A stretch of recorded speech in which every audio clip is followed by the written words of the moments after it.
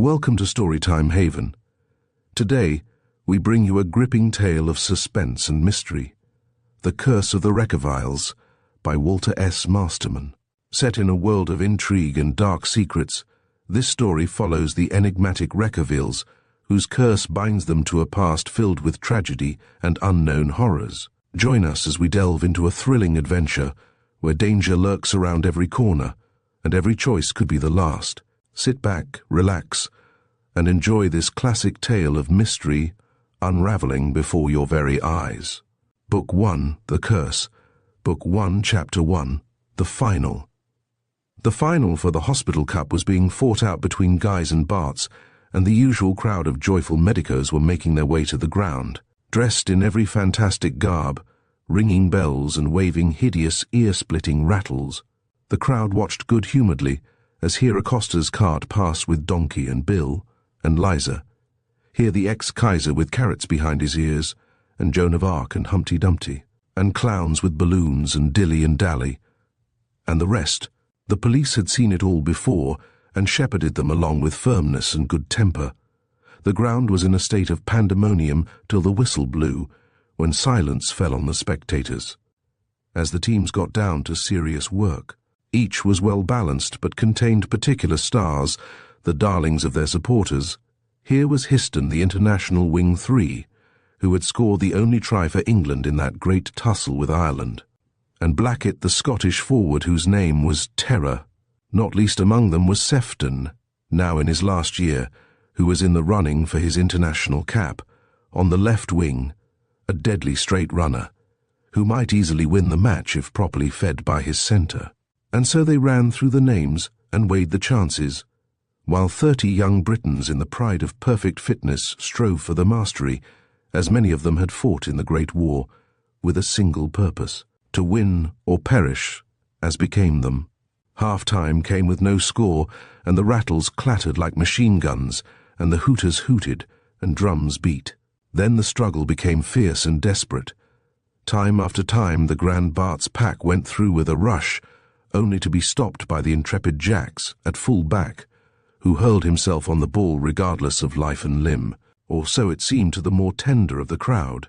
Time and again a passing movement on the old Welsh lines, on echelon, with perfect timing nearly let the Guys' threes in, but still the lines were uncrossed. Histon had tried his dangerous drops, and all but one between the posts, and Sefton with his marvellous pace had run right through, to be tackled magnificently by Baron the full back.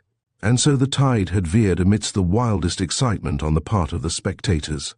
Time was running out, and many a looker-on glanced at his watch expecting a replay, when Guy's scrum half-sold the dummy and cross-kicked. Sefton's inside took it superbly, and ran straight. There was one chance, and young Sefton took it, crossing inside. He took a pass at full speed, and raced in between the posts, in a scene of wild shouting and every noise that could be made. The match was over, and Sefton was carried shoulder-high to the pavilion, in a never-to-be-forgotten moment of triumph. A glorious sense of exhilaration filled him. This was a fitting ending to his career. He hoped later to get his degree, but what was that compared to having won the cup? In the dressing room his hand was nearly wrung off as he got rid of the mud of the match. His one regret was that his sister Ina, who had promised to come to the match, had not put in an appearance, and the thought of this disturbed him in an unaccountable manner.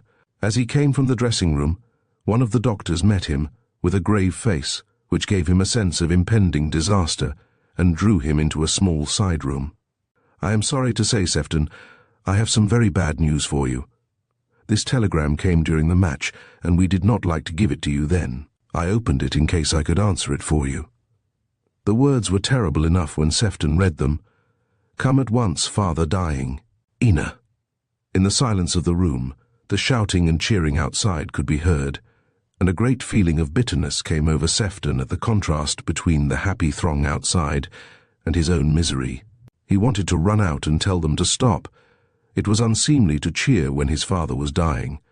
Then he turned on the doctor angrily. "Why did you not give me this at once? I suppose you thought I would leave the ground. Now I may get there too late." The doctor laid his hand on his shoulder kindly.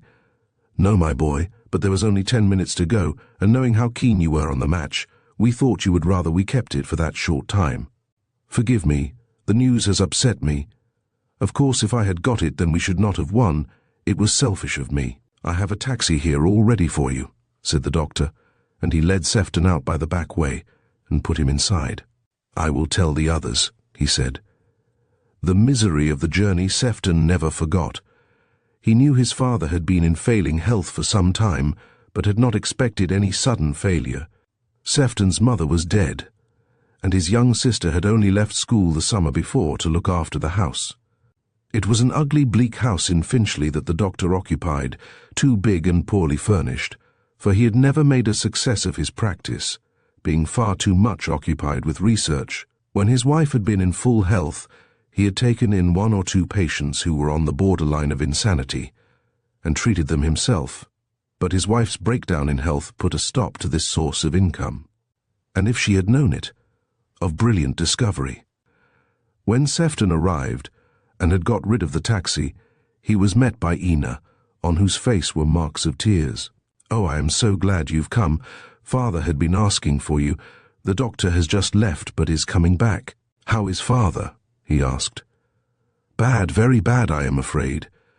He had a heart attack quite suddenly after lunch, and I thought he had died, but he rallied.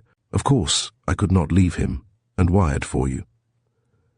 Jack Sefton went straight in to his father. There had never been much love lost between these two, for the doctor had been engrossed in some research work, and did not seem to understand his son, or take any interest in his career, except to urge him on to get qualified. Perhaps he knew his own days were numbered. He was propped up with pillows and looked ghastly, with a blue tinge about his face. "I can't talk much, Jack," he said slowly, "and I know the next attack will be the end, but I must have a word with you alone. I am afraid I have some bad news to tell you. The fact is, I have neglected my business so much lately that the practice has gone to pieces, and I have been so careless in collecting accounts that I have had to dip into the little sum I had stored away for you and Ina. I am afraid there is little left." He sighed. A feeling of bitterness came to Jack. "Do you mean that we shall be penniless?" Then he realized what this meant, that I shall have to leave the hospital without qualifying. "I am afraid so, my boy, unless you can borrow." "Borrow? Who could I borrow from? Why could you not have told me before?" "I was afraid to, and I had hoped to have made some money." Jack turned away with a movement of impatience. "Don't be angry with me now, Jack. I shall not be here much longer, and I've tried my best, and I have something I must tell you before I go. Come here. It is less strain for me to whisper." The doctor spoke earnestly, and Jack bent over him while he told what had to be said. At intervals, Jack gave him teaspoonfuls of brandy, for he was weakening. When he had finished, he lay back and closed his eyes. "Better fetch Ina," he said in a tired voice. Jack went out quickly and summoned the girl, who came in dry-eyed and anxious. Jack telephoned in haste for the doctor, but before he arrived, the end had come, and Jack and his sister were left to face the world alone.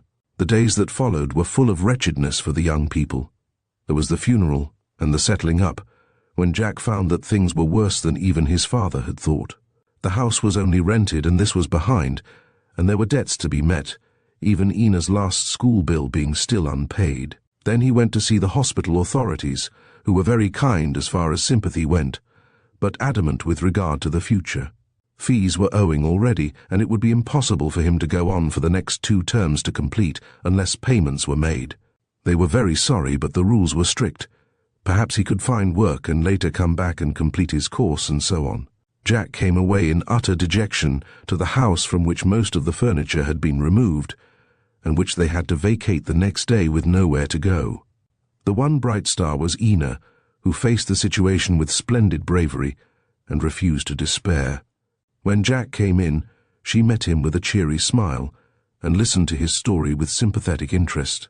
"You poor boy," she said, "you must feel it very much, but perhaps some day in the near future things may get better, and you will be able to get qualified." Jack felt ashamed of his despair in face of her pluck. "I've tried everything, but apart from becoming a professional in the Northern Union, if I was good enough, I can't see any hope. How do we stand?" She knew what he meant. as she it was who had gone through the accounts and settled the bills, as soon as the lawyers had done their part and taken their heavy toll. "We shan't have much, dear. About £50, I reckon. Perhaps a little more. Couldn't you possibly manage on that?" "Impossible. And you have to live as well, remember." And he smiled at her. "No, there is only one thing. If I can get away to some quiet place, I may be able to do something.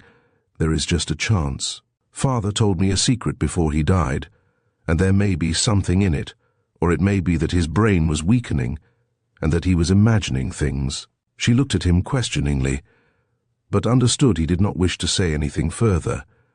And then the post brought a letter from a school friend of Ina's, one of the few with whom she had kept in contact. It was to say that her parents had a summer bungalow at Portham-on-Sea, which they did not use in the winter, and that if the Seftons cared to make use of it, they were quite welcome. The key was with the agent, and so on. "There," said Ina gaily, "I told you something would turn up. Where is this Portham? I've never heard of it." "It's on the south coast. My friend has often told me of it. Shall we go there?" "I suppose so. We haven't much choice. But I should imagine it's pretty bad this weather. We can't stay here, so I'd better try." "Oh, let's get away from here," said Ina, in a voice which showed how the strain was telling on her. Jack came round and put his arm round her. "Poor old girl, you have had a wretched time, and all the worry has come on you. Let's get out of it." There was little to pack, and the same afternoon saw them on their way to Portham Junction, and as the dreary bungalow town opened before them, hideous and forbidding, their hearts sank within them. Even Ina's spirits were damped, and she clung to Jack for a moment. "I'm afraid I don't know why," she said, "but I feel as though we were going into a black tunnel, ever so deep and long." "Never mind, dear," he said to reassure her, "as long as there's an opening the other end. So fate plays havoc with our lives." Book 1, Chapter 2, The Coming of the Stranger. Ina Sefton was returning from the local grocer, who carried on a desperate and fortuitous existence during the winter months, hoping to reap a harvest in the summer.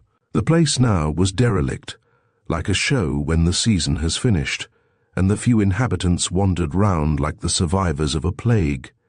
Some of the bungalows had wooden shutters nailed over the windows to save the glass, and looked like houses of the dead.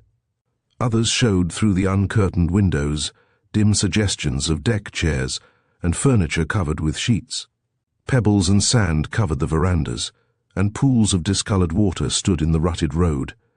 There was no symmetry or order about the bungalows. Some, more pretentious than others, showed marks of distinction, such as a ship in full sail over the roof, as a wind vane, or a conservatory where languid flowers and shrubs waited for the spring. These were the aristocrats of Bungalow Town. Nestling between two such would come a chubby Democrat, quite unashamed of his appearance, made of 2 railway carriages with a pent roof over them, and a notice stating that this desirable bungalow was to be let furnished. In the summer all alike would be crowded with happy people, but now they were ruinous and depressing. Ina made her way down the road, stopping now and then as a fierce blast struck her and a blinding spindrift nearly choked her. Progress was difficult against the wind bitter with salt and driven sand, carrying a heavy shopping basket. The stranger almost collided with her and drew on one side with apologies. He glanced at the girl and then politely asked if he might carry the basket, and with quiet insistence took it from her. "The storm is very bad just here between the bungalows," he said. "I will come with you for a little way if I may." With his cultured tone there was a note of determination, and Ina was glad of his help, besides being amused at his presumption. He walked beside her regardless of the pools of water, sheltering her from the worst of the storm, till they came to her bungalow, which was all dark and forbidding. "This is where we live," she said, "but my brother is evidently not back yet. Won't you come in and wait for the rest of the storm to blow over? He cannot be long." "My name is Hallie," said the man, bowing slightly. "I am staying here for a short time, but I think I had better get back. I shall have the wind behind me, you see." Ina glanced at him and noticed in the dim light that he was tall and fragile-looking. "Are you afraid of coming in?" she asked with a mocking laugh. "Or is it merely a question of convention?" "Neither, miss," he began. "Sefton is my name, Ina Sefton, and my brother's name is Jack." Her manner was refreshing, and he judged her very young. "I will certainly do so if you ask me in that way, but an invitation in these circumstances is often a matter of form, to be refused like a dinner invitation when one knows there is nothing to eat." They both laughed, and Ina opened the door. Her life was so lonely that she was rather enjoying the chance of talking to one who was evidently a gentleman. He carried the basket in for her, helped her light a lamp and an oil stove, which had gone out and had been smoking horribly. "My brother will be back soon, and you must let me make you a cup of tea. You see, there is something to eat from the weight of the basket." He saw a merry smile come to her mouth, and a pair of trusting blue eyes looked into his. Soon they were sitting over the oil stove, now giving out a welcome heat, and had started to thaw. "I wonder where Jack can have got to," she said. "He went out for a walk some time ago," Hallie thought to himself, "and left you to carry the supplies," but he left the remark unsaid. "He has taken lately to these long walks, and I find it rather lonely. I would like you to see him."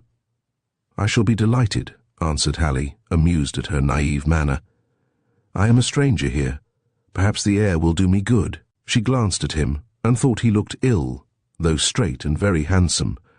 She imagined he had suffered in health or through some secret sorrow, and her girlish fancy was already building a romantic past round him.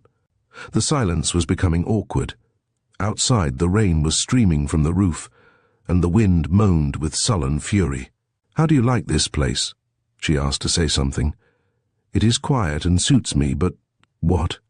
He glanced at her. "Well, this horrible murder at the castle has rather upset things."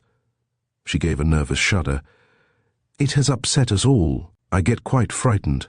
My brother is out so much, and I sit here and listen to the wind and imagine all sorts of things." "You poor girl," he said so gently that it took all the familiarity from the remark. "The villagers, what there are of them, declare there is a curse on the Reckaviles," she said, and shivered. "You don't believe that?" "I don't know. I went and looked at the castle. It's a dreary place, and one can picture anything happening there." He glanced at her anxiously. This morbid conversation must stop before he went. He heartily cursed the brother for leaving this sweet little creature alone. "May I smoke?" he asked to change the talk. "Why, certainly," she said, and bit her tongue with vexation as she realized she had nothing to offer. But Hallie produced his case. "You don't?" he asked, offering it to her. "No, that's not one of my vices," she laughed. "Do you know, I am so glad. I suppose I am old-fashioned, but I can never get used to girls smoking, especially young girls." "I'm 21, she said, bridling. "I beg your pardon, Miss Sefton. I was not thinking of any special case." She did not know whether to be annoyed or not, so changed the conversation. "The wireless set is our only amusement, but I'm afraid it is out of order." He walked across and examined it. "It is a very good set, but there is something wrong. May I have an examination? It is not ours, you know. It belongs to the house. We only have the use of it while we are here." She watched him under the lamplight. His keen, alert face and deft fingers suggested the artist. He fixed the earphones to his head and began juggling with screws and wires in skillful manner. Ina watched him with the fascination a novice always feels for the expert, till the boiling kettle drew her to her duties with the teapot. Hallie removed the earphones and switched on the loudspeaker when a faint sound of music came forth. "There is something wrong," he said, "but I think I can put it right for you, if you will allow me to come again." "Why, certainly, but come and have a cup of tea now." They were soon sitting like old friends over the oil stove, discussing the place, and again she resorted to the gruesome crime which had fallen on the village, the murder of Lord Reckavile in his castle. Seeing that she was bent on discussing it, he let her have her way. "Did you ever see him?" he asked quietly. "No, you know, he very seldom came here. He had only been back from abroad quite a short time. It is altogether a mystery, but you know they say there is a curse on the family. No one will go near the castle now, even in the daytime, and you could not get anyone in the village to go there at night for any sum of money. He was stabbed, wasn't he?" "I read the bare account of the inquest." "Yes, in the back, and there was no one in the room." She glanced uneasily round the lounge and listened to the breaking of the waves and the wash of the sea outside. His anger rose against her brother for leaving her alone. and though he knew he had no right to presume on her invitation, he stayed on as long as he possibly could. At last he rose. "I must really go," he said. "I will come round and put your set right, and perhaps I can see your brother then. Thank you so much. It has been so good of you to keep me company." And there was a wistful look in her eyes. She came with him to the door, and as he opened it, a blast of the storm struck them, making the lamp flare up. Hallie reeled against the doorpost with a quick gasp of pain. "What is the matter?" she asked anxiously. "Nothing, just a touch of giddiness, an old wound which troubles me sometimes." She watched him down the rough road, bending with the fierce gale, and came in with a sigh. Hallie was as good as his word. He came the next evening with a parcel under his arm. All day Ina had been looking forward with pleasure to seeing him. She had told Jack of the chance meeting, which news he had received in a surly manner. "We can't afford to entertain, you know, Ina, and I don't like people seeing our penury." "I am sorry," she said. "I thought it would be a man friend for you. And Mr. Hallie does not seem the kind of man who wants entertaining, as you call it. From your description, he seems a sort of wandering artist fellow, and I hate that type. I don't know that I care to see him much. But Jack, you must. He cannot come here and find you out again, and he is coming to put the wireless set right. You know you would like to have it working." "Oh, is he?" said Jack. "Well, I can tell you what is wrong with it. It wants a new high-tension battery, which costs about £1, and we can't afford it." Ina started. She wondered if Hallie had found that out. "You will come home, won't you, Jack?" she pleaded. "I don't know, Ina. I'll try, but I can't be certain." There was a shifty look in his eyes which she did not like, but he jumped up abruptly and left her without further discussion. When Hallie came, the storm had gone, and the moon was shining on the water. He had quite a boyish appearance and came in with a cheerful smile. Ina greeted him with pleasure, but felt a sense of shame at Jack's absence again. "I'm sorry to call so late, Miss Sefton," he said, "but I have been away all day, and I thought there was more chance of seeing your brother. Besides, it will be better for the wireless." "Jack promised to be in," she said doubtfully. "He should have been here before now." He placed his parcel on the little table and undid the wrapper, and she saw with misgiving what was inside. "You have not got a new battery?" she asked, and her colour rose. "Yes, I thought perhaps that was the trouble," and he proceeded to fix it. She was annoyed. It was taking a mean advantage of their poverty, and she resented it. But what could she say? Offer to pay for it? That would be an insult again. She feared what Jack would say, knowing how sensitive he was on this point. "You should not have done that," she said weakly. "It is nothing, Miss Sefton. It is too good a set to be idle." But there was a feeling of restraint between them which he noticed. The adjustment made, he turned on the switch and tuned in. A burst of music filled the room, and conversation was unnecessary. The evening was delightful, and he stayed on giving her the best from the different programs. At 9:30 came the news bulletin and weather forecast, and after that an announcement. She caught the words Portham Junction and heard Mr. Hallie give a quick intake of breath. Then came the stony words. I will repeat. Missing from home, Frederick Summers, bank manager from Tunbridge Wells since January th, aged 40. Tall, clean-shaven, dark, last seen at Portham Junction carrying a handbag.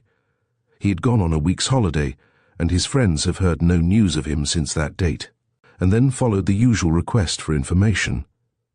Ina looked up, and their eyes met.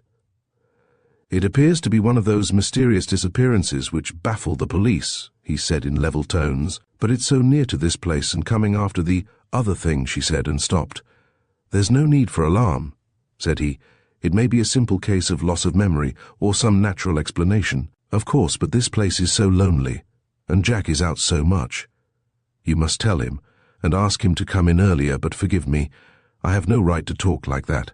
He spread out his hands in apology, and she for a moment was reminded of something not quite English. There was just a touch of the alien, not menial, but rather belonging to the age of chivalry, which lives on in remote places.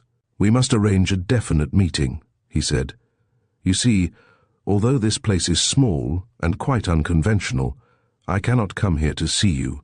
You understand that? Of course, you are right. I will tell him when he comes in.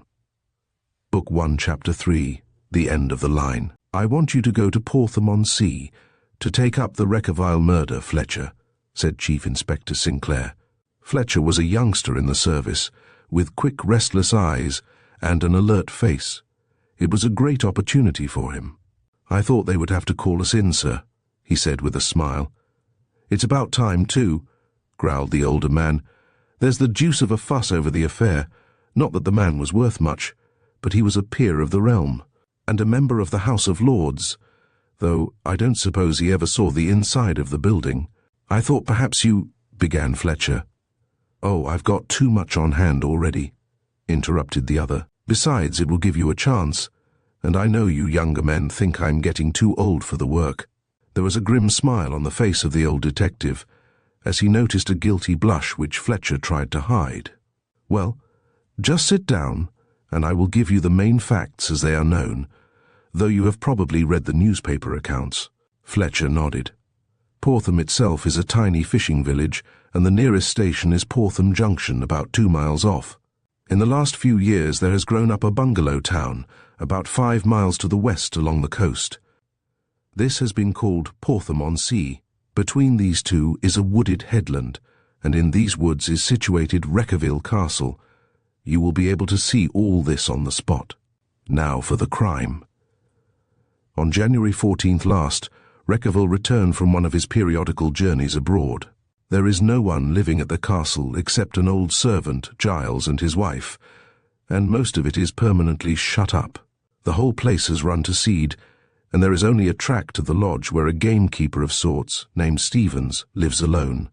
On 20th January at about 7 p.m., the village constable, John Brown, called to see Lord Reckavile about some alleged poachers who had been hanging about the woods. He thought them poachers at the time, but in view of what has occurred, they may have had more sinister intentions. I suppose Giles and Brown stopped gossiping, and probably drinking the Reckavile beer, and then the servant went to tell his master. You must follow this carefully now. He came running back to Brown, saying he could get no answer, and that something was wrong as he heard sounds of quarrelling, though he had admitted no one to the house. He was white and trembling, and very agitated. He almost dragged the constable along, and when they reached the library door, they could distinctly hear 2 people talking. There were 2 doors, an outer one of oak, and an inner one of green baize. The constable has been thoroughly examined, though he is not very intelligent, I am afraid. He says they distinctly heard Reckavile say, "Never, never, only over my dead body." The other replied, "I only want justice and my right." They seemed to be angry. There was a confused noise, a sound of a blow, a horrible cry, and then silence. They waited a moment and knocked, but there was no answer. There was a heavy oak chair in the hall, and with this they battered down the door. The room was in a state of wild confusion. I use the constable's words. The furniture overturned, and splashes of blood on the floor and chairs. Lord Reckavile was lying across the sofa, face downwards, and an ugly knife was sticking in his ribs. The room was empty, and Brown stayed there while Giles went for help. There is no doctor nearer than 5 miles off, so the gamekeeper rode off to the village to telephone for the doctor and the police at Ashstead, the nearest town. Outside the house, Giles met a certain Mr. Sefton, who was out for a walk. While he was not a qualified doctor, I believe he was a medical student, and Giles thought he might be of some service, so brought him in. He was able to pronounce the man dead, without a doubt. That is all. Here are the papers containing the account of the inquest and of our confidential examinations. The best thing for you to do is to get on to the spot. Fletcher had produced a large pocket-book and taken notes. He now turned to them and read them through. "May I ask a question or two, sir?" he said. "Certainly," said Sinclair. "I should like you to do so. It will show what you are made of. You say there was no one in the room. Is that absolutely certain? The constable, as I told you, is rather a stupid person, but he never left the room after they burst open the door, and it was only a few minutes after that Giles returned with Sefton." "What about means of exit?" said Fletcher, scanning his notes. "A thorough search was made, first by the constable and the others, and afterwards by Sergeant Andrews from Ashstead. The windows were securely fastened, and there was no other door, and no trapdoors or secret panels that can be found. The door was locked. Where was the key? Asked Fletcher again. His chief gave a chuckle. Good, he said. There was no key found. One last question, sir. What was the weapon? An old dagger with a thin blade. The waistcoat had been torn back, and the blade driven in between the ribs from the back, and had penetrated the heart. It had been cleverly done, and seemed to show a knowledge of anatomy. But we must not jump to conclusions. This is a tough nut, sir. It is, said the other grimly. But before you go, I want to tell you something of the Reckaviles. It will save you hunting it up. They are a queer lot. This one was the last of his line, and people who know say it is a very good thing. The Reckaviles always said there was a curse on them, set there by an old witch or something of that sort. But less charitable folk say there was madness in the family, and they are probably nearer the truth. There was one in the 18th century who had been a leader in the Medmenham orgies, and was found stark dead in the abbey with no marks on him. There was another who lost everything he had in one night sitting at White's, and left the room smiling like a fiend. He retired to a strip of woodland on the south coast where Portham now stands, and built himself a ramshackle house. It was half of rubble and half brick, and he designed it himself, with a complete disregard to sanitation or comfort. There, with what supplies of brandy he had saved from the wreck of his fortunes, he drank himself to death in a dignified way, timing his last seizure with his final bottle and apologizing to his wife for the trouble he was giving. The father of the last Reckavile ran away with a draper's wife, and then challenged him to fight for the lady.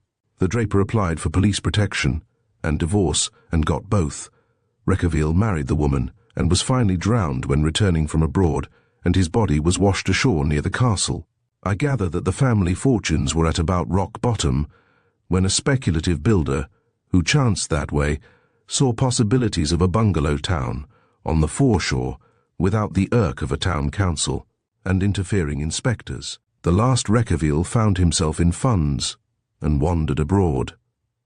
I could tell you much more, some of it such deeds as can only be hinted at, but this will suffice. Fletcher lay back in his chair, lost in thought. What a family, was his comment, but to himself he said, I wonder why he has told me all this, and he looked at the shrewd face of the famous detective, which remained inscrutable.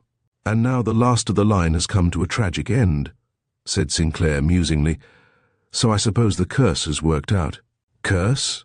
Said the other, startled. You don't believe in the curse, sir, do you? Sinclair looked at him. Oh, I don't know. There are many things we are finding out about now, which our fathers scoffed at, was his reply. Fletcher gathered up the papers and went out on his quest, and managed to leap into the carriage as the train was moving, nearly falling over a young girl who was the sole occupant of the compartment, and hastily apologized. I hope I did not hurt you, he said. Not at all, she answered with a bright smile, but I was afraid you were going to slip between the carriage and the platform. It's dangerous getting into trains like that, you know. He was amused at the serious fashion in which she rebuked him. A glance at her showed him that she had a pretty face and a smart figure, and was neatly but plainly dressed. On the floor was a letter which she had dropped, and stooping, he picked it up, and with his quick, trained eyes instinctively read the name, Miss Ina Sefton. As he handed it to her, Sefton, he said to himself. Where had he heard that name?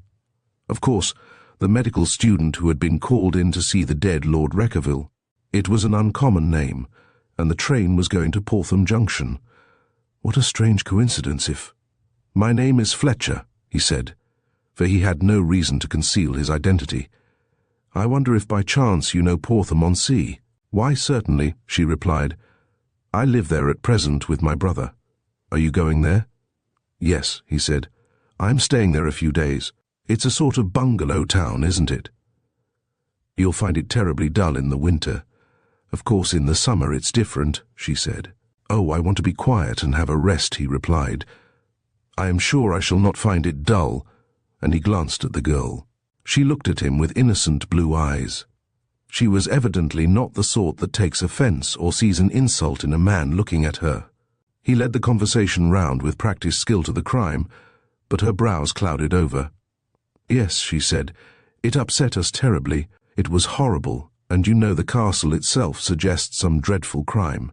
It is so broken down and uncared for. I suppose they have no idea in the village as to who the murderer could be?" he asked.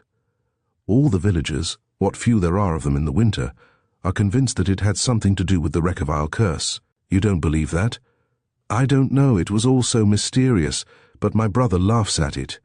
You know he was called in when it occurred. He's almost a qualified doctor." "I saw something about it in the papers," he said evasively. "I believe he saw more than the stupid detective did. He told me nothing, but he hinted at things once or twice." Fletcher thought he had better get off dangerous ground for the present. His companion was charming and seemed to have no objection to talking. In a short time he was possessed of all the facts about the Seftons and Portham-on-Sea. It was a queer collection of shanties, dumped down without plan or method. Some were of wood or corrugated iron, some old army huts, and others made of railway carriages. They straggled in two irregular lines along the foreshore, and between them was an apology for a road. By the time the train arrived at Portham Junction, Fletcher had received an invitation to call on the Seftons. As he had arranged to meet the local constable at the castle, he reluctantly parted with his companion and turned his mind to the grim problem before him. Book 1, Chapter 4. At the Castle. Fletcher was not one to let the ground get weedy under his feet. Leaving his bag at the railway station, he made his way on foot to Reckavile Castle. It was a wet afternoon, and dusk was coming on when he got within sight of the building. Traces of flower beds and garden plants showed through the tangle of growth, like the ruins of an old civilization, giving the place an air of desolation. The castle was a depressing structure, massive and dim, and the wet dripped ceaselessly from the trees. Time had covered the building in parts with ivy, and on the rest of the walls, green patches of lichen grew like a disease. The blind upper windows looked like dead eyes, and in spite of his cheery nature, Fletcher shuddered as a figure stepped suddenly from the shadow without noise. "Who's that?" said Fletcher, in a louder tone than he intended. "Brown, sir. I suppose you are Mr. Fletcher?"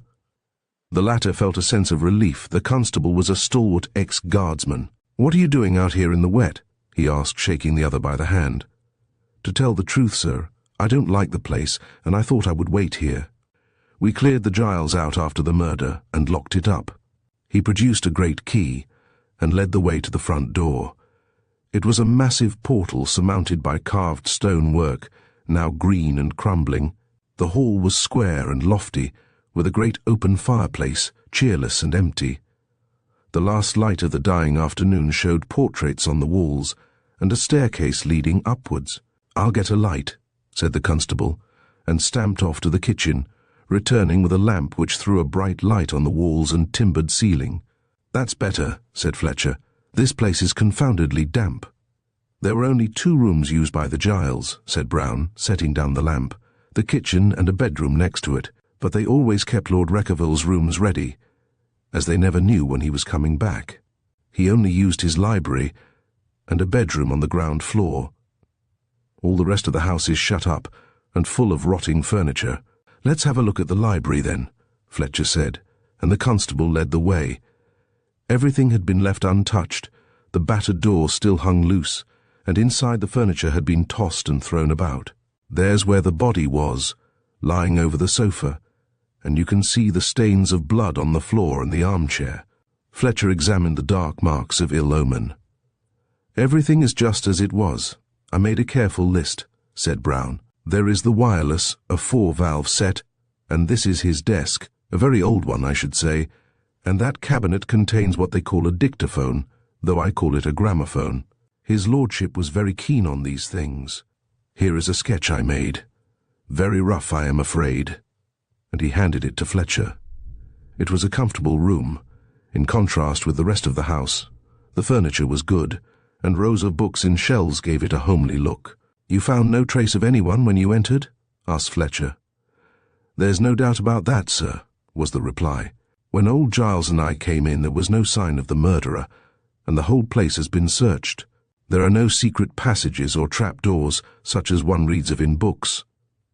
"Any fingerprints?" "No, sir, or footmarks either." Sergeant Andrews is pretty smart at that sort of thing. He had the dagger examined. Someone who knew what he was about, evidently, said Fletcher. The other looked at him queerly without a word. Was anything else found which could throw a light on the subject? No, sir, we have all the exhibits here. After the inquest I took charge of them. He went to a side table and removed a cloth. Neatly laid out were various objects. There was a case containing a few pound notes, some letters, a cigarette case, and silver matchbox and a passport. There was also a well-worn leather object which caught the detective's eye. It was round, and looked as though it had been made to hold a golf ball. "What's this?" he asked. "No one seems to know," said the constable. "It's a puzzle." Fletcher picked up a letter case. "Where did this come from?" he said. "That was lying on the floor," said Brown. Inside was a faded miniature of a very beautiful girl and a young boy, and in faint letters Mother and Roy, and a date some 20 years before. "Lord Reckavile when a child, with his mother, I suppose," said Brown. Fletcher took it to the lamp. The boy had sad, sweet features, almost Italian. "Is there a portrait of Lord Reckavile anywhere?" he asked. "Yes, sir, in the hall." And Brown led the way with the lamp. Paintings of Reckaviles looked down from the walls. Fletcher had imagination, and he could see the latent madness in their eyes. But there was more. They could be capable of great deeds or great sins. He could picture a Reckavile doing a stupendous act of heroism, or a vile thing which would blanch the cheek. His thoughts were interrupted by Brown. "That's the last of them, sir," he said, pointing to a portrait of recent date. Fletcher looked at a handsome, ascetic face, wherein was cruelty and lust, but a pride which nothing could daunt. "And who is that?" said he, pointing to a stout lady of mature charms. "That was his mother, the last Lady Reckavile, but that was before my time. She used to live here. Since her death, the house has been shut up most of the year." Fletcher was still holding the miniature in his hands. He looked at the portrait on the wall, and then at the other, and was about to speak, but the bovine face of the constable stopped him. Instead he said, after a pause, "About those poachers, Brown, I understand you saw some in the woods a few days before the murder?" "Yes, and I mentioned it to Stevens. I did not see them close enough to recognize them. There were two. Stevens told me to come up and see Lord Reckavile about it, the very day the murder took place." "I see. Well, let's have a look at the house. Bring the lamp." They passed into the rooms on the ground floor, and as they opened the doors they were met with a damp, musty smell as from a vault. Everything was in ruin and decay, and dust was heavy over all. There was a great dining room with hanging chandeliers which had witnessed many a midnight orgy, now silent and given to the moth. The drawing-room was bare, haunted only by the ghosts of past Reckaviles, and so on in the upper rooms, where gaunt four-posters and faded hangings showed within, with dimly seen bedroom furniture. In one of these a picture fell with a crash, waking the echoes of the house. It had been hanging by a thread which the opening of the door had snapped. "I've seen enough," said Fletcher with a shiver. "I suppose the whole house has been searched?" "Every corner, sir, it's all the same. It doesn't look as though anyone had been into the rooms for years." They returned to the library, where Fletcher walked to the wireless set and turned the switch. "It's no good, sir. It's out of order. We've tried it. The valve's light all right, but something's wrong. Giles says it hasn't worked since Lord Reckavile came back this last time." "I must have a look at it," said Fletcher. "I'm rather fond of these things." "The gramophone works. We have tried the records," said Brown. "So the other ought to." Fletcher smiled at his knowledge of scientific matters, then faced him squarely. "Now, Brown, I want you to tell me fairly your opinion of the whole thing, because you have been here from the beginning." A sudden change came over the constable, and he glanced round uneasily, a look of fear in his eyes. "I don't know, sir," he said. "I don't think his lordship was killed by any living man." "Nonsense! What on earth do you mean? You don't believe in spooks, do you?" said Fletcher contemptuously. "Well, it's very queer, the villagers say." "Oh, I see. You've been talking in the village, and heard all about the Reckavile curse and that sort of thing. Let's have common sense." "We heard them talking quite plain," the constable replied. "Reckavile and the other, and when we broke in there was Lord Reckavile dead, and it had gone." "It? Don't talk like that, it's foolish." But in spite of his words, Fletcher felt a cold shiver. The place was eerie. "I don't like it, sir. There are queer tales about, and the Reckaviles were a very rum lot." "Enough of this," said the other impatiently. "I wanted clues or anything suggestive, and you give me ghosts." But before that night was over, even Fletcher was shaken. Book 1, Chapter 5, The Reckavile Horror. The constable had gone. Being off duty, he had volunteered to fetch Fletcher's bag from the station, while he remained, as he said, to get the atmosphere of the place. A large fire had been kindled, and the room certainly looked more cheerful, but Fletcher wanted to damp down the feeling of uneasiness which the surroundings had aroused. He was sure this was a straightforward problem if he could only get a clue to start with. He wandered round the room, pausing to listen to the wind, which had now risen to a gale. The boughs of the trees, which had grown close to the house, were scraping against the windows, as if trying to get in, and all the timbers were groaning and creaking in desire to tell him something. He shook himself. This would never do. He would have a look at the books, as he was getting morbid. Someone had said that a man can be known by his books, but here was a catholicity of choice, books on science, art, history, and novels. He picked out volumes, but his mind was still on the strange noises all over the house. At last he found a leather-bound book without title and idly opened it. To his surprise, the writing inside was in manuscript. The ink faded, but by the spelling he judged it was not of very ancient date. It was called Tales of the Reckaviles. As he turned the pages and read the horrors recorded there, he first wondered that these things could have happened, and then that anyone should have set himself in cold blood to write them out. He came to a tale which arrested his attention. It was called How the Curse Came, and was one of the milder stories. A certain Sir Hugh Reckavile was a very evil knight. He feared neither God nor devil. He was shunned by all men of good repute, and consorted with vile men, cutthroats and worse. This knight had conceived a great desire for the young wife of the Lord of Glarn, though he had a wife and children of his own, and nothing would stay his purpose. As he was revelling with his companions, as his custom was, he took a dreadful oath that he would that night carry off the lady from her room in the tower, and staked his soul on the venture, calling down a curse on his family if he lost. His companions tried to dissuade him, but he would have none of their advice, and rode off. There was one at the table not all besotted in crime, who mounted and rode fast and hard, and came to the castle before him, and told the Lord of Glarn. When Sir Hugh came to the tower, he saw a fair damsel beckoning him from her high window, who was a maid dressed as the lady, and he essayed to climb the wall. They who had laid the trap looked to see him fall, but he came at the window, where men were waiting who bound him fast.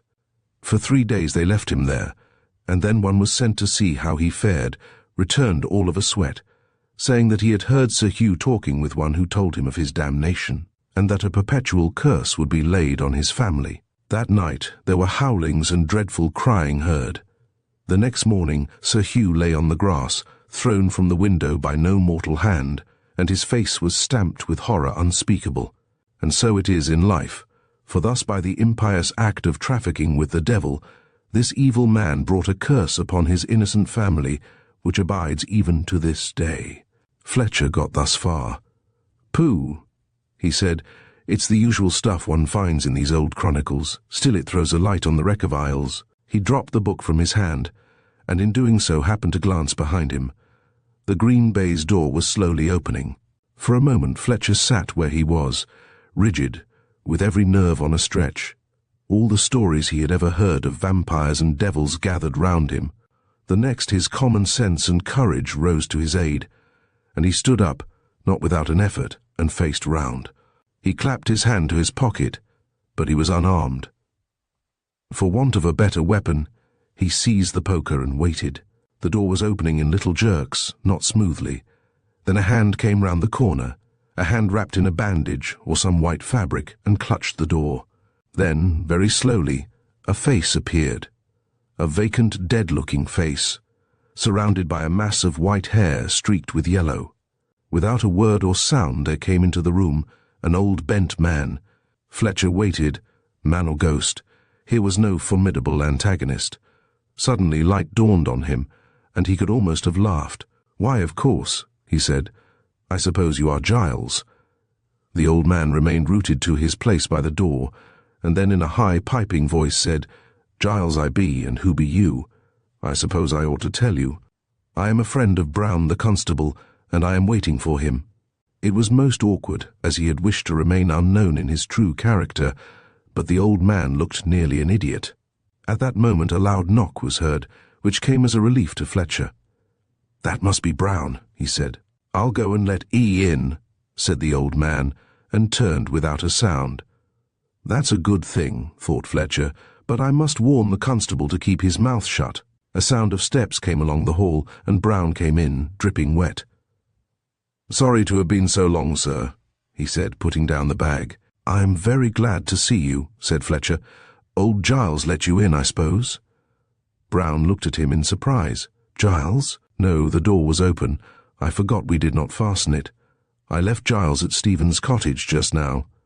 "But he's just been here, not a minute ago. I have been talking to him. He came to see who was here." "Giles, sir, you must have been mistaken. What was he like?" "An old white-haired man with a white beard."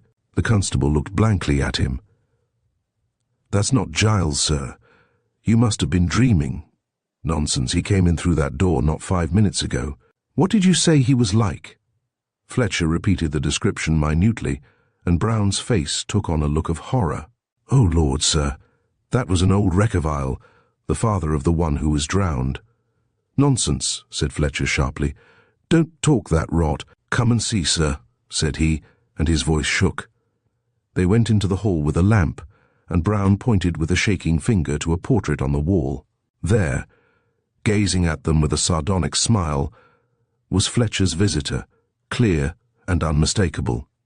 A cold, numb feeling gathered round his heart, but Fletcher realized that he must keep his nerve at all costs. "You must be right. I have been dreaming," he said in a voice he tried to make light. "Well, I am very tired. Let's shut the place up and get off." Brown looked at him uneasily. "Very good, sir. I shan't be sorry," he said. "The night's bad outside, but it's worse here," and he glanced round the hall, where shadows flickered from the lamplight. The fire was nearly out, so they left it, and locking up, made their way through the rank vegetation, damp and unwholesome. With a sigh of relief, Fletcher emerged from the woods and skirted the shore to the little fishing village of Portham, now in complete darkness. "That's the Black Horse, sir," said Brown, pointing to a dark mass. "Now look here, Brown. I want to impress on you that I am here to find out all I can, and no one must know what I am or they will be suspicious of me. You understand?" "Certainly, sir." "And you must not call me sir at all. I am just an old friend of yours, what shall we say, on a holiday after an illness. Now, goodbye. I will go to the place alone. They know I am coming?" "Yes. I booked the room as you told me to." Fletcher waited till the constable had gone, and then went to the door and knocked. After some time a light showed inside, and the door was opened. The landlord, a black-looking, shock-headed man with streaks of grey in his hair, stood in the doorway. "Good evening," said Fletcher. "My name is Fletcher. I have booked a room here." The landlord, Southgate, eyed him with suspicion and muttered something about waiting up for him. But Fletcher was used to dealing with all classes of men, and quickly summed his host up. With apologies for his lateness, which he put down to having lost his way in the storm, he asked mine host whether he would join him with some liquid refreshment, and suggested whisky. He himself was quite done up, and too tired for food. Having closed and locked the door, the landlord conducted him into an old dirty room, black with smoke, which had a wonderful old fireplace whereon a fire was burning, and black beams in the ceiling. A cloth was spread on the table, on which was cold beef and bread. Soon they were sitting by the fire discussing hot grog, which the landlord prepared with practised skill. He was the descendant of a long line of smugglers, and was not slow in telling Fletcher what he thought about the bungalow town and its inhabitants. Fletcher was too tired for conversation, but determined to get on good terms with Southgate the landlord, and so they gossiped on till he felt himself nodding, and with a good night to the landlord, retired for the night. Book 1, Chapter 6, Portham on Sea. Fletcher was up early, and after a good breakfast, set out to walk to Bungalow Town. The day was clear, and the events of the night before appeared less sombre in the light of the morning. Of course, there must be some logical and common-sense explanation for it all. He had all the papers connected with the inquest, and there were several people he wanted to see. The walk did him good, and his mind was clear when he rounded the headland and came in sight of the bungalows. It was indeed a hideous place. At one end was an unfinished row of gaunt shops of which only a few had been opened. The builder had made some attempt at decoration by planting 2 rows of palms in tubs along the road, which gave the place a bizarre appearance. The first building he came to was a large corrugated iron bungalow, styled the Club, which all bungalow dwellers were invited to join for a small subscription according to a notice board. It had a withered tennis court, a bathing shed, and a license, and in the summer the place was much patronized. Fletcher made his way along the muddy road to where a large board bore the legend, Estate Office. Entering, he found a little short-sighted man with sandy hair getting thin. He looked up wearily as Fletcher came in. "Mr. Cook, I believe," said the latter. "That is my name," said he, and waited. "I came to ask you what bungalows you have for sale," said Fletcher with that disregard for truth which seems to be permitted to detectives. Soon they were deeply engrossed with plans and photos. Fletcher worked the conversation round by easy stages to the subject of the murder, and found little difficulty in getting Cook to talk. "It's not been a bad thing for us," he said. "It's given the place a splendid advert. Pictures were in the papers and quite a lot of people have been down here." "I suppose you knew Lord Reckavile quite well," said Fletcher, knowing how the flattery would please. "I can hardly say that, but I used to take his ground rents to him. When he came back he would send for me. He was a queer customer, and allowed me to collect all the rents till he came to England, and then pay him in cash. He said he went off so suddenly that it was useful." "Well, that's plausible enough," said the other. "I had paid over quite a large sum to him on the very day he was murdered." Fletcher looked up quickly. "Really? I did not see—" and then stopped. Luckily Cook was not taking much notice. "I read the account of the affair," Fletcher continued, "but I did not see that mentioned. I did not see that much could be gained by saying anything," said Cook, showing some signs of confusion. "That's most interesting," said Fletcher casually. "What did you pay him in?" "Well, of course I do not keep the money here, but I always bank it at Ashted. When he wanted paying, I drew it out." "Ah, then the bank manager would have the number of the notes." "Of course, they were £5 and £10 notes. He entered them all in his book. I did not keep a record." Fletcher felt he was asking too many questions. "What do you think about it?" he said, leaning back in his chair. "I believe he was afraid of something. He was always running off abroad, and back again, like a man hunted by something." "You mean the curse?" said Fletcher in irony. "Exactly," said Cook gravely. "Mr. Cook, you don't tell me that as a man of the world you believe in that superstition, especially after what you have told me about the money." "Don't misunderstand me," said the other. "The villagers will tell you something outside the pale, but I have it in mind that there is something much more tangible, something connected with the past perhaps, and I am not at all sure that that ruffian Southgate at the Black Horse does not know a bit about it. He came here the other day wanting to buy a bungalow, and I'm sure he never made the money out of that old pub of his." After talking on general matters for a few minutes, Fletcher took his leave. As he made his way along the road deep in thought, he was aware of 2 people coming to meet him. They were conversing in eager tones and did not notice him. One of the 2 was Miss Sefton, the other a tall, good-looking young man with light hair. Fletcher greeted them and was introduced to Jack Sefton by his sister. He was quick to notice that there was a restless, worried look about the man, as though his nerve had gone. They turned together and walked along the foreshore. "What do you think of this place, Mr. Fletcher?" said Ina. Before he could reply, Sefton had intervened. "It's a rotten show," he said, "and you will be bored to death before long." "I am sick of it already." Ina looked at her brother as though surprised at his tone, but he stopped and said bitterly, "You see, beggars can't be choosers, and my sister and I are compelled to live in this God-forsaken hole until the visitors come, and then I suppose we shall be kicked out." It was a strange outburst to a mere stranger. "Come and see our bungalow," said the girl hastily, and they walked on in silence.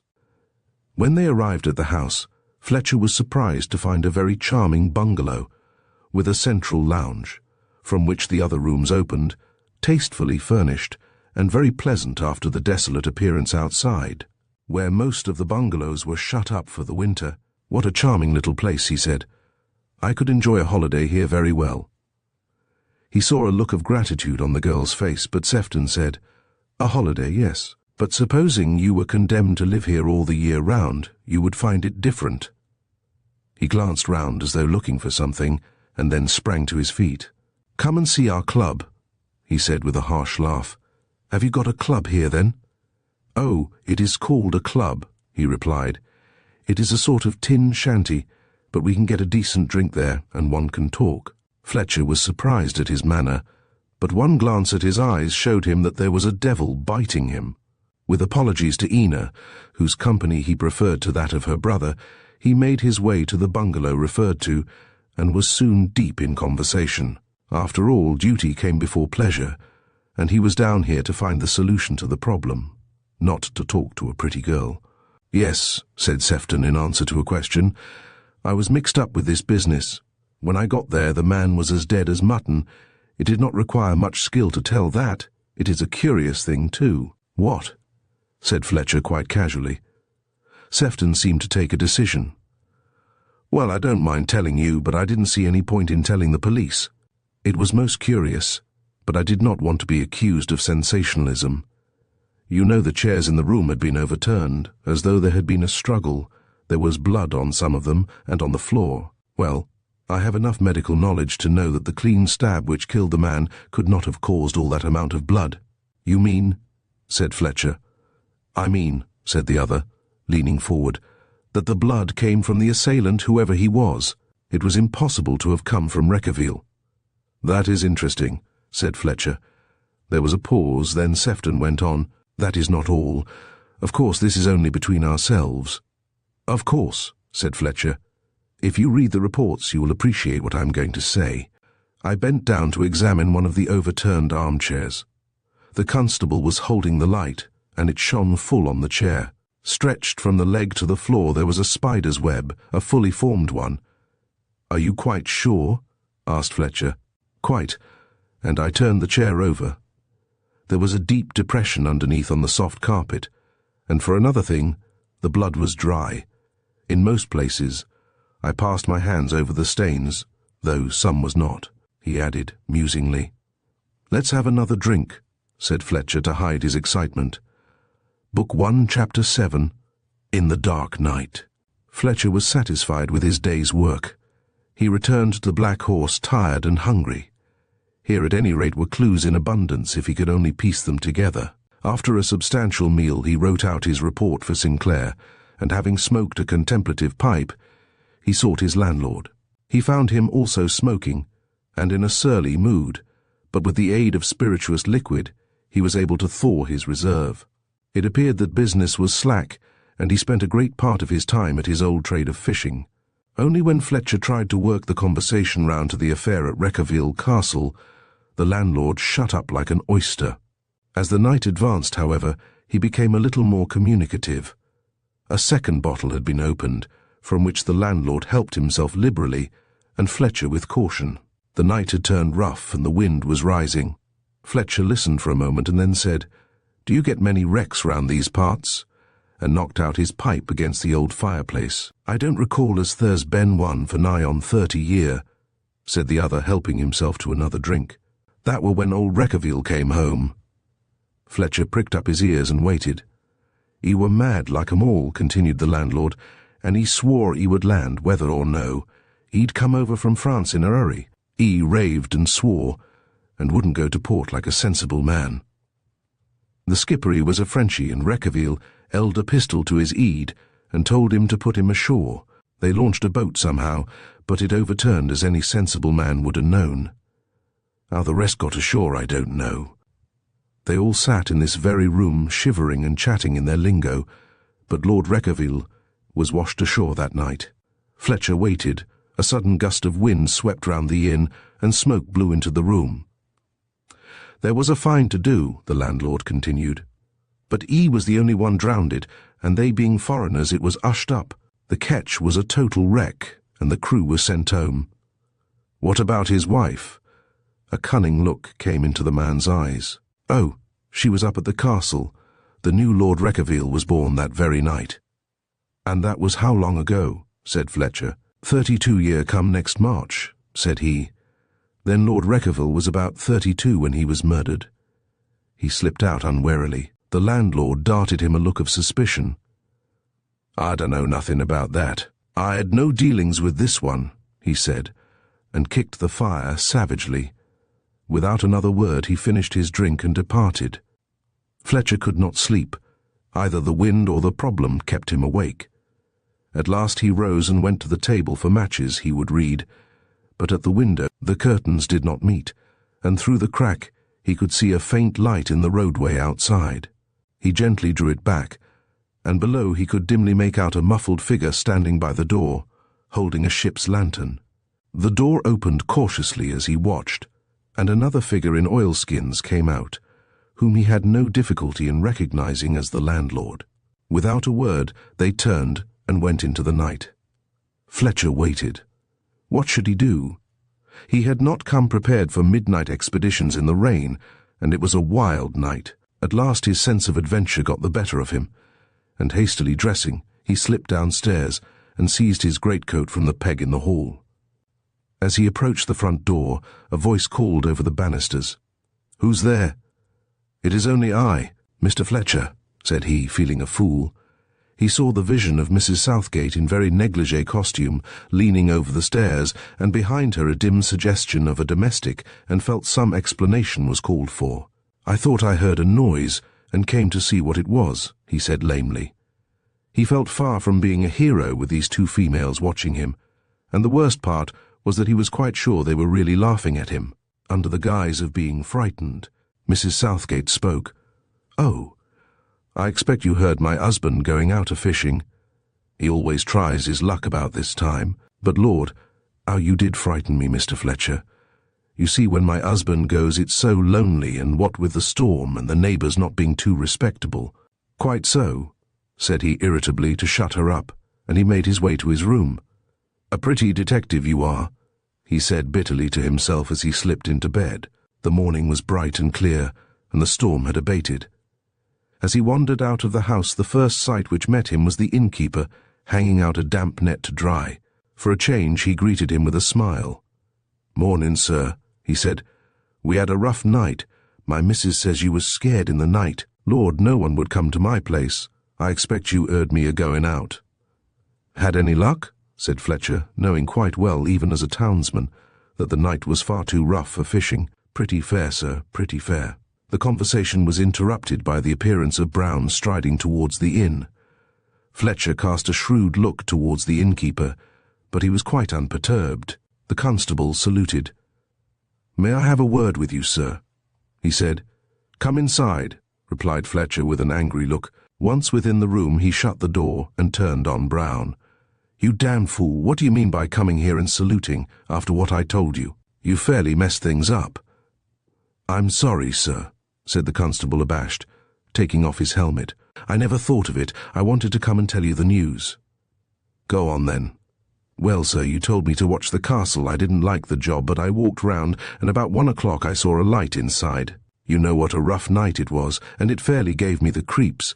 But I thought I had to do my duty, so I opened the front door and crept to the library where the light was.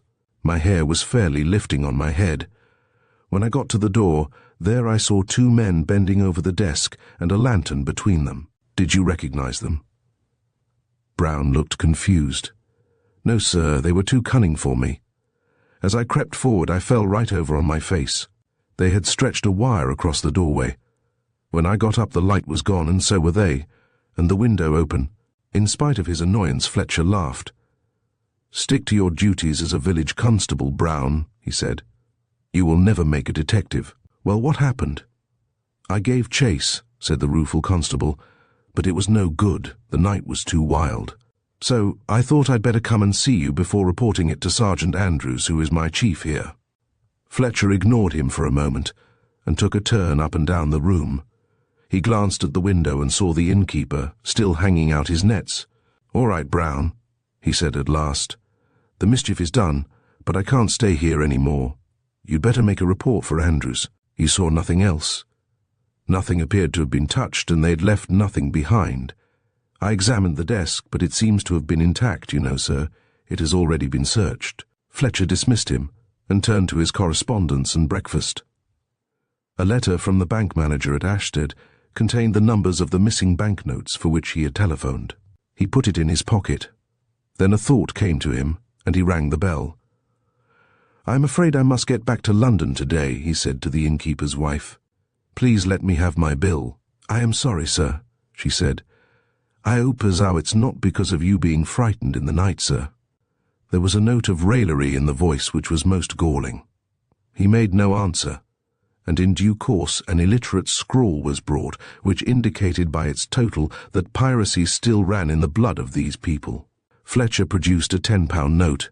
It was a long shot, but worth trying. "Could you oblige me with change?" he said. "I'll see, sir," said the woman, and retired. He saw her call her husband, and a colloquy took place. Presently she reappeared. On the plate was a £5 note and some loose silver. This was not the type of house where £5 notes are flung about, so when the door was shut he produced his letter. With a thrill he saw by the number that it was one of the missing notes. Then a doubt came. Surely these people were not quite so simple as that. All their conduct was against it.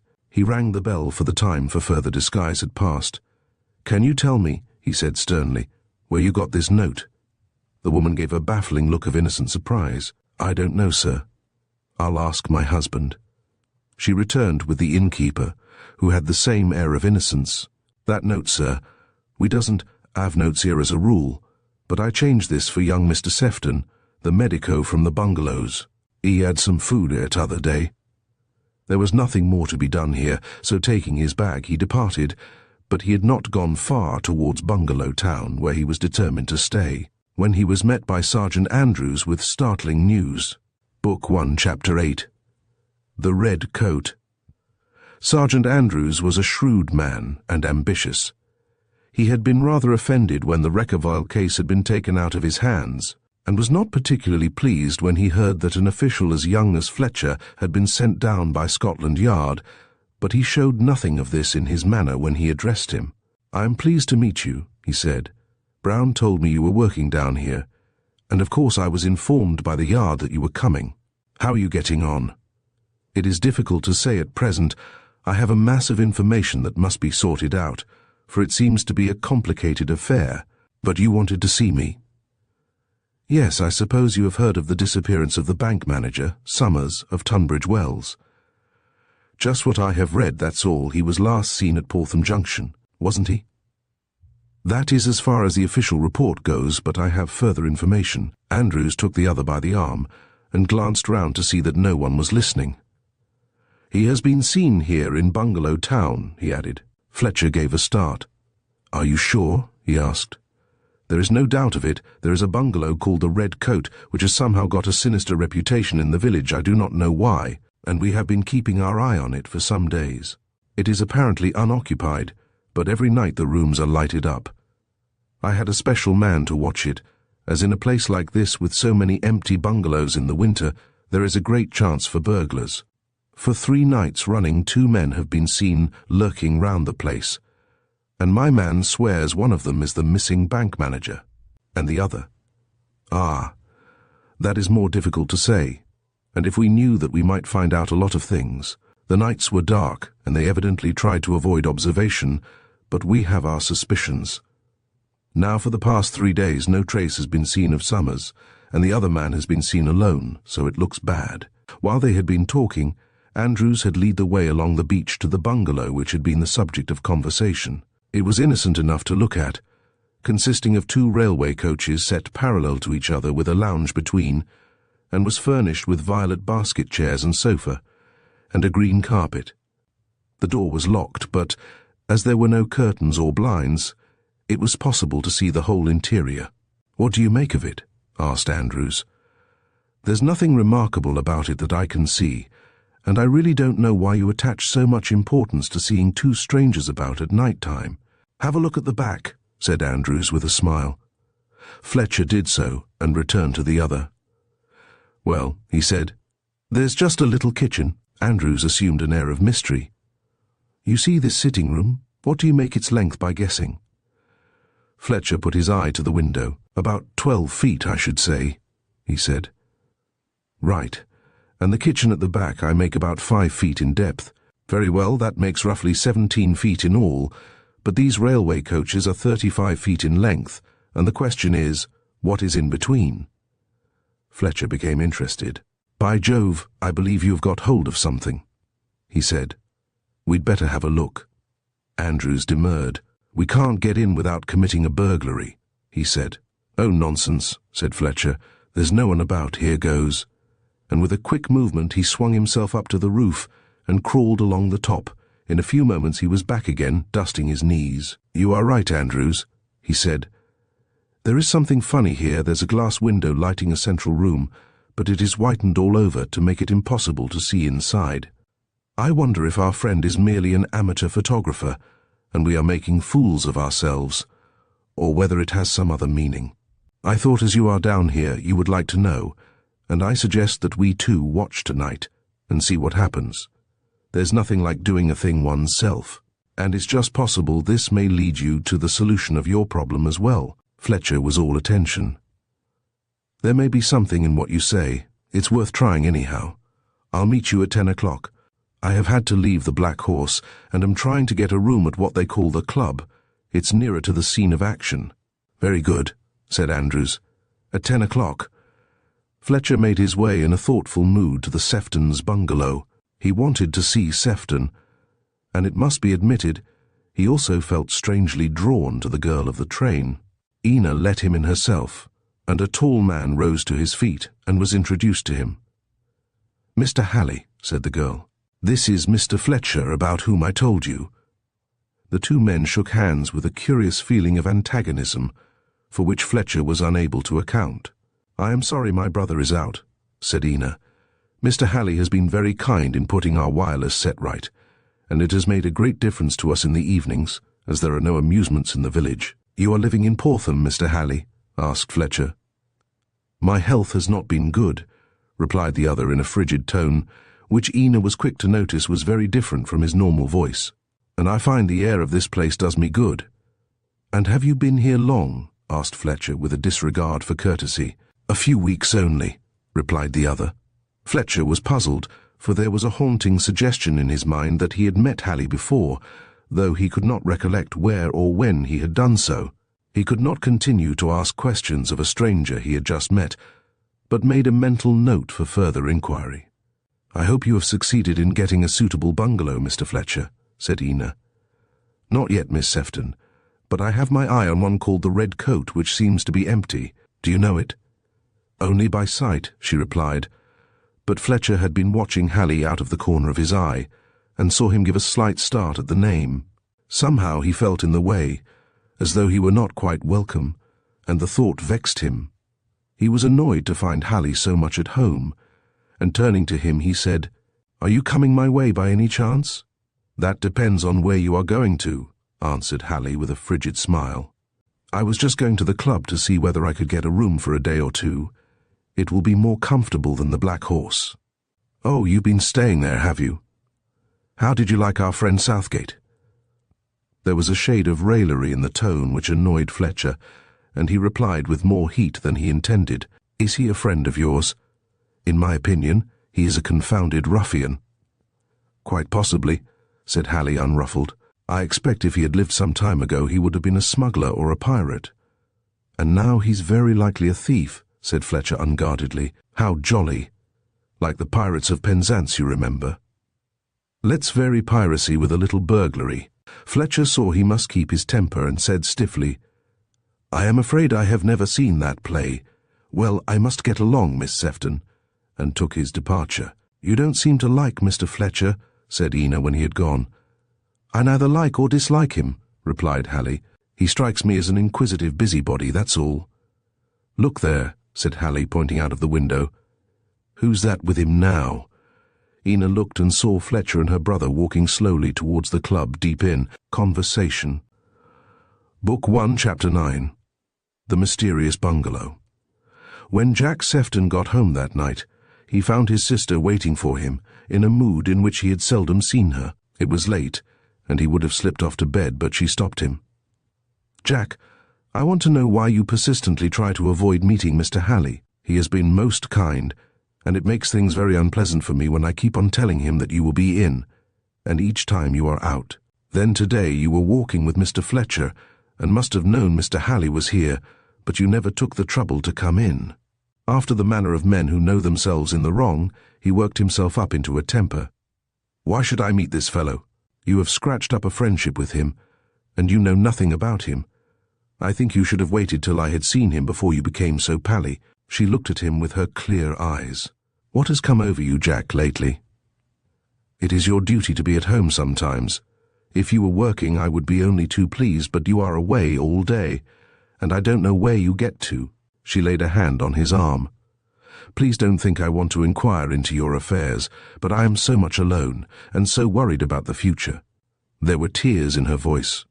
"I am sorry, old girl, but give me a few weeks and I will explain everything. Don't worry me now." "Very well, but there is one thing I must trouble you with. I am sorry, but I have no money to carry on with. We cannot run up bills here, and you know I have always paid cash for everything." A look of relief came over his face. "You poor child," he said.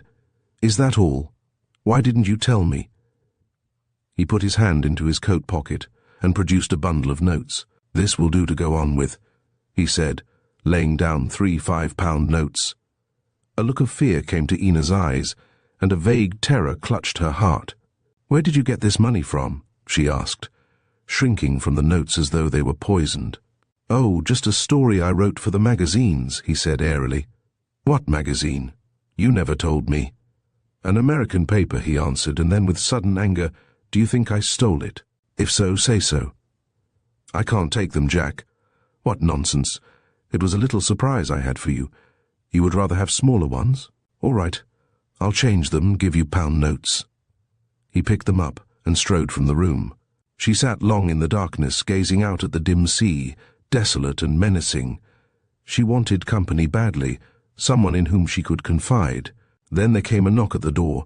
She almost feared to go, but it was such a gentle tap. She opened the door and saw Halley in the doorway. "Miss Sefton," he said, hurriedly raising his hat. "I must apologize for coming at this hour, and if your brother is not at home, of course, I will not come in, but I want to help you if I can." "What is it?" "You frighten me." "I am sorry. It was really your brother I wanted to see. I wanted to ask him what he does at the Red Coat." "The Red Coat? The bungalow without blinds?" she asked. He nodded gravely. "Believe me, it is of the utmost importance. The police will be here directly." Her hands sought her throat. "Police?" she gasped. "What do you mean? You know the Red Coat?" "Of course I do. The house without blinds, they call it in the village. Come in," Ina said. "I did not want you to stand outside, but your coming was so unexpected, I will tell my brother." She led him into the sitting room and he lighted a lamp for her. Suddenly he turned. "You were all in the dark," he said, and there was a tender note in his voice. Without another word she went and called her brother. He came in and the two men met at last. "This is Mr. Halley, my brother," she said. Sefton looked at Halley and started with a puzzled look on his face and half turned back to his room. With an effort he pulled himself together and held out his hand.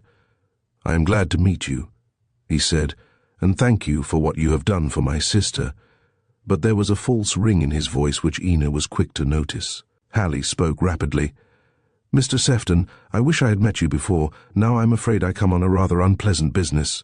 I'm sorry. I want you to believe me a friend. I will do anything to help." "What on earth do you mean?" asked Jack crossly. "I want to ask you one question. Please don't think me impertinent. What do you do at the Red Coat?" Sefton staggered for a moment and then sat heavily on a chair. His face was ghastly. "The Red Coat?" he said in a hoarse voice. A loud knock sounded at the door, and both Sefton and his sister were frozen in their places, while Halley rose and walked across the room and opened the door. Outside 3 men were standing, Fletcher, Sergeant Andrews, and Brown the constable. It was Andrews who spoke. "Is Mr. Sefton inside?" "Come in," said Halley. I am a friend and was calling on them when I heard you knock." Without a word the men entered. Fletcher appeared very uncomfortable and would not look at Ina. "Mr. Sefton," said Andrews, "we are sorry to intrude on you at this time of night, and I must apologize to you, Miss Sefton," he continued, bowing to the girl. "But we wish to ask you 1 or 2 questions. Perhaps you would prefer to come outside with us." Sefton's face was white and set, but he seemed to take a sudden resolution. "No," he said. "You can ask any questions you like here. You have plenty of witnesses."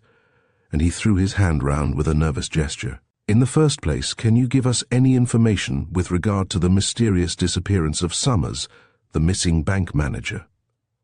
"I can give no information whatever," he replied. Andrews continued, "Can you tell us in that case what you were doing with Summers at the bungalow called the Red Coat?" "I refuse to give you any information whatever," replied Sefton, starting to his feet. "Mr. Sefton, you are behaving in a strange way," said Andrews sternly. "Are you bringing an accusation against me?"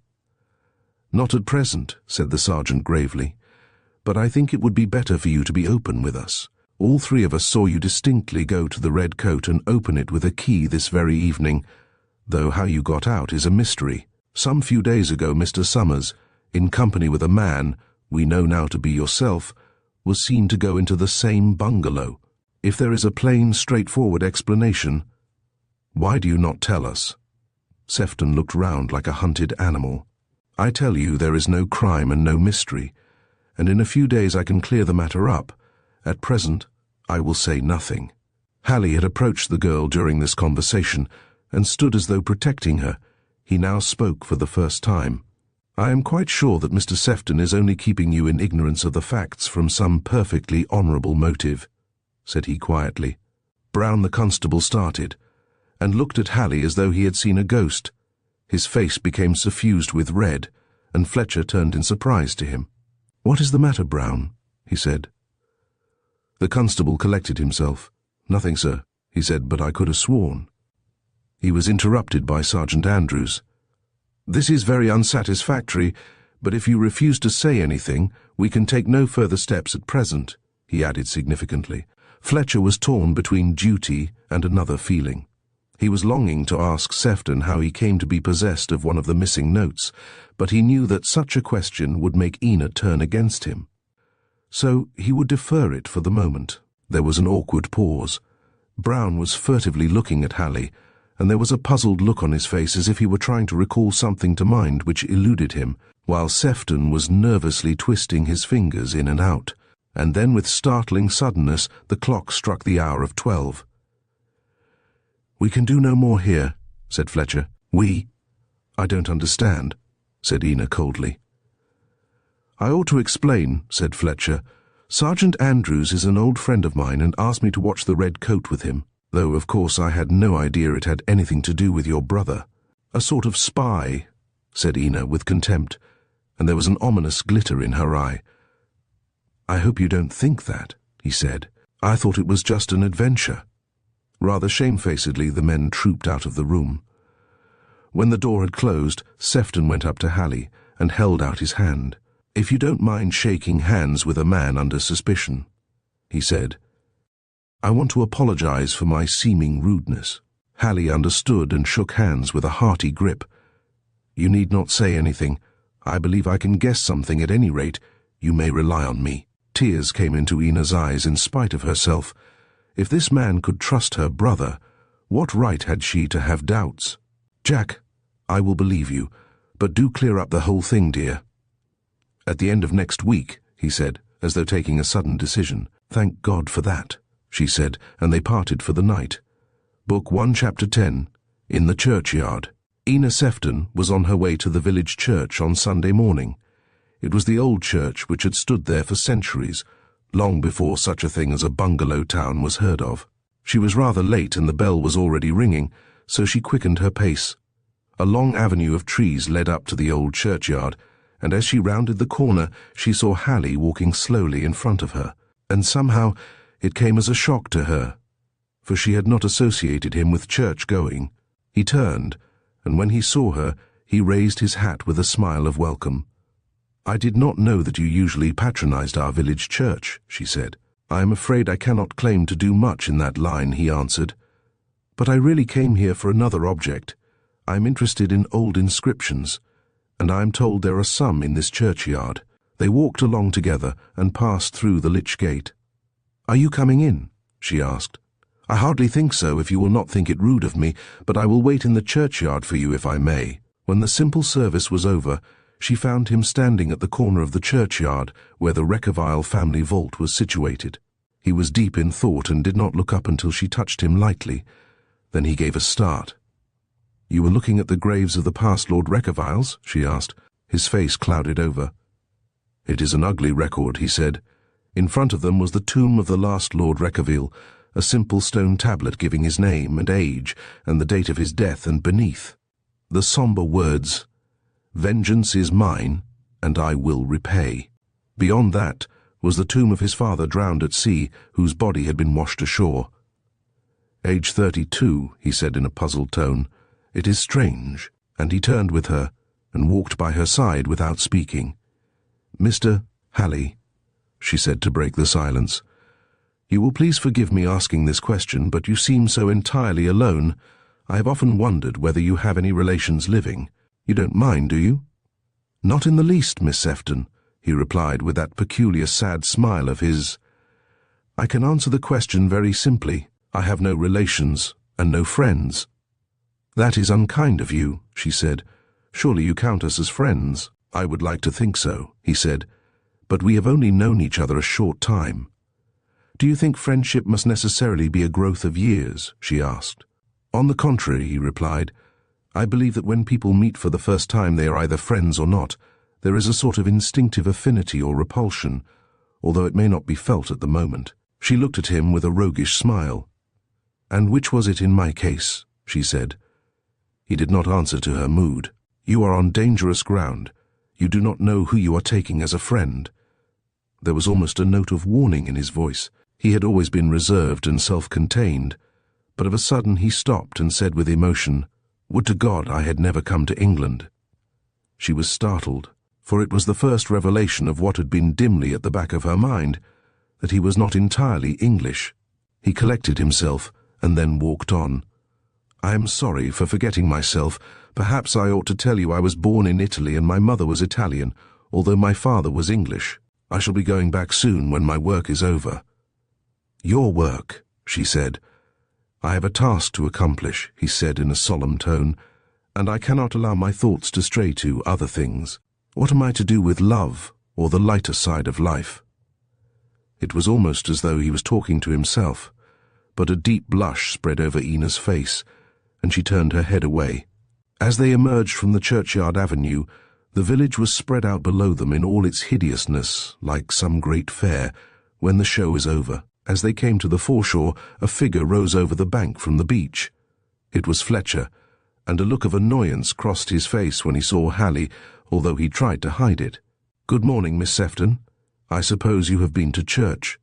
"I should hardly have thought that was in Mr. Halley's line," he said with a sneer. "Right," said Halley. "I did not go to church, but I met Miss Sefton there. I have been looking at your interesting graveyard." "What a cheerful subject," said the other. "I am not much interested in tombstones myself." Halley darted a keen glance at him. "They say," he said, "there are sermons in stones. There may be also stories on tombstones of even greater interest and value." "Well, I prefer something a little more amusing," said Fletcher, and there was something in his tone which seemed to anger Halley. Very quietly he said, "I suppose the investigation of crime is an amusing subject." Fletcher stopped dead, and his face went white. "Crime?" he said. "What on earth do you mean?" Ina was looking from one to the other of the two men. "Only this," said Halley, lighting a cigarette, "that as you are a Scotland Yard detective, I suppose most of your life is spent in that way." "A Scotland Yard detective," blurted out Fletcher. Halley held up his hand. "Please do not take the trouble to deny it. I know you were sent down by Scotland Yard to investigate the murder." Fletcher's mind was in a whirl. It was obviously impossible to deny the statement made in such an emphatic tone. "How on earth do you know anything about me?" said he unguardedly. Halley shrugged his shoulders. "What about you?" said Fletcher angrily. Who and what are you? You have come here from no one knows where, and have no apparent occupation except loafing about and inquiring into other people's business, and imposing on trusting girls. A look of contempt was on Ina's face. Is it true, Mr. Fletcher? Are you really a detective? It is quite true, Miss Sefton, though how your friend became acquainted with this I do not know. There was an unpleasant emphasis on the word friend. I suppose you have no objection to detectives. A man's business is his own, she replied with spirit, but I do not like anyone who goes under false pretenses. Fletcher's usual self-control was deserting him. He saw the interest which this girl might have had in him gone forever. False pretenses, he repeated. And what about him? Who is he? For all you know, he may be the criminal we are after. If you are going to say things like that, she replied, perhaps we had better say good day, and she turned away without another word. Hallie gave one glance at the angry detective and then followed her. All right, my boy, said Fletcher to the departing couple, you've scored 1 point, but wait until I have got a little more information, and then we will see what opinion Miss Ina will hold of you. Ina walked in silence for a while. How horrible, she said at length. That man came down with me by the same train and scratched up an acquaintance. I suppose he was trying to pump me, as they say. That is why he came the other night with the police sergeant. I will never trust anyone again. Hallie looked at her for a moment. Did I not tell you not to make friends at sight? He said bitterly, but she turned quickly to him. Oh, I am so sorry. I did not mean that. Of course I was not referring to you. But why not? You know as little about me as you did about Fletcher. She was confused, and took refuge in his own words. But then you said friendship was an instinctive thing. I never took to Mr. Fletcher, though I knew nothing against him, and he was a stranger. The lunch at the Seftons' bungalow was cheerful, in spite of the cloud hanging over the affairs of all three. Jack was a changed being now that he had taken his resolve, and listened with interest to the tales of foreign travel with which Hallie regaled them, for Hallie was in a mood they had never seen before. His usual gravity was gone, and they realized what a wonderful talker he could be when he liked, and in the days which followed they looked back on this meal with a special pleasure.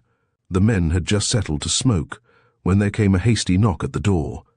Southgate was standing outside panting, for he had walked fast, and his face was red, but there was an anxious look in his eyes. Come away at once, Mr. Hallie, he said urgently. I have something to tell you. With apologies, Hallie went outside. I am sorry, he said when he returned to the others. I must go with Southgate, and I am afraid I shall have to go to London tomorrow. I will get back as soon as I can. Book 1, Chapter 11. The Meaning of the Red Coat.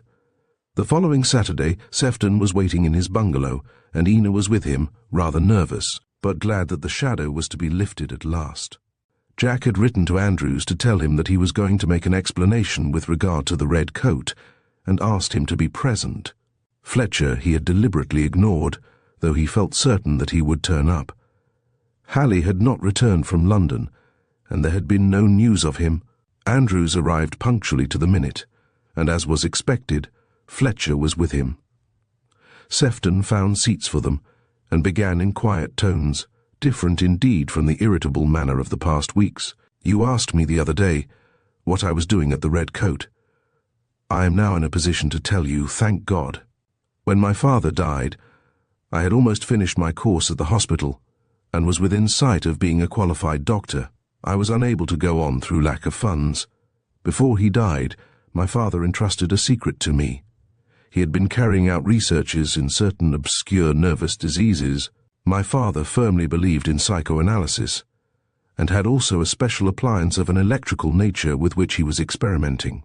Not being qualified, I could not practice openly, nor did I wish to reveal to the medical world the exact nature of the process until I had thoroughly tested it.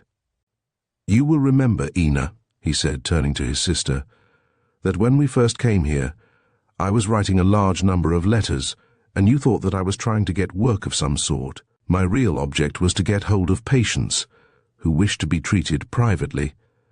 I was obliged to take a bungalow for the treatment, and was perhaps over-anxious to keep the matter secret, so constructed a room in which I could work in the centre of the bungalow. I rather foolishly thought that if the place was lighted up, It would be less conspicuous than if it was in darkness, but it seems to have called attention to it instead. I could not bring them here as they were practically lunatics. Among my patients was Summers, the bank manager from Tunbridge Wells. The listeners gave a start of surprise. Summers was in a curious state when he came to me, Sefton continued.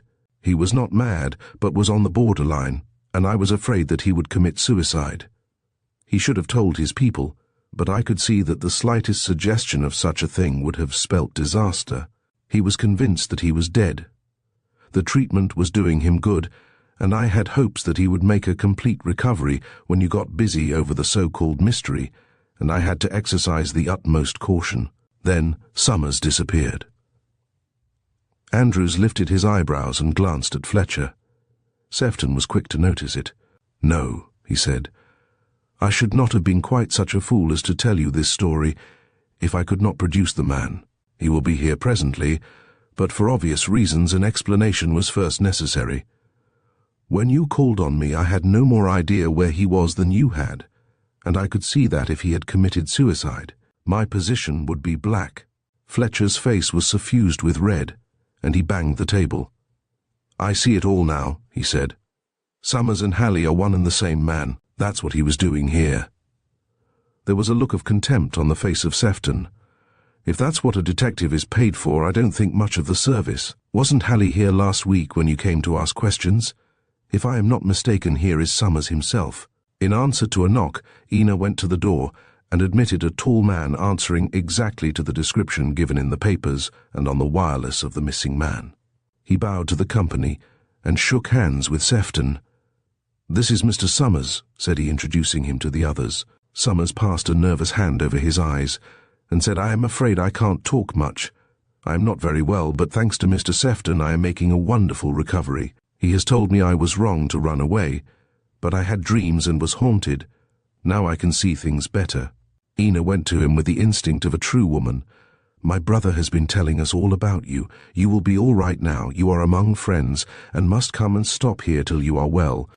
A look of deep gratitude came to his thin face, and he seemed calmer and more self-possessed. "Thank you," he said. "I have entire confidence in your brother, and I will do whatever he wishes." So here was the explanation of the red coat, commonplace as all explanations are when you hear them. Fletcher felt that he had cut a poor figure and was eager to retrieve his reputation. He had another shot in his locker, but to use this would extinguish his last chance to stand well with Ina. He glanced at her and hesitated. Andrews rose to his feet. "Your story has been quite interesting and, as far as I am concerned, convincing," he said, holding out his hand. "You could not have done otherwise than you have done." "One moment," said Fletcher, having made his decision. "Mr. Sefton, can you explain with equal ease how it was that you changed a £5 note at the Black Horse with Southgate, which was one of those stolen from Lord Reckavile?" There was an ominous silence in the room. Ina's eyes flashed, while Andrews looked at the floor, marvelling at the crudity of the question, but Sefton remained calm. "If you had asked your question in a less offensive manner, I would have answered you. Now you can find out for yourself." He saw the look of pain in Ina's eyes, and remembered how worried she had been about the money. "But for my sister's sake I will tell you," he added. "I have only changed one such note at the Black Horse, and that was for old Giles. He asked me whether I could change it for him, and I did so. You can ask him yourself." "Humph," said Fletcher. "We shall see about that." And he rose. "Come on, Andrews, we shall do no more with these people." Book 1, Chapter 12. The Unknown Speaker. The whole case was getting on Fletcher's nerves. He had paid a visit to Giles to follow up the clue about the money. The old man was quite straightforward, it was true. He had asked Sefton to change a £5 note for him, which had been given him by Lord Reckavile as wages. When his lordship was away he never sent any money, but when he came home he had been in the habit of giving the old servant quite large sums to carry on with. It was quite possible, and there was nothing to be said about this, but yet Fletcher felt somehow that all these people were combining to thwart his efforts and were secretly laughing at him. What was Halley doing in Portham? And what was Southgate up to in his nocturnal visit to the castle? For he was sure that that was where he had gone in the night, though he had no definite proof. Halley had returned from London, so much he had learnt, and was again visiting the Seftons' bungalow, where Summers was now openly staying as a paying guest, under Sefton's care. He returned from a troubled walk. His stay at Portham was already lasting too long, and hints from headquarters had been thrown out that if he could not manage the job, he had better return. He had allowed his thoughts to stray to the fair grace of Ina Sefton, only to have the cup dashed to the ground by the revelation of his profession, as if there was anything to be ashamed of in being a detective. It was better than an unknown adventurer anyhow, he kept on telling himself in self-pity. He arrived at the club in a despondent mood, and was met by Brown, the constable. The latter had an air of mystery about him. "Well, what is it, Brown?" he asked. "Anything fresh?" "Yes, sir," said the other, glancing round. "It's all right, you may talk here," said Fletcher testily. "Well, sir, you remember that I told you that when I heard that Mr. Halley's speaking it reminded me of something. I have been worrying over it, and it has all come back to me now. I am quite certain that it was he who was in the room with Lord Reckavile when he was murdered. It was his voice we heard. It came through 2 doors and was muffled, but there is no mistaking his tone." Fletcher started back. Here was news indeed. "Are you absolutely certain, Brown?" He said, "Remember, this is of the very utmost importance. You must not make a mistake." "I am certain," said the constable doggedly. "And I'll tell you another thing, sir. When I found those 2 men in the library, although I only had a glimpse, I'm nearly positive one of them was Halley." "Can you swear to that?" said Fletcher, gripping the other's arm in his excitement. "No, sir, I can't swear to that. Only in my own mind I am pretty sure." "Well, we have something to go upon at last," said Fletcher. "Not a word of this to anyone. We must get some more details. I knew that fellow with his superior manners and hypocritical ways was a crook, though why he should make love to a penniless girl like Ina Sefton is beyond me. But if he had hit at last on the real criminal, there was something still hidden. What could be more stupid than for a man to commit a murder and then remain on in the village for no reason, unless he recalled to his mind cases where men who had fallen in love had committed every kind of indiscretion and jeopardized their safety. He had on his journeyings visited the castle of Blois and seen the spot where the Duc de Guise had stood eating prunes while waiting for the summons of the king, which had been a call to death. And all because, in spite of warnings, he had remained on, in attendance on his mistress. Giles, when he was examined, was less sure than the constable. "I couldn't be sartin," he kept on repeating. "I were that flustered, and I be hard of hearing. No, I done know as how I could swear to any voice for sartin Fletcher was cute enough to see that such evidence was worthless, and that the stubborn old man would not alter his evidence in the box. But a startling new piece of information came to hand by accident when he returned to the club and fell into conversation with the steward. Their talk turned on Sefton and the mystery which was no longer a mystery. "Yes, sir," said the steward. "I knew he was a doctor. He brought a gentleman in here some time ago who was bleeding like a stuck pig. I held the basin for him, and the way he bound him up showed me he had some experience." "When was this?" said Fletcher, without suspecting anything important. The other laughed. "I can easily tell you that," said he. "It was the night the murder took place at the castle." "What?" said Fletcher. "And who was the man?" "That I can't tell you for certain. He was on a seat outside the club, and the night was dark. Mr. Sefton thought he had fallen down and cut himself. I thought it was just a case of drunkenness. I believe it was Mr. Halley who's staying in the village. There was only one thing to do, although Fletcher knew he would not meet with a genial reception from Sefton. He made his way to his bungalow and asked for him. The tousled maid who did odd jobs and did them mighty badly informed him that the doctor, as she called him, was in, but Miss Sefton was out, at which Fletcher was rather relieved. Sefton came to the door and eyed his visitor with little favour. "Well, what is it?" he asked. "Mr. Sefton," said the detective formally, "I would not come to you if it was not on a matter of great importance, but I believe you can give me some information." "What is it now?" said Sefton. "On the night of the murder, I understand you bound up a man who was wounded or injured in some way, at the club. Would you mind telling me who that was?" "Really, Fletcher," said Sefton, "you have a lot to learn in your profession. Your questions are very crude. If I treat a man medically, I no more disclose his name than a priest does one who comes to confession." His manner annoyed Fletcher. "That's all nonsense," he said. You are not a real doctor, and in any case in the interests of justice. Sefton cut him short. The interests of justice are concerned with criminals, and as the man in question had nothing to do with the crime, there is no reason to reveal his name. You will excuse me, but I am rather busy. Yes, and I know why you refuse, said Fletcher, because it was that fellow Halley. I believe you are all conspiring together to shield him, but Fletcher was left to face a closed door, and turned away with death in his heart. Were the whole village in league to cheat the ends of justice? In a furious mood he made his way to the telephone to call up Sergeant Andrews. Book 1, Chapter 13, Detained on Suspicion. Mr. Halley, will you accompany us to Ashtead? I have a car outside. You will probably know why we have come. It was Sergeant Andrews who spoke these ominous words. By his side was Fletcher with a smile of triumph on his face. He had run his enemy to earth at last, and even though he might be treated with scorn by Ina, what would be her opinion of his rival? There was a tense silence. Halley stood motionless, not a muscle moved. Fletcher, with deliberate cruelty, had staged this scene at the Seftons' bungalow. As you are police officers, I suppose I may take it that you suspect me of some crime, said Halley calmly.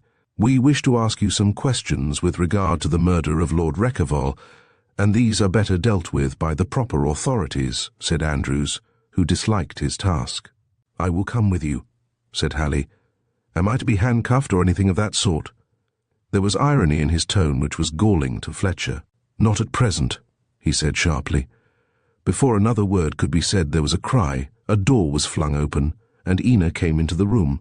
Her eyes were blazing with anger, as she walked straight across to Halley and stood by his side. What was this I heard, she said. Police! Arrest!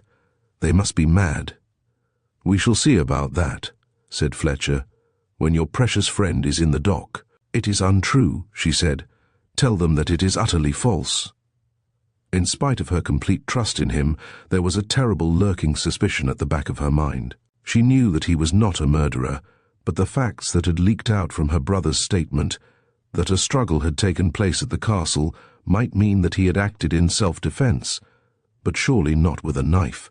She could not believe that he would, even in anger, deal so cowardly a blow. Halley spoke. Miss Sefton, he said, to these police officers I would have said nothing, but since you have asked me, I can tell you that I did not commit this crime. Fletcher gave a contemptuous laugh, which made even Sergeant Andrews look at him in reproof. It was unprofessional. Halley continued calmly. What is more to the point is that I can easily prove my innocence. Her face cleared. I knew there must be some terrible mistake, she said. Sergeant Andrews felt the conversation had gone far enough. I am very sorry, Miss Sefton, that you were here at all. Mr. Fletcher told me that you were not at home, and that we merely came for Mr. Halley. I had just driven to fetch him, so we had better get off. Ina came to the door. Her face was white, but she had a look of pride and confidence. Come back to us soon, she said. You will receive a warm welcome. And she glanced a look of hatred and contempt at Fletcher. Do not worry about me. It will only be a matter of a few hours, Halley said as the car drove off. The examination was short, but Halley for the first time felt the indignity of his position, for the surroundings in which he found himself were enough to disgust any man of decent breeding. The police at the station pushed him along as though he had been caught in the act of stealing a purse or cutting a throat. He realized how utterly futile is the old adage that a man under British law is considered innocent until he is proved guilty. The short, sharp questions of the inspector grated on him, and behind it all was the vision of one young girl torn with anxiety and waiting to know the issue of this day's business. His pride would have made him keep silent, but the image ever before him forced him to speak. If I studied my own interests, he said, I would let you go on with this absurd charge and burn your fingers over the matter. If you are wise, you will let me clear myself immediately. The murder of which you accuse me took place on the 20th of January, and on that night I have at least 3 witnesses who can testify that I was with them during the entire evening, and therefore could not have been at Reckavile Castle. The firmness of his tone and the quiet manner in which he spoke disconcerted the inspector, and he turned to Fletcher for advice. "I have evidence," said Fletcher, "of the most compromising character, and in spite of what this man says, I would strongly advise that he be detained and brought before the magistrates, where the whole matter can be gone into. I may add," he said with meaning, "that I represent Scotland Yard in this matter." The inspector was at a loss as to what to do. On the one hand, he had a heavy respect for the Yard. On the other, Halley's manner had impressed him. "Who are your witnesses?" he asked Halley. "If you care to send for a certain Mr. Southgate of the Black Horse at Portham village and his wife, they will both confirm what I have said. And there is a fisherman who also saw me there on that night. I merely say this in your own interests," he added, "for it does not bring the police force into good repute when they make wrongful arrests." The inspector scratched his head in perplexity. "I think, Mr. Fletcher," he said, "we had better either send for these witnesses or wire for instructions from Scotland Yard." For the first time, serious doubts crossed Fletcher's mind, and he addressed Halley in a more conciliatory tone. "But if you can prove an alibi, can you account for the fact that Brown is willing to swear an oath that it was you who were talking with Lord Reckavile immediately before his murder?" Halley shrugged his shoulders. "It is not for me to prove my innocence," he said, "but for you to prove my guilt. I am always to be found. I do not intend to run away, but you must have better evidence than you have at present before you can prove your case." "I think on the whole," said the inspector, "we had better send for these people."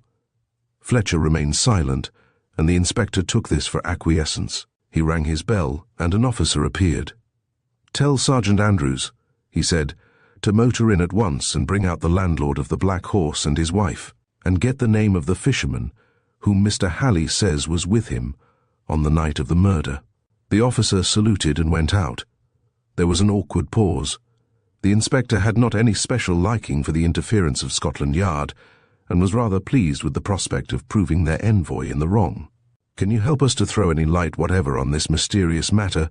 he said to Halley. "I could say a good deal," said Halley, "but while I am an accused person, I refuse to make any statement whatever. Then I may take it that you have information which might lead to the detection of the criminal, and are deliberately withholding it." "Which criminal?" said Halley. The inspector gave an impatient gesture. "You know what I mean, the murderer of Lord Reckavile." "Oh, I understand. I thought you meant the other. Are you talking in riddles to amuse yourself?" Halley shrugged his shoulders. "Perhaps you will learn the answer some day." After a wait of half an hour, Sergeant Andrews arrived in the car accompanied by Southgate, his wife, and a fisherman. There was a look of vexation on the sergeant's face. "I am afraid there is something wrong, sir," he said to the inspector. "It appears that on the night when the murder took place, Mr. Halley was at the Black Horse with Southgate and his wife, and was also seen by a considerable number of other people.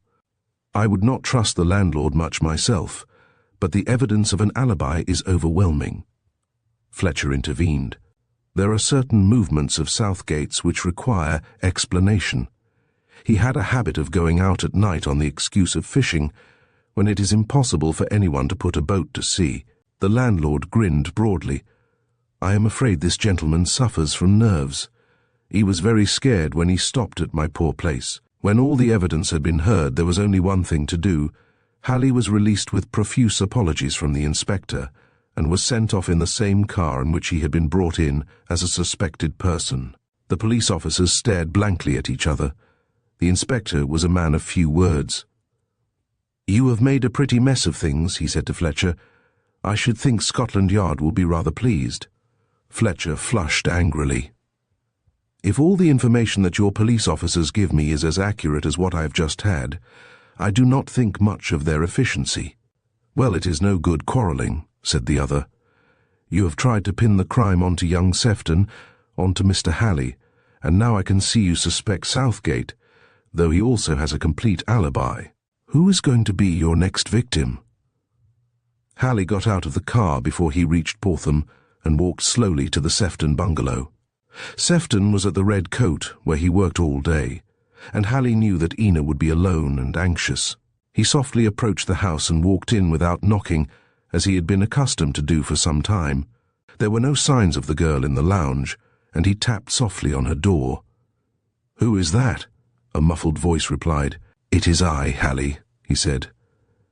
There was a sharp cry from within, and Ina came out. Her face showed signs that she had been crying, and she had a strained look. But she came forward with a glad welcome, and took both his hands in a frank, open manner. "Oh, I am so glad you are back," she said. "I know it was all a mistake, but how terrible it has been for you." He did not let go of her hands, but said quietly, "And for you too?" She looked down now and murmured, "The most terrible time of my life." "Ina," he said, and she did not resent the use of her Christian name. "Even you were not quite sure of my innocence, I could see it." "Oh, don't think that," she replied. "It is not true. I knew you had never committed a murder, but I thought." And she stopped. "What was it you thought?" he said almost sternly. "Oh, you know what my brother says about the struggle in the room, and that Lord Reckavile must have struck his assailant." And the words he said suggested a quarrel. "I thought perhaps he might have assaulted you, and that I had stuck a knife into him," he said sadly. "Oh, no, no. I knew you could not have done that." A sudden look of amazement came into Hallie's face. "My God," he said, "I think I can see light, but if so, how devilish, how fiendishly cunning." She was startled and tried to release her hands, but he led her gently to a seat and sat beside her. "Let us forget this horrible business if we can. I want to tell you something. There is a mystery in my life, which I cannot explain even to you at present. Some day perhaps I may be able to do so. This alone has prevented me from saying something to you, which has been burning into my head since first I saw you."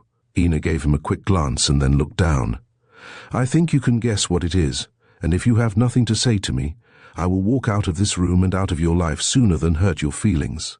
When first I met you on that windy afternoon, when you were battling against the storm so bravely, and I learned that this was the symbol of your life.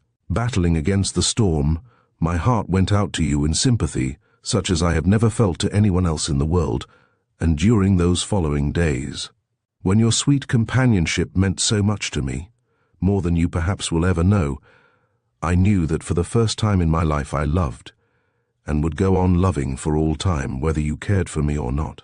His voice was very tender. "Love, I take it," he said, "is sacrifice and service.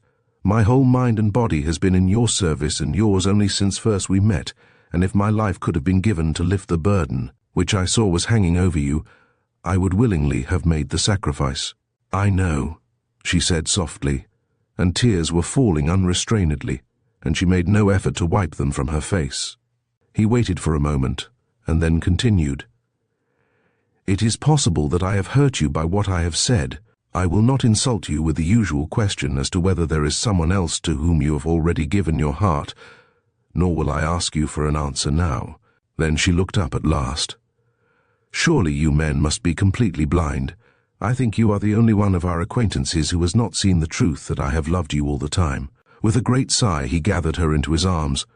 She nestled her head on his shoulder, and with a happy laugh said, "If you had not spoken to me, I think I should have to have spoken to you. My brother has been constantly warning me that I am throwing myself away on you. Fletcher taunted me with the same thing, and I am sure all those police constables must have seen the state of things today. When I gave myself away completely," his manner was gay, in contrast to his usual gravity. "Well, you have given yourself away now completely, I hope. Come, let's walk to the Red Coat and tell your brother." With a happy smile, she took his hand and they went out together. Book 1, Chapter 14, A Vision of the Night. The news that Hallie and Ina were engaged was the last straw to Fletcher. One thing was now firm in his mind, to find out the truth of the whole matter, and not to fail in this at any rate, for failure was intolerable after all the indignities he had suffered. In spite of his common-sense mind, he began to have a feeling that something not altogether natural had played a hand in the affair. There was the mysterious other man who obtruded himself at every turn, elusive and vague, but always felt. The man who had talked with Reckavile, and whose voice Brown had sworn was Hallie's. The man who had been in the library with one who, he was morally certain, was Southgate, the one who had appeared to him in the library under such strange circumstances, and the man with a bleeding wound who had been bandaged up by Sefton. At every turn he was met by this mysterious individual. Was there anything in this curse theory after all? Surely we had outgrown these ideas. There was only one thing to do. For some unexplained reason, attempts had been made to get into the library after the murder. What was the object? And had that object been accomplished? The queer old man, the memory of whom sent a cold shudder down his back, had done nothing, and the supposed burglars had been disturbed. But had they tried to come again? Here was evidently the key to the mystery. Fletcher made up his mind that he would spend his nights in the room and stake all on this chance. For nights he watched, a tortured man. He sat in the dark and tried to reconstruct the scene. Here was Lord Reckavile talking to someone. Then there was a sudden attack, but by whom? Reckavile or the other? By the evidence, Reckavile was the aggressor, but nothing could alter the fact that a knife was sticking in his ribs. His mind turned in a curious way to the round leather object found on the dead man. What was it, and had it any bearing on the crime? There were signs of the coming dawn, and a very dim light was filtering into the room, for the blinds were not drawn, when very faintly a slight jarring noise came to his ears. Someone was approaching through the hall. He silently slid behind the sofa and lay there clutching the powerful electric torch which he had brought with him. The sounds grew louder, and there was a creak of a board. Then he heard a whisper which told him that more than one person was approaching. His senses were strained to catch the slightest indication as to who the visitors might be. He was convinced now that they were standing close to him. He could hear rapid breathing, but no other sound broke the silence. Now was the time for action. This time he had come armed, and holding his revolver in the right hand, he rose to his feet and switched on the torch. Utter amazement kept him spellbound. Close to the old desk, and bending over it, were two men, who rose and faced him at the sudden flood of light. The one was his mysterious visitor, the old man who had appeared before, but strange as this was, the sight of the other is what filled him with astonishment, for this was no other than Sinclair, his own chief at Scotland Yard. "Who is that?" asked Sinclair, shading his eyes from the glare of the torch. Fletcher advanced. "I am Fletcher, sir, but what on earth are you doing here?" With all his sense of respect, there was a note of suspicion in his voice, at which Sinclair laughed heartily. "Oh, we are not committing a burglary," he said. "But as things were hanging fire, I thought I had better come down and have a look at matters for myself." "And may I ask," said Fletcher, rather annoyed that his chief had come without informing him, "who is that with you?" The old detective seemed to hesitate for a moment. "Giles I.B., said the old man, with a senile chuckle, and Fletcher recalled that he had used exactly the same words on the former occasion. Was the place really haunted, and were these two figments of his own brain? "Why didn't you tell me that you were coming down, sir?" he said to Sinclair. "To tell you the truth, I did not know myself until this afternoon, but something has happened which led me to intervene in the case. I was pretty certain of the true solution from the very first. I'm afraid I don't understand even now." "You say you are not committing a burglary, sir," said Fletcher, and stopped. The old man drew himself up with some dignity and said in a very different voice, "As the castle belongs to me, I do not think we need discuss that. If anyone is unlawfully intruding, it is you." He turned on an electric lamp, though the dawn shed a ghostly light into the room. Sinclair broke the silence. "I think we had better have a round-table conference. We wanted to make the final discovery first, but as things have gone so far, we had better have all the cards on the table." "But I don't understand," said Fletcher. "If you know everything, who was the murderer, and who is this gentleman?" "As to the first question," said Sinclair impatiently, "there is no doubt about that, and as to the other you shall know. Now go off, and ask these people to come here at 10 o'clock punctually. Remember, you have not done too well in this case, so I rely on you to carry out these instructions. You will phone for Sergeant Andrews and Brown. Use my name. Then you must get Southgate and Giles, and Mr. Sefton and his sister." He looked at the old man, who nodded. "Giles must come and tidy the place a bit, and arrange a conference room. Everything hangs on that. Don't forget, at 10 o'clock. Fletcher went out like a man in a dream. What on earth was the meaning of it all? Even now he was as much in the dark as ever. Why this conference, and who among those invited was the murderer? Also, why had the very man of all others whom he suspected still, Halley, been omitted? Or stay, was it because Sinclair had already got Halley? The thought thrilled him. At any rate, he had a job of work to do. Thanks to old Giles's efforts, the library was transformed when the strange party began to arrive, and it looked more like a boardroom, with a large table and chairs set round it. The police representatives were the first to arrive, as nonplussed as Fletcher, and feeling rather aggrieved that such a man as Sinclair should have acted without telling them anything. This drew them together, and Fletcher, Andrews and Brown seated themselves at one end of the table and waited. Jack Sefton and his sister came next, the latter nervous and rather pale.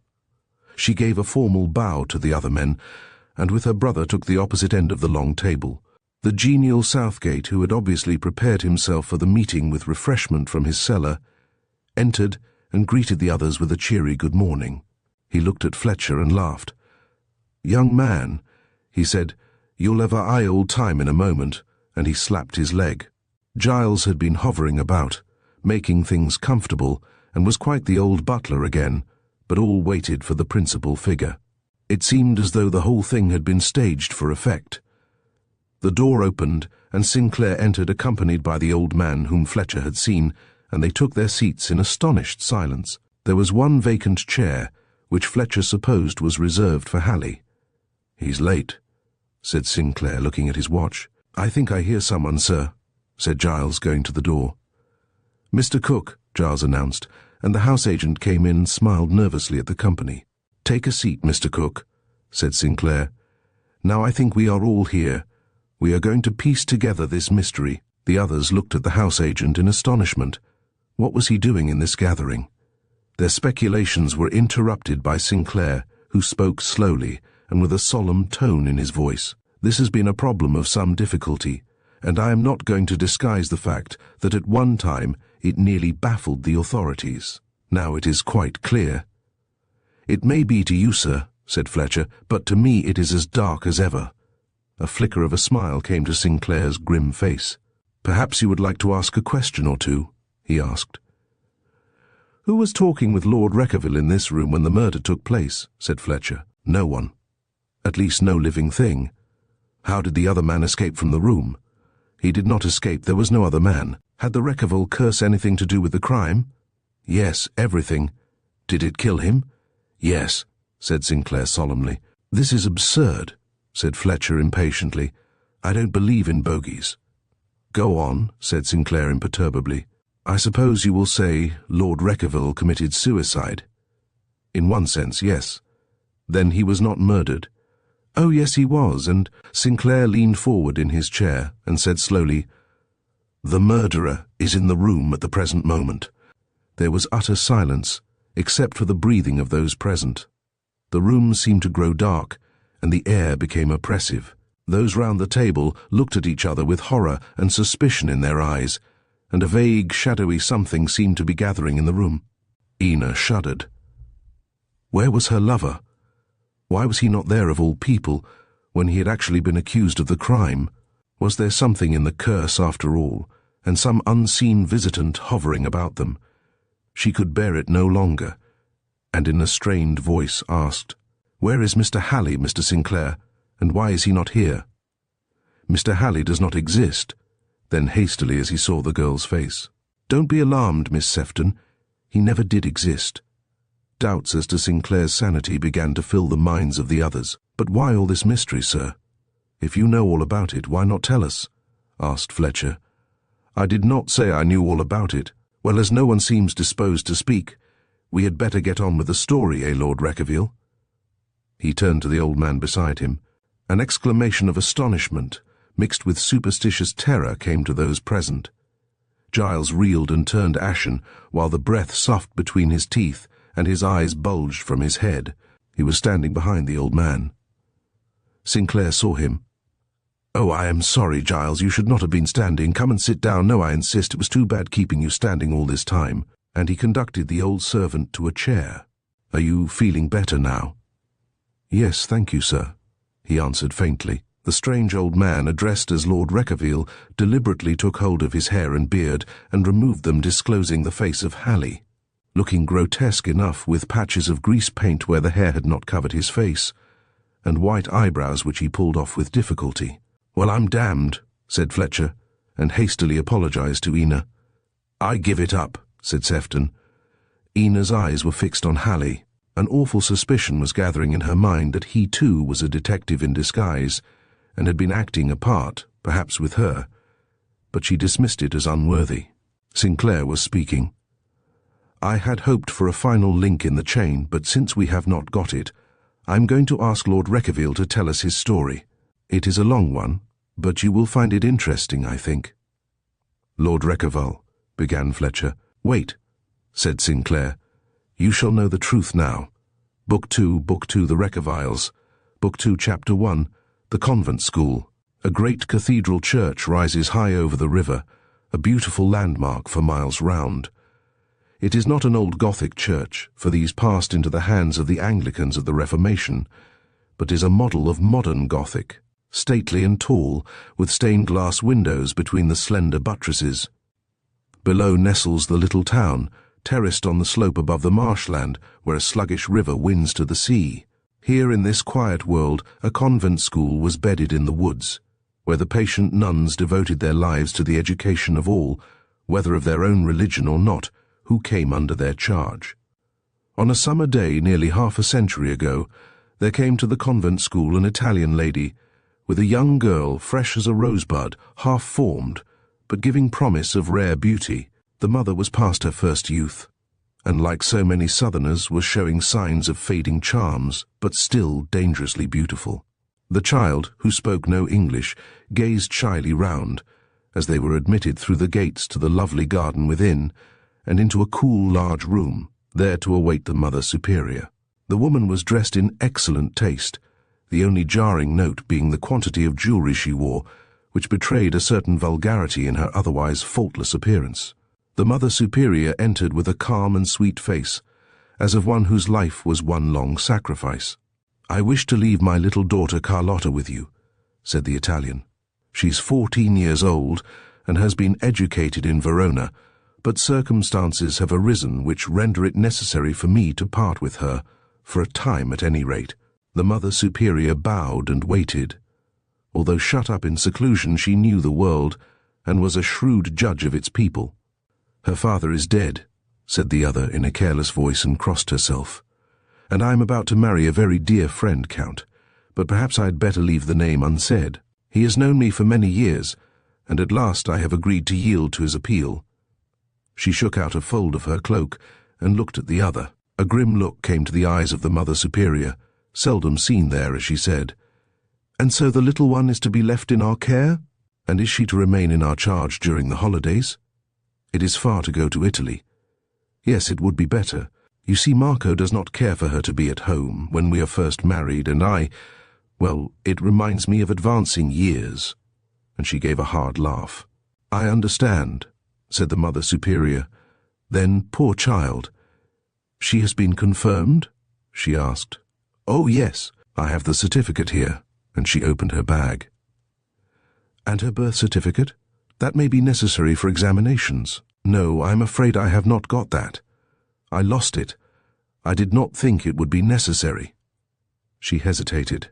"I think I understand," said the other, looking straight at her.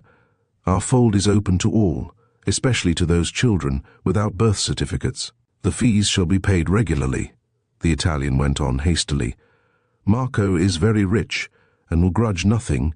You need have no anxiety." The conversation had gone on in English, of which Carlotta understood no word, but looked questioningly at each in turn, clinging shyly to her mother. When the time for parting came, she cried bitterly, silently. Her mother gave her a formal kiss, and told her to behave well in her new school. She would write to her, she said, and perhaps come and see her next year. Meanwhile, the sisters would look after her, and so she took her departure, impatient to be gone, and would not even stay for food which was offered her. "Poor lamb," said the Mother Superior, and brought her to the sisters. She handed her over to Sister Ursula, who was versed in these cases, who soon had Carlotta smiling, and in a few days her troubles were almost forgotten. Life was fair, and the English June beautiful as a picture.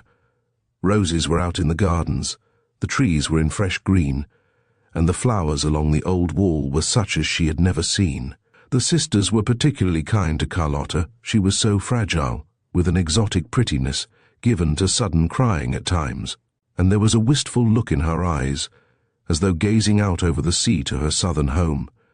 She had beautiful dark eyes, with long lashes, was grave and composed at her lessons, and attentive in the dim chapel, where she would kneel with a devotion beyond her years at the wonderful services, her eyes fixed as though in ecstasy.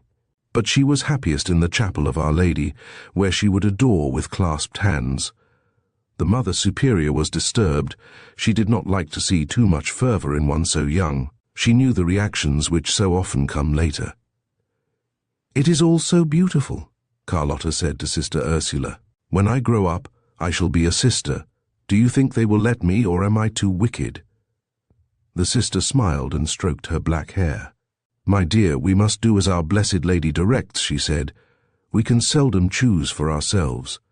To some is given the quiet and holiness of a religious life, but others are called to go out into the world, and to face the evil there, perhaps to marry." A faraway look came into her eyes, and a sigh escaped her. Carlotta did not see it. She rose and stamped her little foot. "I shall never marry," she cried with passion. "Never, never." "Hush, my child, you must not speak like that." But she folded her in her arms. Of her mother Carlotta never spoke, and the promised letters never came. The fees were paid regularly for a year, but there was no mention of a visit from her mother, and then came silence, and when a letter was sent to her address, it was returned, undelivered. The Mother Superior sent for Ursula and showed it to her without comment. "But you will not send her away?" she cried in alarm. The other was grave, but she smiled as she said, "I expected this. The so-called Count has got tired of her. We shall hear no more of them, but this sweet child knows she shall remain with us. She must not be told. Mother Church does not cast out her children." And so another year passed, and the promise of the bud was revealed in the flower. Carlotta ripened early as Southerners do, and at 16 would have lured St. Anthony from his devotions. Black curls fell round her sweet face, and the great, dark, innocent eyes, wondrous as the mirror of the sea in their changeful emotions, looked out on the world fearless yet timid, dreaming of what lay in the glory of the future. Her figure was straight and supple, like one of the flowers in the garden she loved so passionately. Ursula was anxious. The child had fits of silence, when she would get away from the others and sit motionless in the garden. With the other girls she was a favourite, for though she did not excel either at work or games, she was always kind and gentle, and took keen delight in the success of others. The early summer had come, which was Carlotta's happiest time, for she pined in the winter. The girls were allowed in the woods with the sisters, and Carlotta loved the green and fragrant hollows where the bluebells made a carpet, and the birds sang for joy. One day she had wandered off by herself, for she was allowed a certain freedom on account of her queer moods, and the others were not far off. She was aroused from her dreaming by the sound of a voice. "What a face to paint! Ye gods, I've never seen so perfect a picture." She looked up in alarm and saw a young man standing before her. In her secluded life, she had spoken to no men save the old priest who heard her blameless confessions. This one was tall and clean, and the face was moulded like one of the old Greek gods. Had she known more of the world, she would have seen a restless, hungry look in the eyes. But at present, they were filled with the light of admiration. "Who are you, little goddess?" he asked in a musical voice. "And what do you among these woods? Perchance you are an Oread strayed from your home." Carlotta was unafraid and replied innocently, "I am at the convent school, the convent of the Sacred Heart, and the others are near here, but I came to hear the birds, they sing so sweetly." "And what do they tell you, little Daphne?" "They sing of something I cannot understand," she said with a smile, "but it is very beautiful." The man laughed outright. "What a quaint little girl you are, Shall I tell you what they sing about? It is love. They are telling each other how much they love, and that all should love on such days as this." He stretched his hands out to the sky. Carlotta suddenly remembered herself. "I must not talk to you," she said. "It is forbidden. I must go and find the others. Sister Ursula would be very angry if she knew I had been talking to a man." The man smiled. "And is a man so very dreadful?" he asked. "I suppose you are taught that they are terrible creatures, ogres who are waiting to eat little girls." "I don't know," she said. "I have never spoken to one before," and she opened wide her great eyes. "I must not keep you," said the man. "I am a painter. I won't say artist. And when I saw you, I thought what a beautiful picture I could make of you for a Madonna." "Oh, hush," said Carlotta, shocked. "I, as a picture of our Blessed Lady, I must not listen." And she rose in haste. "What a funny little girl you are," he said, laying a hand on her arm. "We always have to use models. All artists have, even for the Christ or the Blessed Virgin. There is nothing wicked in that." She looked at him doubtfully. "Well, if you must go, tell me when I can see you again," he said. "You haven't told me your name yet?" "My name is Carlotta, but they call me Carlot," she said. "Carlot! That's the name of my dog." And he laughed boisterously. Carlotta was hurt. "That is not kind of you," she said, and turned to go. "One moment. I am sorry, but so sweet a face deserves a better name. I shall call you Daphne. When can we meet?" For the first time she was alarmed. Sitting on the ground was one thing, but standing beside him and seeing how tall and strong he was, she felt a vague fear. "Carlot! Carlot! Where are you?" came a call. A sudden realization of her wickedness in talking to a man came to her, and she turned and fled away. He did not try to detain her. "What a sweet face! What lovely eyes!" he said, and the sight of her little breast rising and falling with emotion as she spoke appealed to more than the artist in him. "Now which is it?" he said aloud. "You blackguard, is this going to be a dream to think of, and something on the credit side, or a mere seduction? You devil, I never know which way the balance will turn." He went slowly into the town, the vision with him all the way. "Mr. Desmond, there is a Mrs. Wheatland to see you," said the head waiter deferentially. "Oh, damn," said he, "that spoils the vision beautiful. All right, show her to my sitting room." A young woman was ushered in, with a fascinating rather than pretty face, one who, a keen judge would have said, would not stand the wear and tear of life for long. The hands and feet were large, and though at present she was in the glory of early womanhood, there were unmistakable signs of latent vulgarity. She came forward at once and flung her arms round the man's neck and almost smothered him. "Oh, Hugh, I have found you at last. Where have you been all this time? I have been longing for you. And my husband is getting worse than ever. I could just bear with him until I met you. But since then, everything has been so different, and he is so common, so plebeian. But what is the matter, dear? You don't seem glad to see me?" "Of course I am, Winnie, but you have taken me by surprise," he said, disengaging himself. "I am delighted to see you, but you know it is dangerous coming here." "You need not be afraid," she answered in a tone almost of contempt. "My husband is in Germany buying goods, or something of that sort. I don't understand trade, and he will be away a fortnight." "Oh, well, that's all right. Let's have something to eat."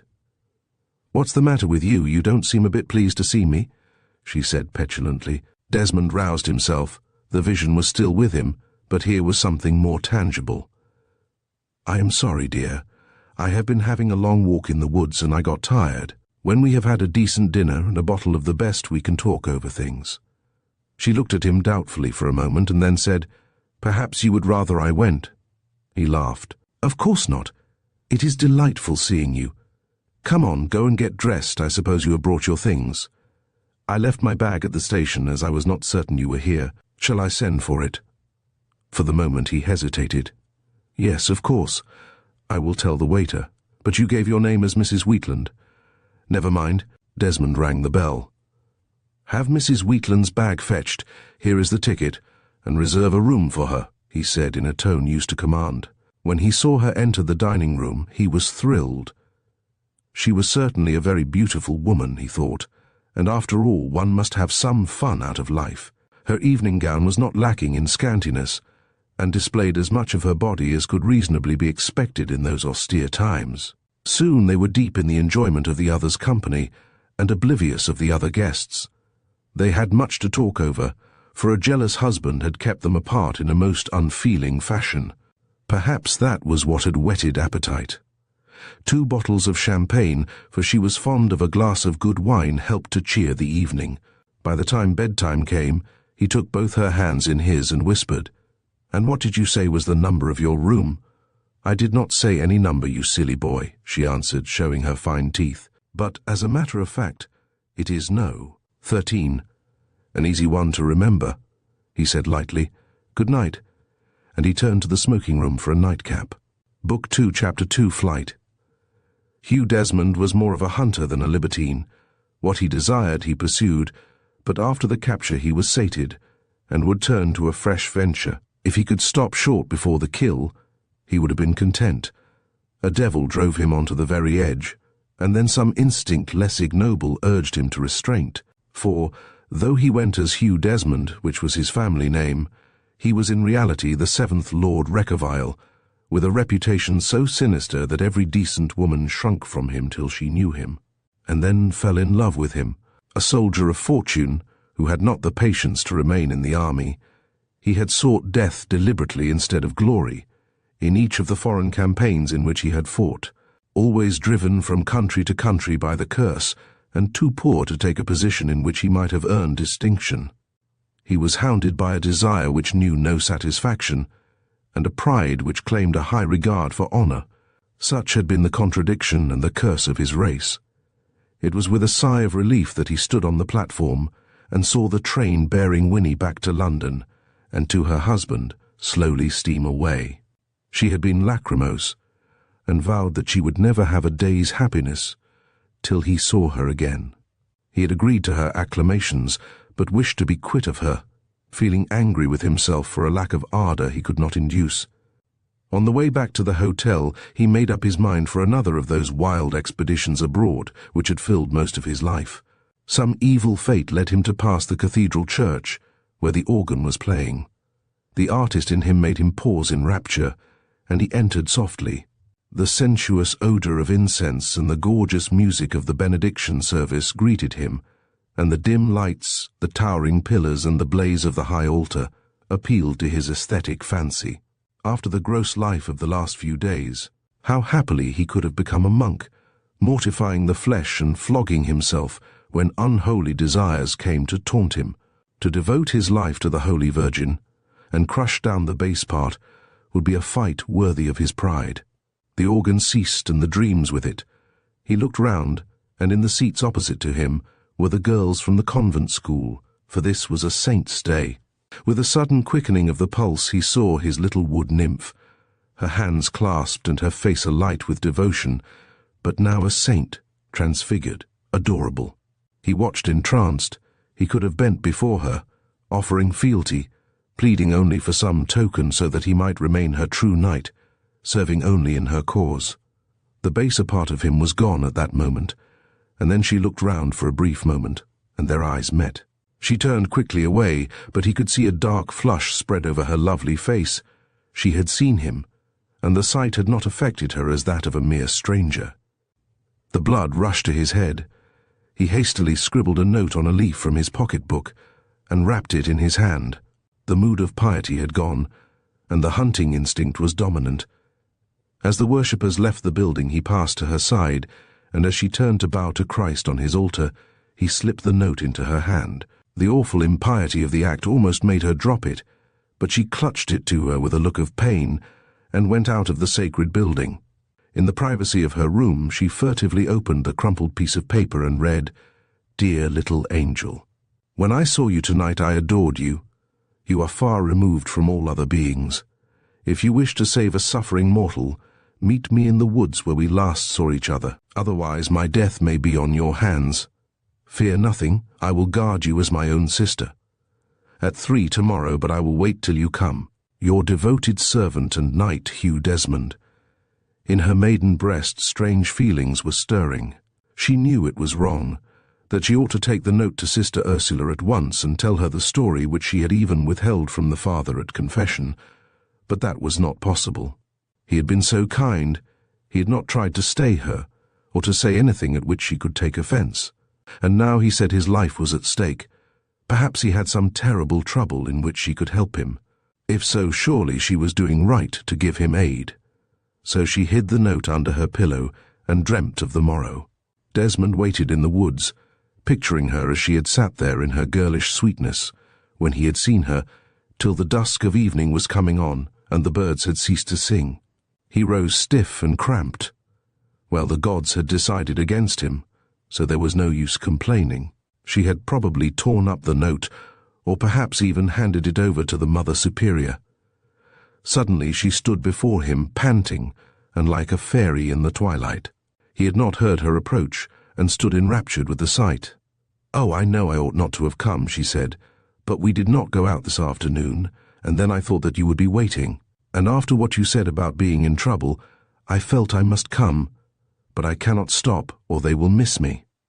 Little Daphne, you have been very kind. I have ached to see you. I have been here all the afternoon, and would have stayed all night if there had been a chance of meeting you." He approached her, and she did not shrink from him, only crossed her hands over her breast and stood expectant. "What did you want to tell me?" she asked. "Only that you are the loveliest maid in the world, and I have longed for you since we met. You have been with me night and day. Oh, Daphne, I love you dearly, and without you I shall certainly die." She drew back then with a quick movement. "But you said your death would be on my hands if I did not come." "If you will not love me, I shall die," he said, but the phrase sounded hollow to him. The setting sun was on her, and an expression of bewilderment showed on her face. She could not understand deliberate deceit, and thought she must have misunderstood him. They remained for a moment in silence, and in that pause a fight was taking place in Desmond's mind. But the sight of her proved too much, and with one swift tiger-like movement he took her in his arms. Had she resisted or struggled, his hunting instinct would have overmastered him, but she remained, neither consenting nor resisting, just as a child might lie in the arms of its father. His hot breath was on her cheek, and in a whisper he said, "I love you, little Daphne. The night is round us. Come, we will love while we may." His lips were close to hers, but some invisible force restrained him. What had he written? He would treat her as a sister. The word of a Reckavile was inviolate, whether for good or evil, and slowly he released her from his close embrace. "I will take you back," he whispered. "It is too late for you to be out." "Thank you, I ought to go, but it is so lovely here, and you are so good to me. Come with me," he said, unable to trust himself further. He took her to the garden wall where she had jumped down and lifted her young warm body like a feather. She was again adorable, and his mood was exalted. She reached down, and he took her hand to kiss, but she put two soft arms round his neck and kissed him frankly, as a child might kiss. "I shall be here every night till you come again," he said, disarmed completely. There was a movement above, and she was gone. This meeting was the first of many. Desmond stayed on at the hotel, and the foreign expedition was postponed. Each night he would wait beneath the wall which bordered the woods, till all hope of seeing her had gone. Then he would go to the hotel, not angry, but hoping for a happier chance on the morrow. She would slip out when she could, fearfully at first, but as discovery seemed remote, with growing confidence. A change came over her. She found herself thinking more of Hugh, as he had taught her to call him, and less of her devotions. Even at Mass his image was before her, and she felt wicked, but could not alter her feelings. Longing seized her for something she only dimly comprehended. She became moody and irritable, and neglected her work. Sister Ursula was distressed. She had grown to love the girl. She misread the symptoms and thought Carlotta was pining to be free, like a caged bird. When they met, the talk was all of the strange places he had seen, and she would listen all eyes and ears, drinking in every word. And so Desmond stayed on, cursing himself for the vile thing he was planning, yet persisting in his scheme. At last he came to the same spot now sacred to both, and lifted her down. Both were disturbed. The autumn was coming on, the time Carlotta dreaded, for she hated the cold and damp and the death of the flowers. "Daphne, my darling," he said, holding her in his arms, "I have to go away tomorrow to my own home to see to matters there. I shall be away for a week at least. When I come back I will see you again." He spoke almost coldly, and she gave a little cry of pain, and realized perhaps for the first time what his absence would mean. She held fast to him. "Oh, must you go?" she asked with a moan. "I must. I have been here too long as it is, but I will come back. Don't be long. I shall miss you. It is so lonely without you." "Would you come with me to Italy for the winter?" he whispered, "away from all this cold and wet into the sunlight. We can see Venice, you have never been there, and find your mother," he added falsely. Her body quivered in his embrace, but she stood silent. When it came to leaving the convent and its quiet shelter and the good sisters, a gulf seemed to open beneath her feet. "I could not," she said, but the vision of all the beauties he had pictured, actually possible to her, was dazzling her very soul. "I will come for you," he said, "and you must decide for yourself. Only if you don't come with me, I must go away altogether." "Don't," she answered. "It would be too cruel. If you leave me, I shall die. I cannot live without you." Her fierce passion was something he had not seen before. He took her in his arms then, and kissed her on the mouth, the eyes and hair, holding her close, and she returned his kisses with utter abandon. Her soft arms round his neck. He was the first to recover, and gently disengaged himself. He was trembling. He had never felt like this in any of his affairs. "You must go, my darling," he said very gently, and lifted her to the wall, not daring to say more. She was crying now, softly as she always did, and the tears fell on him like rain. "Goodbye," he said hoarsely, and turned away through the dark woods. "You scoundrel," he said to himself. "Now what are you going to do? She is not like the others. She will never forget. Are you going to leave her and break her very soul? She has no mother and no friends outside the convent. Or are you going to take her? She is yours for the asking, and ruin her." There was another possibility, but he would not allow his thoughts in that direction. Marriage. But that was horrible. To settle down as a married man, no, that could never be for him. And so he went irresolute, torn by conflicting feelings, the sweetness of her kisses an abiding and tormenting memory, and Carlotta, for her the old life was done. It was all biting pain now. She had been instructed by the sisters, and she knew right from wrong. She had been playing with fire, and now she was burnt. The days passed in weariness. She tried to forget in her devotions, but the old fervour would not come. Perhaps she might have recovered in time, might even have forgotten, but fate was playing a part. He had been gone a week when the Mother Superior sent for Carlotta. "Come here, my child," she said. "I want to talk to you about your future. We must discuss what you are to do." "I do not understand," said Carlotta. "My poor child, it is time you were told the truth." And she recounted the story of her mother and of her treatment. Carlotta could have died with shame. Her sensitive soul was deeply wounded. That she had been kept on out of charity, a foundling. It was awful. "And so you see, my dear," the mother continued, "we must look out for something for you. We have places where we train girls, and I think we can get you into one of those." "And I am to leave here?" Carlotta gasped. "I am afraid so, my dear child. The rules will not allow you to stay after you are 17, and that will be in a few months." She went on talking quietly, but Carlotta heard nothing. It was as though she were sinking in deep waters, and a faint sound of a voice far away was speaking. She did not cry, but her face was white and pinched. "You understand?" asked the mother and kissed her. "Yes, mother. I will do what you want." "That's a good child. Run along now. I will have another talk when I have heard from the training college." For once her judgment was at fault. She thought Carlotta had taken it very well, and would be reconciled to her new life. No sleep came to Carlotta that night. She tossed on her bed, and a dry fever tormented her. "Oh, Holy Mother," she prayed, "take this shame from me. What can I do?" When dawn came she was calm. She had made up her mind once and for all. She was Italian, and had not the calculating mind of the northerner. She would go to him. Yes, this very evening. And her courage rose high at the thought. Desmond was waiting by the wall. The curse had driven him back. He must see her, if only to say goodbye. How often has the devil tried this game with success? She came to the wall, which on the garden side was low, and leant on the parapet. He noticed with a start that she was holding a little handbag, so small and dainty that even at the moment he wondered what on earth she could get into it. "I am coming with you, if you will take me," she said quite calmly. "My God," he said, staggering back, "do you mean it?" "Of course. You asked me last week, and said you would come for me." He was at a loss. This dainty little girl was talking like some practiced woman of the world, or was it sheer innocence? Then he was swept away, and all moderation left him. He gathered her from the wall and seized her roughly in his arms. "Daphne, my darling, come.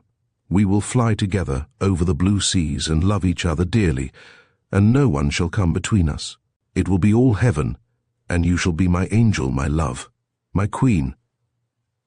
The hours sped by in the soft velvet night, and he took her by the hand and led her to the town. His senses came to him, and his quick mind saw the danger. She would be missed, and a search made. He went to his hotel, but not to the front door. He had brought a young fellow from his estate to look after him, Southgate, son of a publican, who had some training as a valet. He had taken him with him before, and knew his loyalty and discretion. He roused him up from the servants' quarters. "Go to the King's Head down the street and hire a trap. Mention no name except a false one, and say it is an urgent case. An accident. Here is money. You can return the trap tomorrow evening. Bring it to the cross by the London road.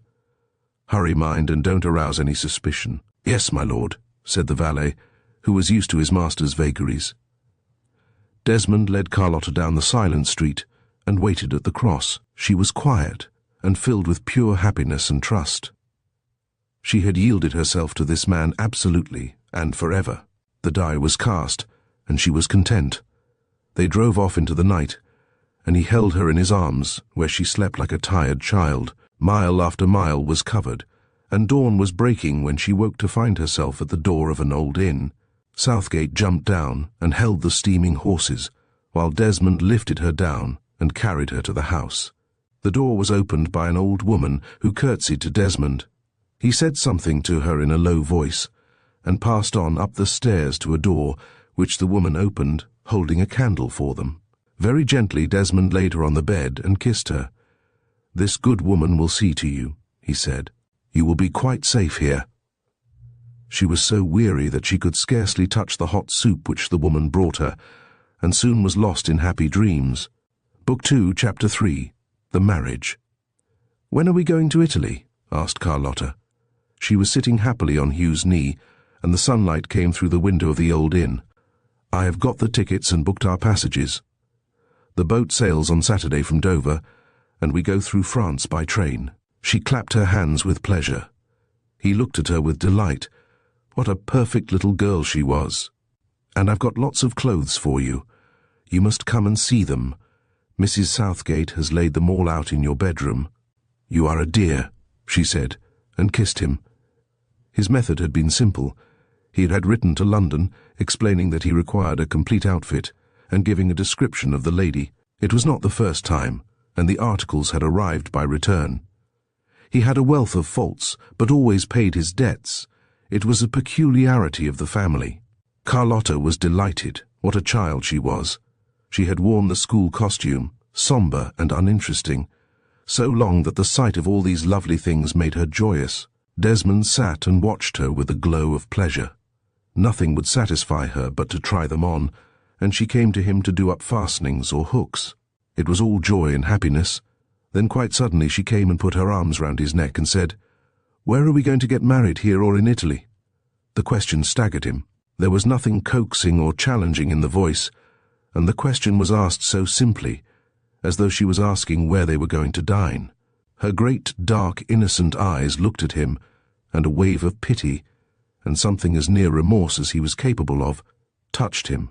"Why, damn," he said with a laugh, and with one of those strange resolutions which madness dictated. "I had not thought of that, little Daphne. So you would really like to marry me?" He watched her narrowly. If there had been tears or reproach, he would have stiffened, but she merely said, "Yes, please, if you would like to," and he was disarmed. He gave a great laugh and held her to him. "Caught! By Jove! Very well, sweetheart, we will get married. Why not, after all? Married women have a pretty good time, so why not men?" She looked at him with grave eyes. "Fancy being your wife. It will be lovely." They had no time to spare, as although the Southgates were loyal and true, the search for the girl might find them at any moment. He obtained a special license, and they set out by road for Dover with gaiety in their hearts, and in his case an unusual sense of virtue. If she wondered that she had not met his family or friends, she put it down to the fact that they must escape pursuit. He told her they would come back when all the bother was over, and he would show her London. At a little village church, where a friend of Desmond's was parish priest, and keener on hunting than his work. They were made man and wife. She was a Catholic, and did not understand the ceremony, which was witnessed by young Southgate and the verger, but when he placed the ring on her finger, whispering, "It was my mother's," she thought it all very beautiful. The parson entertained them to a gargantuan meal, and both the men were soon happily and noisily drunk, but Carlotta noticed nothing. "Reckavile, you ruffian, this is the last straw," said the parson. Carlotta had never heard the name before, but in after years she remembered. "You married? Oh, Lord! I thought your line would at last end with you, at any rate on the right side. You dog!" Drunk as he was, Reckavile turned grey. "I had sworn the curse should die with me. The devil has a hand in most things. Pass the bottle." Southgate and the parson's man helped him into the chaise, and the parson kissed the bride. "God bless you, my dear," he said unsteadily. "Come and see me again." But it was not to be. A stroke took the worthy man off the next night with consequences which none of them could have foreseen. The weeks that followed were one dream of delight to Carlotta. They journeyed from town to town, discovering fresh beauties everywhere. He was charmed with his young bride, and for a moment the horrible craving for something new was stayed. She thought he was showing her Italy, but the restless craze drove him on. Only now he was happy at last, and satisfied with her sweetness. At Ancona, where they stayed for several days, he got his letters. He was utterly careless in these matters, but his butler sent him a batch now and then. They had been watching the bay from the battlements, with the sun flashing on the Adriatic waters, when he took a bulky packet from his pocket and opened it carelessly. There were some bills, some letters from his club, and statement from his butler. Nothing to worry about. Then his eye caught a familiar writing, and with a quick catch in his breath, and a dull presentiment of evil, he broke the seal. It was from Winnie, as he had known by the writing, and he read it through twice. The large, scrawly handwriting was clear enough, but the news was startling. "My darling Hugh, where have you hidden yourself all this time? I have inquired everywhere, but no one knows anything about you. I am in such dreadful trouble. I must see you at once. It is too awful. My husband knows all about us. When he came back from Germany, the servants told him I had been away, and he found that we had been stopping at that hotel. He put a lawyer on the track, and discovered everything. Oh, what are we to do? You must come and advise me, and you will stand by me, won't you? You know how much I love you, and you know you made me unfaithful to my husband. You will not leave me now? He is getting a divorce, and what am I to do? I am staying with my mother, as he will not have me. Do come to me. Your broken-hearted Winnie there were tear stains, and corrections, and crosses at the end. The letter was unfair and gross, and as Hugh looked up from reading it, he contrasted in his mind the fair young girl, now throwing little stones over the hedge to see them drop far below, and the flamboyant beauty of the other, to whom now he must go, for so the twisted honour of his race would have it. "Come, Daphne, let us go back." "It is getting late," he said, but there was a solemn note in his voice which made her ask, "Have you had bad news?" "Oh no, just the ordinary worries, but it will probably mean I shall have to go to England. Business affairs you know, but don't trouble, little girl. I shall not be away from you for long." A shadow crossed her lovely face. It was the first separation. "Can't I come too? I would love to see England properly, London and the big cities. I am afraid not this time. And besides, you would hate the winter. I must get a villa for you, and you can make everything ready for me when I come back. It will be quite exciting for you, furnishing," and so it was arranged. Everything had to be done in a hurry, but then he was used to that. He bought a charming little villa at Murano and obtained servants for her, while she was to stay in Venice till she had furnished it. On the last night she was sad. "Come back soon," she said. "I shall be so lonely without you."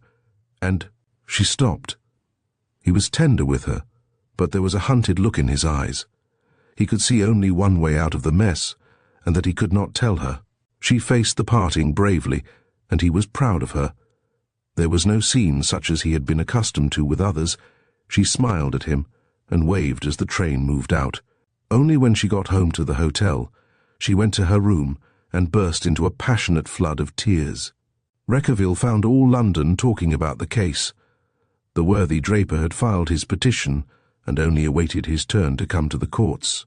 Winnie he would not see, and rumour gathered round the action Reckavile would take. Betting was about even on his marrying the woman or killing the draper.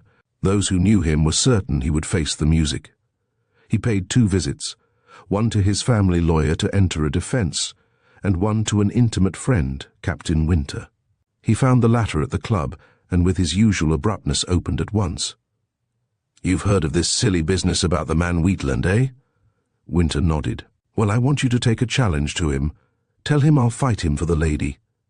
"My dear fellow," said the other, dropping his eyeglass in his astonishment, "are you joking? That sort of thing is quite out of date, unfortunately. Otherwise one would not have to put up with the insults one meets with nowadays. I mean it quite seriously. I am in a devil of a mess, and if he can plug me, all the better. It will end the line, and everyone will be satisfied." Winter looked at him and realized he was serious and in a dangerous mood. It would be best to pacify him, and rather a joke to frighten the draper. Perhaps even it might stay proceedings. He drew up the challenge with all the formality of a century ago, and showed it to Reckavile, who gravely agreed, without apparently seeing any humour in the situation. Winter dressed himself in his best and, hailing a hansom cab, drove to Wheatland Emporium in Highbury. He found him, an anxious, worried little man, pompous and vain, with horrible mutton-chop whiskers. He had risen by energy and hard work through the stages of assistant to shopwalker and manager, until he had obtained a shop of his own, and his middle-aged affection had been lavished on his cashier Winnie, then a beautiful young girl, and ambitious. She had married him for his money, hoping to twist him round her fingers, and found him vain and jealous, and exacting in his ideas both of marital duty and spending limits. Winter he greeted with the artificial smile of the businessman expecting custom, and the latter bowed politely. He was enjoying his part. "Mr. Wheatland, I believe," he said. "The same, sir, at your service," answered the other. "May I have a word with you, sir?" said the soldier. "Certainly. Come to my office." Seated in Wheatland's private room, Winter felt a sudden distaste at his mission. After all, this poor man had been treated badly, and he had his rights like anyone else. "I am afraid I have come on an unpleasant errand," he said. "I represent Lord Reckavile." The draper stiffened. "I do not wish to hear anything from that man. My lawyer has the matter in hand." Winter waved his hand. "This is not a lawyer's business, but a personal one. My friend Reckavile feels that you have a distinct grievance, in fact that you have the right to demand satisfaction. He is willing to waive his rank, and will meet you if you will nominate a second with whom I may arrange details." "A second? I don't understand," said the bewildered Wheatland. "Exactly, a friend who will act for you. You can then fight for the lady. He feels that as the aggrieved party, you have the right to challenge, but you might feel diffident on account of the disparity in rank." He produced his cartel and spread it out. The little man's eyes fairly bulged in his head. "Either you are playing a very discreditable practical joke, or your friend is mad. Fight, sir. I never heard such rubbish. Are we back in the Middle Ages? The law, sir, will give me protection, and I shall immediately communicate with my solicitor to stop this murderous ruffian." Then his manner changed, and in a whining tone he said, "Is it not enough that he has seduced my wife, whom I loved with all my heart, but he must seek my life as well?" Winter felt uncomfortable and cursed himself for coming. He rose to his feet and buttoned up his coat, thrusting his famous challenge into his pocket. "Then I may take it, Mr. Wheatland, that you will not fight," he said. "Certainly not, sir. I never heard anything so preposterous in my life," said the other. "Very good. But on one point you are wrong. Reckavile is a strange creature, and he does not wish to kill you. In fact, he was hoping you would kill him." Wheatland gazed at him open-mouthed. "Kill him, sir, and how much better off should I be if I were hanged for murder than if I were murdered myself? And what would become of my business? I should look ridiculous." Winter felt he had better terminate the interview. "Good day, Mr. Wheatland," he said, bowing slightly. Wheatland laid a hand on his arm. "He will marry her, won't he, sir? When I have my divorce, I should not like to think he would desert her." There was something in the tone which went to Winter's heart. This stubborn man, who would not forgive, and who was willing to face publicity for the sake of his personal honor, yet hoped that the woman would find happiness, or at any rate safety, by marrying the man. "I'll tell him," said Winter hurriedly, and went out. Reckavile was waiting for him in the club. He had occupied his time in tossing a friend for sovereigns, and had liberally attended to his needs for liquid refreshment. He listened in scornful silence to Winter's recital. "And so the merchant won't fight," he said. "Not likely," said Winter with a loud laugh, "and the best of the joke is he wants you to marry the woman." Reckavile sat up straight, and Winter eyed him narrowly. "Of course that's your affair, old man, but it certainly looks as though you are caught at last," and he slapped the other on the back. "We all know about the Reckavile honor. You are all blackguards of the worst type, but men of honor of a sort, a curious sort." There were several in the group, and they laughed boisterously. "Damn you, you need not remind me of that," said Reckavile. His thoughts were with a little lady with great eyes in Italy, watching for his coming with a love-lit face, whom this same sense of honor has compelled him to marry. He shook himself. "You'll all dine with me," he said, "and we'll have a flutter afterwards, but I'm sorry the merchant would not fight." Book 2, Chapter 4, The Divorce and After. Wheatland got his divorce. There was no defense, for when Reckavile considered the matter with his family lawyer, he decided not to have certain letters read in court, and all the details published in the papers. He wandered restlessly between London and his castle at Portham, not able to leave for Italy till the case was over. He wrote Carlotta passionate love letters, but gave no address, for to her he was Hugh Desmond and no other. In spite of all the appeals made to him by Winnie in tearful and illiterate letters, he made no answer, nor would he see her. He told his lawyer to look to it that she wanted for nothing, and there the matter rested. It was the day after the decree nisi had been pronounced, when Reckavile went to his lawyer, Mr. Curtis, head of Curtis, Figgis and Bryce, for a final interview, as he was leaving for Italy the next day. The thought thrilled him, as he pictured her whose whole longing was bound up in him, with no aspiration after title or social position, and trust, absolute trust. That was the very devil. Curtis was speaking. "Of course, I don't know what you propose to do, Lord Reckavile. When the decree is made absolute, it is hardly my affair, except, as the old family lawyer who knew your father, perhaps." He stopped confused. "Well? What I meant to convey was that if you made the lady an allowance as you were doing, it would appear sufficient. In your position, I do not think an alliance would be desirable or even necessary." Reckavile's face hardened. "You mean, as I have compromised the lady, I should now desert her, of course, with an allowance," he added bitingly. Curtis was uneasy, for he knew the Reckaviles, but the marriage must be stopped. He tried once more. It would never do. "You know that the estate is heavily mortgaged, and you are rather careless in money matters. I had hoped that you would marry some desirable lady of your class, with sufficient funds to put the family in a satisfactory position. I think that is very necessary." He paused at the look on Reckavile's face. His eyes were dull black, like a snake's, and his mouth was twisted in a fiendish smile. Curtis knew that look only too well. "Thank you, Curtis," he said. "I was undecided and thought of tossing for it, but you have made up my mind for me. I shall certainly marry the woman, or at least give her my name for what it is worth, and that should be sufficient punishment for anyone. But, my lord," Reckavile held up his hand, "there is no need for further discussion." A knock sounded at the door, and the clerk came in. "A lady wishes to see Lord Reckavile," he said to Curtis. "She would not wait, sir, and seemed very impatient." He was brushed aside, and Winnie swept into the office. Her colour was high, and she certainly looked a beauty at that moment. The worry of the last few months, instead of marring her looks, had softened the lines of her face, and her fine eyes were appealing. She came straight to Reckavile, ignoring the lawyer altogether, but something in the sternness of his face made her pause. "Oh, Hugh," she said, not venturing to go to him, "why have you treated me like this? You have taken no notice of my letters and refused to see me. Are you going to desert me after you have ruined me?" Her voice broke, and there were signs of coming tears. "You need have no apprehension on that score," he answered coldly. "I have already discussed the matter with Mr. Curtis here. When the time comes, you shall become Lady Reckavile and have my honoured name. You have a witness here."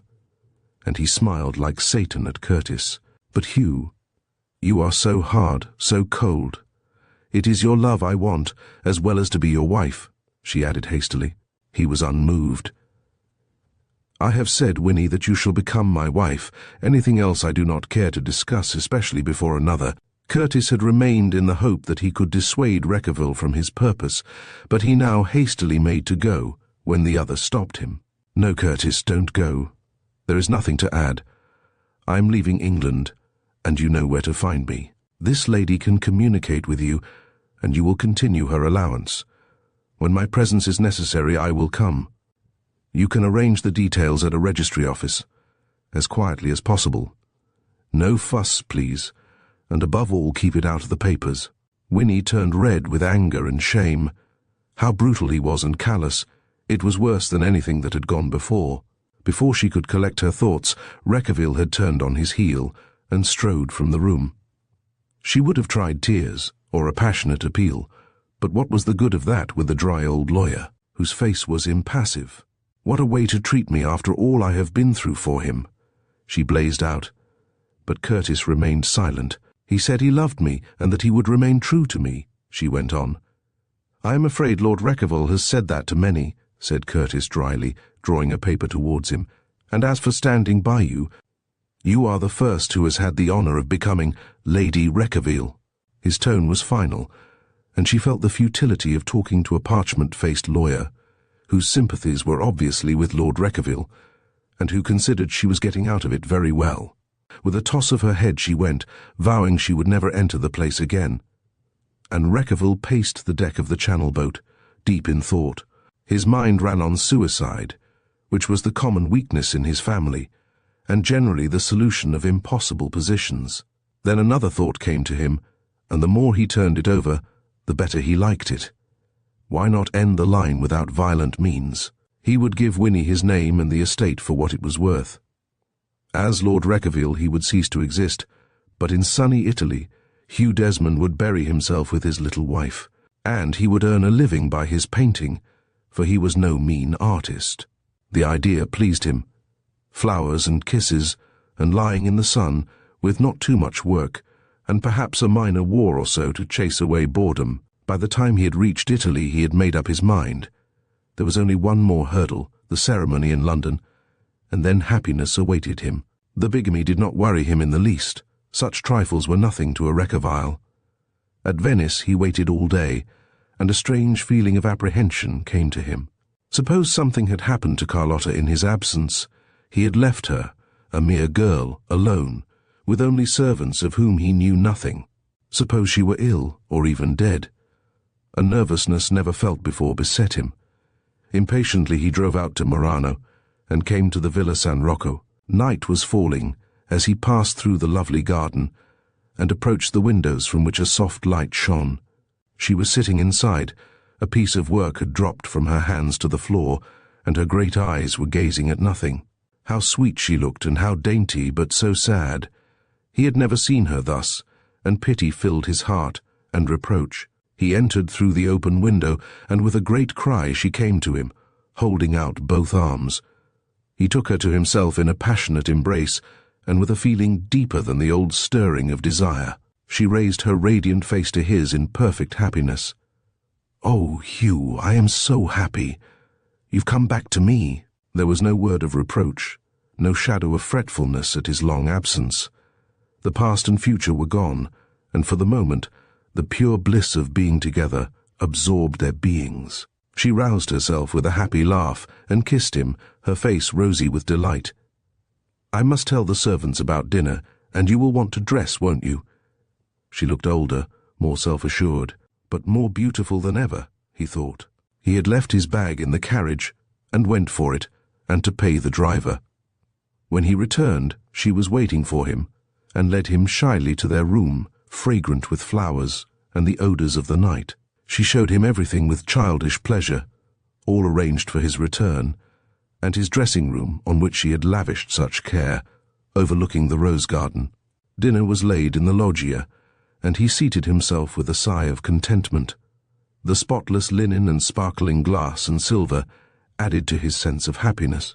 She rose and filled his glass, and he made her sip from it first, the scent of her hair and the nearness of her warm body intoxicating him.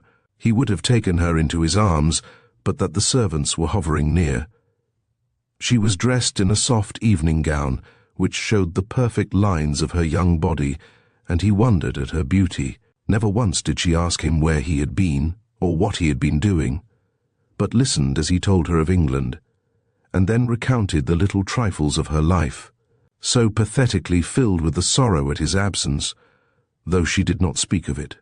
They sat over their coffee while he smoked a cigar from his club, which had never seemed so fragrant before. At last he rose. "It is getting chilly, darling," he said in a voice he tried to steady. "Let's go to bed." A deep blush dyed her neck and face as she rose and took his hand. Book 2, Chapter 5. The Second Marriage. The summons had come, and Hugh braced himself to meet the call.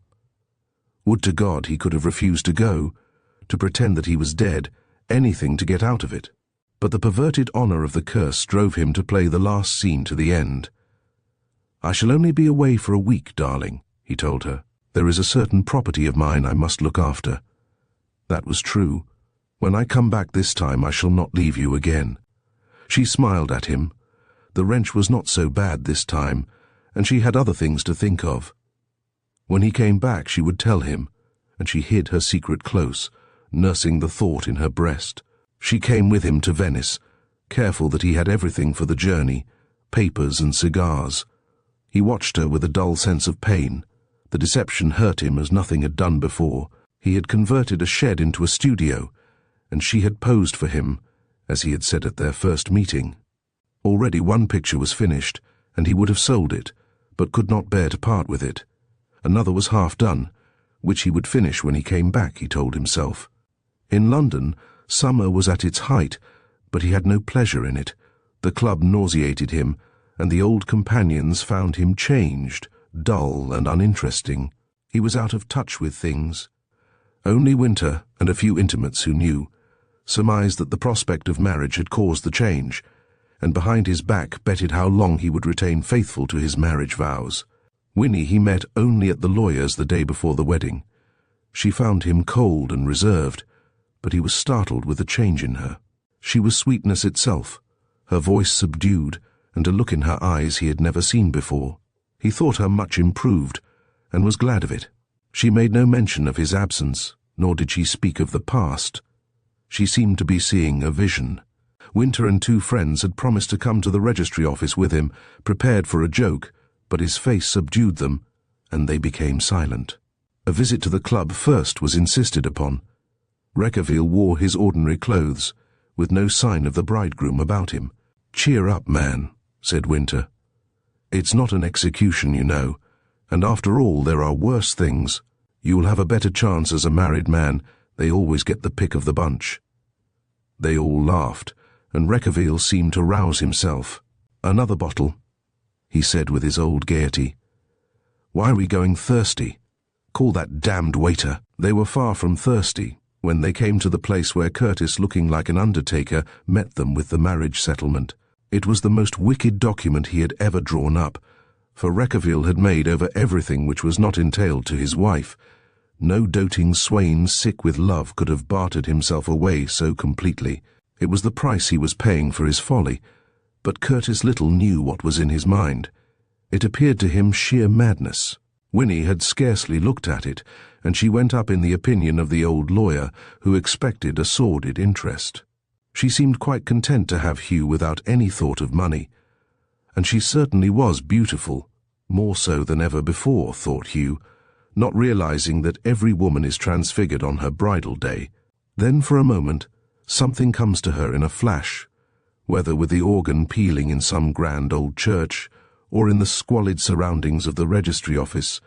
A light from the unknown illuminates her soul, and departs leaving only the memory of a guest that tarrieth but an hour. Winnie had brought a girlfriend with her, a devoted little soul who had stuck by her all through and borne with her moods. That she was young and attractive was quite enough for the amorous Winter, who began to make violent love to her at once. The ceremony was over with that blinding swiftness which has an element of indecency in it. Before they realized that it had started, they were signing their names, and the step had been taken from which there is no retreat. The situation was beginning to appeal to Reckavile's cynical mind. After all, Italy was far, and why the devil should one be tied up with one woman? To hell with convention. He had been too solemn, too wrapped up in domesticity. It was a great mistake. There was an awkward pause, and Winnie looked shyly at him, while the fussy little registrar buzzed around getting signatures of witnesses. Well, why not? Reckavile took Winnie by both hands and kissed her, if not with affection, at any rate with a satisfying thoroughness. The ice was broken, and Winter and the two friends he had brought followed suit, taking liberal toll both with Winnie and Florrie, her friend, whose surname no one troubled to ask. Even the old lawyer began to thaw, now that the irrevocable step had been taken. Winter had arranged for a private room at the Gloucester, and thither they adjourned. Curtis protested, but was lifted bodily into a cab by the others and brought along as a trophy. The lunch was a merry one. Reckavile threw off all his moodiness. It would be time enough to tell Winnie what he intended to do later on. He was going to send her to Reckavile Castle, where he had arranged matters with the butler, and he was for Italy. He knew there would be a scene, and it would be as well to play the farce out first. Soon corks were popping, the wine was running free, and Winter filled Curtis's glass to the brim. "But I never take anything now," he protested. "I suffer much with the gout." "That shows what a wicked youth you were," said Winter. "But all doctors agree about the hair of the dog that bit you. Drink up old deed box and smile at the bride." As the meal proceeded, the guests became more riotous. Winter was one who seldom showed signs of excess. He became solemnly humorous and then slept, but now he rose unsteadily to his feet and gazed around with an owlish expression. "Ladies and gentlemen, I rise to propose to health of the bride. Aunt congratulate you. Reckavile is sad dog, like all his family, but hope fought best. Congratulate Hugh, damned pretty woman, beg pardon, ladies, but struth. Wish I had married her myself. Never mind. Lucky to have hooked him. Many tried unsuccessively, wrong, unsuccess. Without success, tart's better. Well, don't want long speeches. Here's to bride, and all the little Reckaviles, past, present, and to come," and he sat down. "Get up, you ass, and propose the toast," said Harding, one of the guests attempting to pour port into Curtis's glass, and spilling most on the table. "I never take port now," said the unhappy Curtis. "The doctor has absolutely forbidden it." "Stupid ass, the doctor," said Harding. "Port best thing for gout in the world." Winter rose again with difficulty, and gave his toast, which was drunk with musical or unmusical honours. A waiter entered to ask whether anything was required, and Harding hit him with a ripe watermelon, which exploded over his shirt front, and he retired. "Speech," said Winter, clapping his hands vigorously. Winnie's face was flushed, though she had drunk sparingly. In a few tasteful words she thanked Winter, and hoped that she would make a good wife for Hugh, and that he did not regret the step he had taken. It was a good little speech, and Reckavile was pleased with her. She was a damned good sort, he found himself repeating, and the subaltern on his left, whose very name he had forgotten, agreed heartily with him. Florrie had left the table and was sitting at the piano playing soft tunes, while Harding was tickling her neck with a peacock's feather he had taken from an ornament on the mantelpiece. Winter rose to his feet again. "Young couple want to start on honeymoon. Got a proposal. They want to go to Reckavile Castle. The train's no good, too unromantic. I got my coach here. Won competition yesterday or day before, I forget which. Bring it round here, and we'll all go in style. Only just beyond Brighton, eh? No distance. What to say, Hugh, old bounder?" It suited Reckavile's mood. Anything to get into the air, and the swift motion, especially with the excitement of being driven by a drunken man, appealed to him. After all, he might just as well see her to the castle. It was more seemly, then he could slip away from there. Winter issued his orders to a waiter who peeped through the door, holding it like a shield in case of attack. The meal had now become an orgy.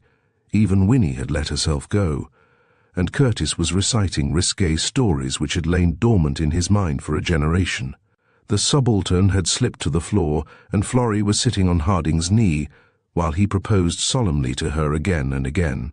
Reckavile was singing Tom Bowling to his own accompaniment, while empty bottles strewed the floor, and the spilt wine ran on the table like the blood of a sacrifice. The sound of a horn outside roused the revellers, and Winter gathered his passengers together. They must all come, he would take no refusals. Only Curtis was adamant, and at last they gave up trying to persuade him. The rest were packed away, and they started off, the horses trotting bravely out of London. They were all sound asleep before they reached Portham, and the gloomy old castle in the woods. Only Winter had driven at a cracking pace, and the air had sobered him.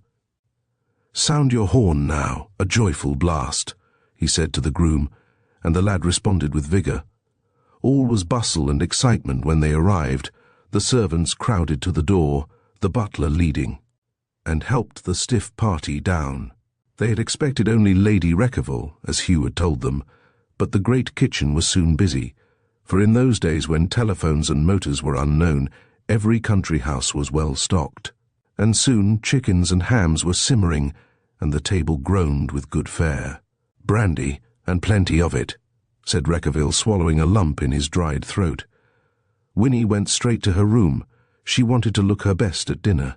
The mad party had no luggage, except Winter, who had brought his on the coach, and there was much merriment as Winter's two friends raided Reckavile's ample wardrobe. The night was far spent when they rose to seek repose. Reckavile through a mist saw a vision of loveliness, and Italy was forgotten.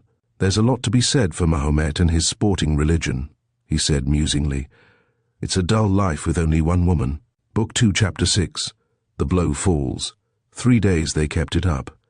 Winter discovered new wonders in the cellar each day, and while at breakfast everyone was discussing trains, towards evening departure had been forgotten.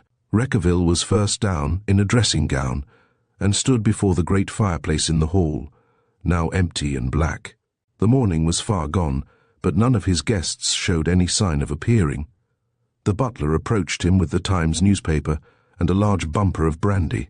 He idly opened the paper and glanced at the news. Then a pang shot through him as he read of an earthquake shock which had been felt in northern Italy, and several houses had been demolished near Venice. A great wave of disgust went over him, and his thoughts went back to the little villa, and the poor girl waiting for him, perhaps overtaken by this hideous menace. The moment he thought of this fair child in danger, he sickened of his surroundings. God, what a hog he was! He looked in the glass and saw the blotched face and heavy eyes, and with a blow he smashed the heavy mirror, careless of a bleeding fist. The butler came in alarmed at the sound, though he was inured to most things in that house. "Have you hurt yourself, my lord?" he asked. "It's nothing. Get one of the servants to clear up that mess." "They say it's unlucky, my lord, breaking a mirror," said the butler, gazing ruefully at the ruin. "Unlucky be damned, you fool. Have you ever known a Reckavile anything else but unlucky? Get me another brandy." There was only one thing to do. He would write no farewell letter that was so common, so vulgar, he would melt away. Never mind luggage. He had the money he had got ready to take with him after the wedding. "Where is Lady Reckavile?" he asked. "Her maid has taken breakfast to her, my lord." "Very good. You may go. Here, take this glass with you." And he handed his empty glass to the butler. At the corner of the drive he paused, the wood closed thick beyond, and he looked back at the sombre pile of the old house, for some instinct told him that he would never see it again. Then the woods swallowed him up, and he set his face to the distant railway at Portham Junction. Carlotta was waiting for him in the little haven of rest, so calm after the turgid days that had passed, and he felt at peace again. It was so charming to sit and listen to the small trifles of interest which had come to Carlotta's quiet life, the earthquake which had not touched them, but had been much talked of, and the hot weather which was causing a drought. When they were sitting together after dinner, she shyly took up a piece of work and plied her needle while he smoked and watched her. A great contentment settled on his soul. He would get on with his pictures, and the old past would fade. There would be no ghosts this time, and after a time the new Lady Reckavile would presume him dead, perhaps marry again. It was all one to him. The soft night air played about them, and only the sound of some night insect came from the garden. All at once his attention was riveted by the sight of what Carlotta was sewing. Half-consciously he looked at it, wondering at first, and then his mind became focused, and he could not take his eyes from the little garment. Slowly realization came, and a wave of mixed emotion swept over him. Horror, exultation, pity, and regret were equally blended. In a hushed voice he said, "Little Daphne, what are you working at?" Her face sunk down over her work, and a crimson like a sunset dyed her neck. "Can't you guess?" she whispered. "I could not tell you." A tumult of many waters went over him. What did this mean? He knew, of course, what she was telling him. There was no doubt of that. But what in God's name was to be the outcome now? The line he had sworn to end, with its curse and madness. And the child. What of that? By all the laws of God and man, this was the heir, and why should he be kept from his title? What right had he to say that this should be plain Desmond, when he should be Reckavile? He was dumb, and rose and fled into the night without a word. Here he paced the rose garden, wrestling with his thoughts. Cursed fool, he had never thought, never realized, and that farce in London, if he had only known before. Oh God, talk about honor. Where was the honor in giving his name to a woman who had sought trouble with her eyes open when he had betrayed an innocent child unborn, and sold his birthright for a freakish principle? Well, he need not decide now. Sufficient for the day, that was the old motto. Anything might happen. And then a sudden realization of what Carlotta must be feeling struck him like a blow, and he turned to the loggia. She was weeping quietly, as she had always done, but passionately and with abandonment. She had misunderstood. He was an artist, and she knew he admired her beauty. She had thought he was angry that her loveliness would be marred, and she would be unsightly, hideous to him. She wished he had not come back. Then he came in and took her into his arms. "Don't cry, little Daphne," he said very tenderly. "I have guessed your secret, poor child, and you had not told me. Are you angry with me?" she murmured. "I thought you would be pleased. Fancy, but I must whisper it." She was only a child, delicate and sensitive as a flower. "I understand, darling, but it came as a shock at first. Poor little Daphne, how you must have been worrying by yourself." "It doesn't matter, only I thought you would be pleased," and the light shone in her starry eyes. "I would have told you before you went away, only I did not like to." He burst into a wild, discordant laugh, which frightened her. Oh, the curse! This is real humor, only a joke of the worst taste. Then he saw her white, puzzled face, and set himself to comfort her. She had little secrets to tell him. There was a cot hidden away which must be brought out, a delicate fairy thing of blue silk and lace, and a casket fitted with tiny brushes and ivory boxes. It made him feel clumsy and awkward, out of place. He knelt by her and took her hands. "Do you remember, little Daphne, when we met in the woods, and I said I would paint you as a Madonna, and how shocked you were?" She nodded gravely. It had been their first meeting, and the memory of that had always been with her. "Perhaps I shall paint you as Our Blessed Lady with the Bambino." She blushed deeply, and her eyes spoke her thoughts. It would be too much honor, but... And the tears which came so easily now started to her eyes. He was very gentle with her in the days that followed, and the old unrest was quieted. They would walk in the rose garden, amid the flowers, and all that was best in the man shone out like a star in a cloud rack, calm and strong. She leaned more on him as the time went on, and found him a rock of support. There was no painting now, only sweet companionship and expectancy. An English doctor came post-haste in answer to Hugh's message, and while he was within, Hugh stamped up and down the garden, cursing, angry with the futile wrath of a man who would gladly offer up his blood, his life, to save from pain one over whom the dark shadow was resting.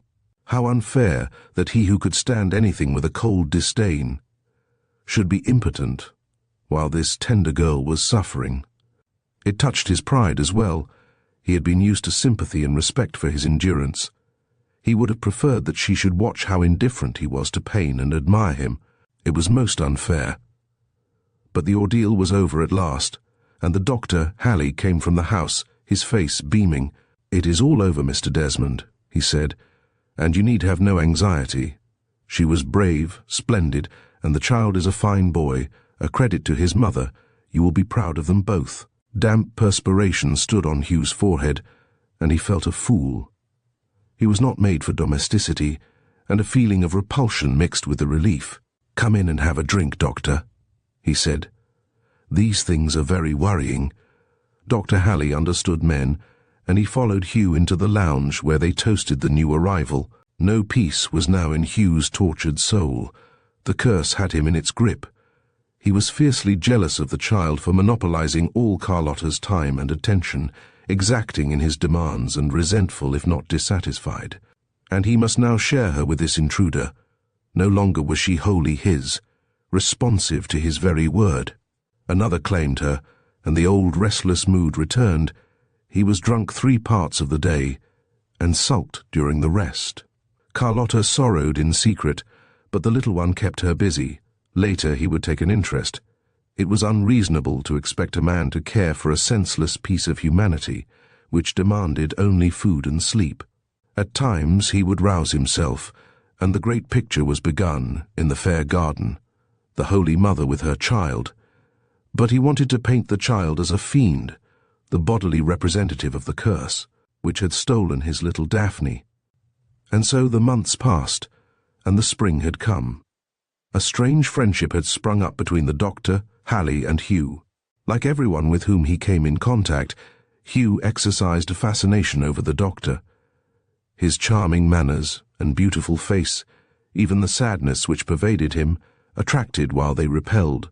He was a frequent visitor at the villa, first for professional reasons, then to see Hugh, and at last for another reason which he dared not confess even to himself.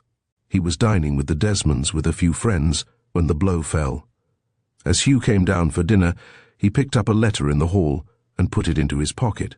He knew the writing only too well. It was from Curtis. It was a pleasant little party, but a strange foreboding made Hugh distrait. When the ladies had gone, and the men were smoking, he took the letter from his pocket, and asking permission of his guests, broke the seal. Inside was another letter, and his heart gave a bound as he saw the scrawly writing of Winnie. He had received letters full of appeal from her, asking him to come back. She had thought him at some foreign war, and could only write through Curtis, who was sphinx-like as to his place of abode. Finally he had told Curtis not to forward any more. Why had he broken this instruction? He balanced this one in front of the fire. Better burn it and let the dead past bury its dead. But something stayed his hand, and he broke the seal. He sat so long staring into the fire that his guests gave sidelong glances at him. His face was ashen, and there was a devil peeping out of his eyes. At last the silence became intolerable, and the doctor asked, "Nothing wrong, Desmond, I hope?" Hugh gave a horrible laugh which sent a shudder down the backs of his listeners. "Wrong? No, splendid news. I am sorry to be so rude. A great friend or enemy of mine, I am not certain which, is about to become a happy father. Good luck to him. Let's come and join the ladies." His gaiety that evening was contagious, and Carlotta hoped that he was getting over his moods and coming back to his old self. When the others had gone, he kissed her tenderly good night. "I shall not be coming yet, Daphne," he said, using the old name. "I want to have a think." "All right, darling," she replied, lifting her sweet eyes to him. "But you look tired and worn, poor Hugh." "Never mind me," he said almost impatiently. "Daphne, where do you keep your marriage certificate?" The question startled her. She treasured this sacred document with her most intimate possessions, though she had never looked at it. She had never refused him a request in her life, but something made her hesitate to tell him. "Do you want to see it, darling?" she pleaded. "Yes, please," he said in the tone she knew meant obedience, and she fetched it for him. "You will take care of it, darling, won't you?" It was placing her honor in his hands. She went slowly out of the room, feeling as though he had taken her child from her. All night Hugh paced the garden. Winnie was going to have a child, and little Roy in his cot upstairs was to be dispossessed of his birthright. The crisis had come at last, which he had refused to meet. Only one course was open to him, and that he would take to the bitter end. The curse had handed him his poison cup, and he must drink as became a Reckavile. He would go to England, yes, at once, without farewells which he hated, or an explanation which he could not give with those clear eyes on him. He would produce the marriage certificate, that would be necessary, and proclaim his infamy. He must put Carlotta in her place, and Roy as his heir, and then, of course, follow the path so many of his ancestors had done, with dignity and unfaltering courage. Only in his case it must be swift. He would never suffer arrest. Book 2, Chapter 7, A Nameless Wife. A terrible gale was blowing up the channel, and wise mariners made for port before it was too late, while wives shuddered at the howling whose menace they knew too well. Off the south coast a small French vessel was beating its way against the blast, and coastguards looked with astonishment at its manoeuvres, finally shrugging their shoulders at the madness of the foreigner. Had they seen what was taking place on the deck, they would have opened their eyes still wider. The French skipper was holding to the rail, shouting orders, while a madman, without hat or coat, and with a set white face, was pointing a pistol at his head. "I tell you, sir," said the shaking seaman, "we dare not run in close to the shore. We shall be driven in onto the rocks. It is sheer madness." "Very well," said Reckavile calmly. "Lower a boat, and I will go ashore." The other made a gesture of despair. "It is impossible. No boat would live for 5 minutes. Why not let me run to shelter, or ride out the storm?" "I tell you I will not wait, though all hell were in the storm. You can choose. Either you lower a boat for me, or I shoot you." His calmness overawed the other. "It is death, sir, for you, and perhaps for us too. The first is my affair, and the other is in the hands of God or the devil." "Oh, mon Dieu," said the frightened man, crossing himself. "Very well, since you will have it so. And I will even go as near to the land as I dare, though I am risking the lives of the crew." With a sense of relief he gave the order, hoping that he might save his life and his vessel by casting this blasphemer. And so Hugh, 7th Lord Reckavile, went to his death, driven by the curse, and his body, bruised and broken but still recognizable, was washed ashore by the old Black Horse at Portham, and brought by the south gates on a shutter to the castle, while the storm shouted a requiem, and the fiends seemed to be laughing at their last effort at humour. Winnie was summoned, for the news must be broken, but it was dangerous in her condition, as her time had almost come. The butler, in faltering accents, told her the sad tidings. She listened stony-eyed, and without tears. The news stunned her. Much also as she thought she loved him, his base desertion had cut her to the quick, and his refusal to answer any letters hurt her pride. She came and viewed the poor relic, now decently laid out, and saw the quiet beauty of the face, at rest at last, and peaceful. Then the tears came, and she sobbed bitterly till the nurse gently led her from the room, reminding her that another life might depend on her courage and restraint. More to take her mind off the horror than for any other reason, the nurse placed into her hands the sea-soaked contents of his pocket, and Winnie idly examined them, her mind far removed from the articles, and seeing only his flushed, handsome face, as she had last seen him alive. A parcel, damp with seawater and sticky to the touch, seized her attention, and she opened the sheets of paper. The first words were sufficient to rivet her mind on the writing. "Be it known to all that I, Hugh Desmond, 7th Baron Reckavile, being of sound mind, wish, as far as lies in my power, to make restitution for a great wrong which has been committed." As she read on, fear clutched her. The document told of his marriage, and the birth of his heir, and of his bigamy with Winnie. Enclosed was the marriage certificate at the little village of Steeping among the Sussex Downs. The letters were blurred before her eyes. Surely this must be hallucination. She staggered as she read, and the quiet nurse came at once to her aid, guiding her to the bed, where she lay quivering. The nurse gave one look at her and went out to summon the doctor, after seeing that she could be left safely. Then all Winnie's faculties came back, and she was the fierce mother fighting for her offspring in some primeval forest. She half rose, determined to destroy the document before it could be seen by other eyes. That must be done at all costs, but great waves of pain came over her. She tried to rise, but could not. Then, as a cold numbness gripped her, she grasped the packet in a despairing effort to throw it into the brightly burning fire.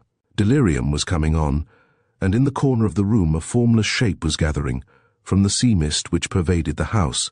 To her startled imagination a dreadful shape emerged, and the dead form of Hugh stood before her, the face stern and grim, and the dead eyes gazing at her in a fixed stare.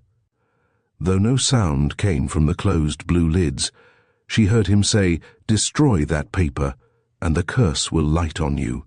I will give you no peace, nor your unborn son. In sorrow and shame you shall bring forth a nameless thing to bear my name and title." With a wild shriek, she sank back fainting on the bed, as the nurse hurried into the room. That night, the 8th Lord Reckavile was born, with the mocking voice of the storm fiends wailing round the old castle, and the very foundations shaking with the fury of the tempest, while in the bay, gallant men were bringing half-drowned Frenchmen safe ashore from the wreck of the vessel, and below a still form was lying with a smile of devilish satisfaction on the dead lips. When Winnie, like a pallid ghost, crept downstairs for the first time, the nurse shook her head. "She must have loved him very much to take on so," she said to the housekeeper, but Winnie had one purpose in view. At all costs the damning papers must be hidden. Destroy them she could not after the horrible vision, even though her reason told her it was a nightmare born of her condition. Hugh had told her of the secret drawer of the Reckaviles, and she placed the documents there. "The villain," she muttered. "That accounts for all his absences abroad, leading a double life, and then trying to do my son out of his rights at the end." For black hatred had come to her of the man who still haunted her in her dreams, and more of the innocent girl and her son, far away in Italy, who would hang like a dark cloud over her son's head for all his life.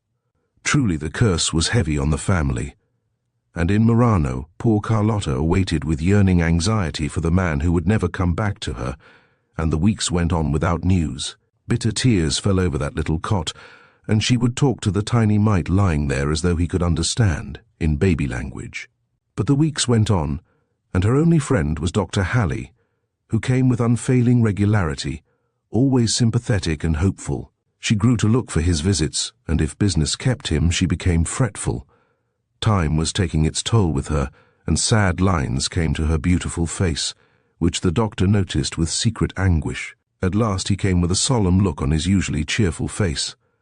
"Mrs. Desmond," he said, "I am afraid I have some terrible news for you. You must try and be brave." "He is dead," she gasped with quick intuition. "It is worse than that, I grieve to say." "Worse?" He slowly unfolded an English paper, where an account was given of the wreck and the drowning of Lord Reckavile. It was of old date, but a print was given of the dead man, and the likeness was unmistakable, apart from the name below, Hugh Desmond, Lord Reckavile. At first she did not understand. "It looks like Hugh," she said in a hollow voice. "It must be a relative." The doctor shook his head. "I am afraid there is no doubt," he said gently. "I never told you, but on the night when your husband went away he dropped an envelope on the floor. I picked it up from a sense of tidiness, intending to throw it in the fire when the name arrested my hand. It was Lord Reckavile, and was part of the letter he had opened in our presence, and which had evidently disturbed him. There is no doubt that it was his real name. He was Lord Reckavile." A vague memory floated back to her mind. The parson at their wedding had called him by that name. She remembered the very words. "Reckavile, you ruffian, this is the last straw," he had said. Even then she did not realize the full meaning of the terrible news the doctor had brought. Hugh was dead, and that stunned her for the time, but Hallie was speaking. "I am so sorry to be the bearer of ill tidings, but I felt you must be told. Poor little Roy. It would be dreadful for him." "Yes, of course," she replied, wondering. How would it matter when he was too young to understand? "Mrs. Desmond, you are a brave woman, I know that. Don't you see what this means? Here is an account of the affair. Lady Reckavile gave birth to a son and heir on the same night." "Lady Reckavile," she whispered. "You mean he was married? He had a wife?" "I am afraid so. He married you as Hugh Desmond, having a wife already." His voice was hard and bitter. She was up in arms at once. Every true woman can so easily forgive a cruel wrong done her if it is for love. "He loved me only, I am sure of that, and if he had another wife, at any rate he left her for me." The doctor was wisely silent. The realization of the wrong done to the child upstairs would come later. "I have been so long away from England," he said, "that I have lost touch with the people there. I seem to have heard of the Reckaviles." It all came back to her when she lay on her sleepless bed that night. His hesitation, and the delay in getting married, and then the secrecy, and the hurried flight to Italy. Yes, it was all clear now.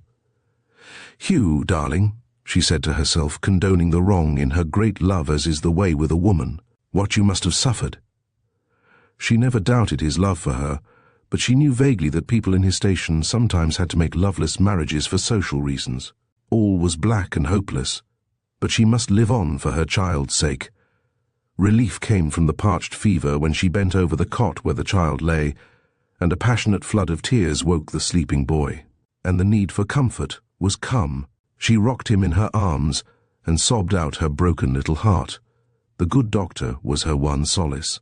With unselfish kindness, he saw her through this time of horror, and fought inch by inch to help her forget.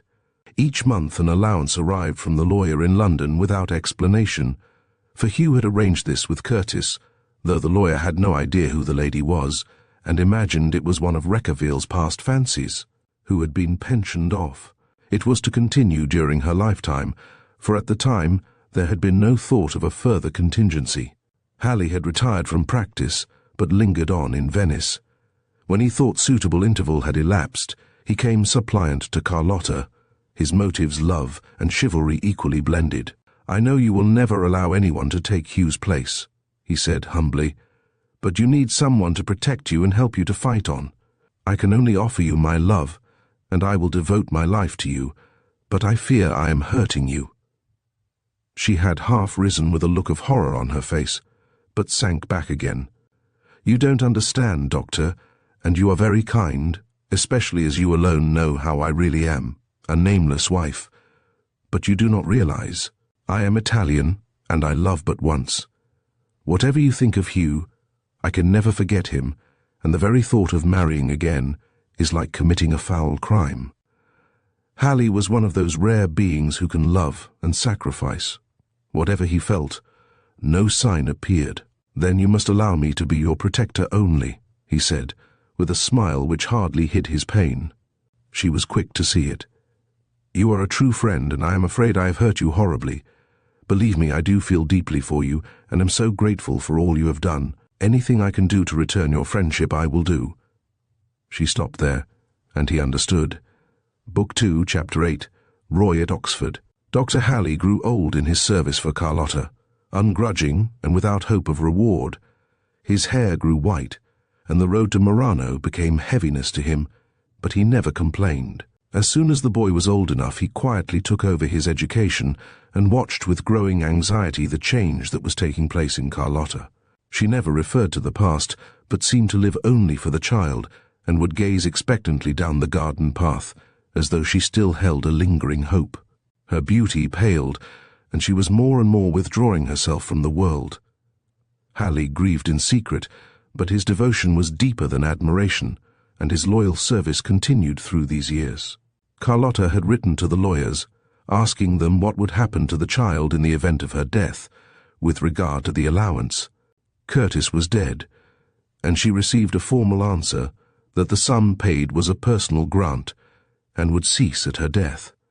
So she lived as simply as possible, that Roy should not go penniless when her time came, and the doctor was convinced that this fear more than anything else kept her alive. Roy was 15, a fine, clean-looking boy, with his mother's eyes and his father's classical beauty, untouched with his sardonic smile. Hallie had carefully taught him all he knew, which was wide knowledge. Carlotta had insisted on making Italian his mother tongue, and never spoke English herself. If spoken to in that language, would answer in Italian. She would also write in Italian, and only once broke her self-imposed edict, when she handed a miniature of herself and the boy to Hallie, under which she had written Mother and Roy.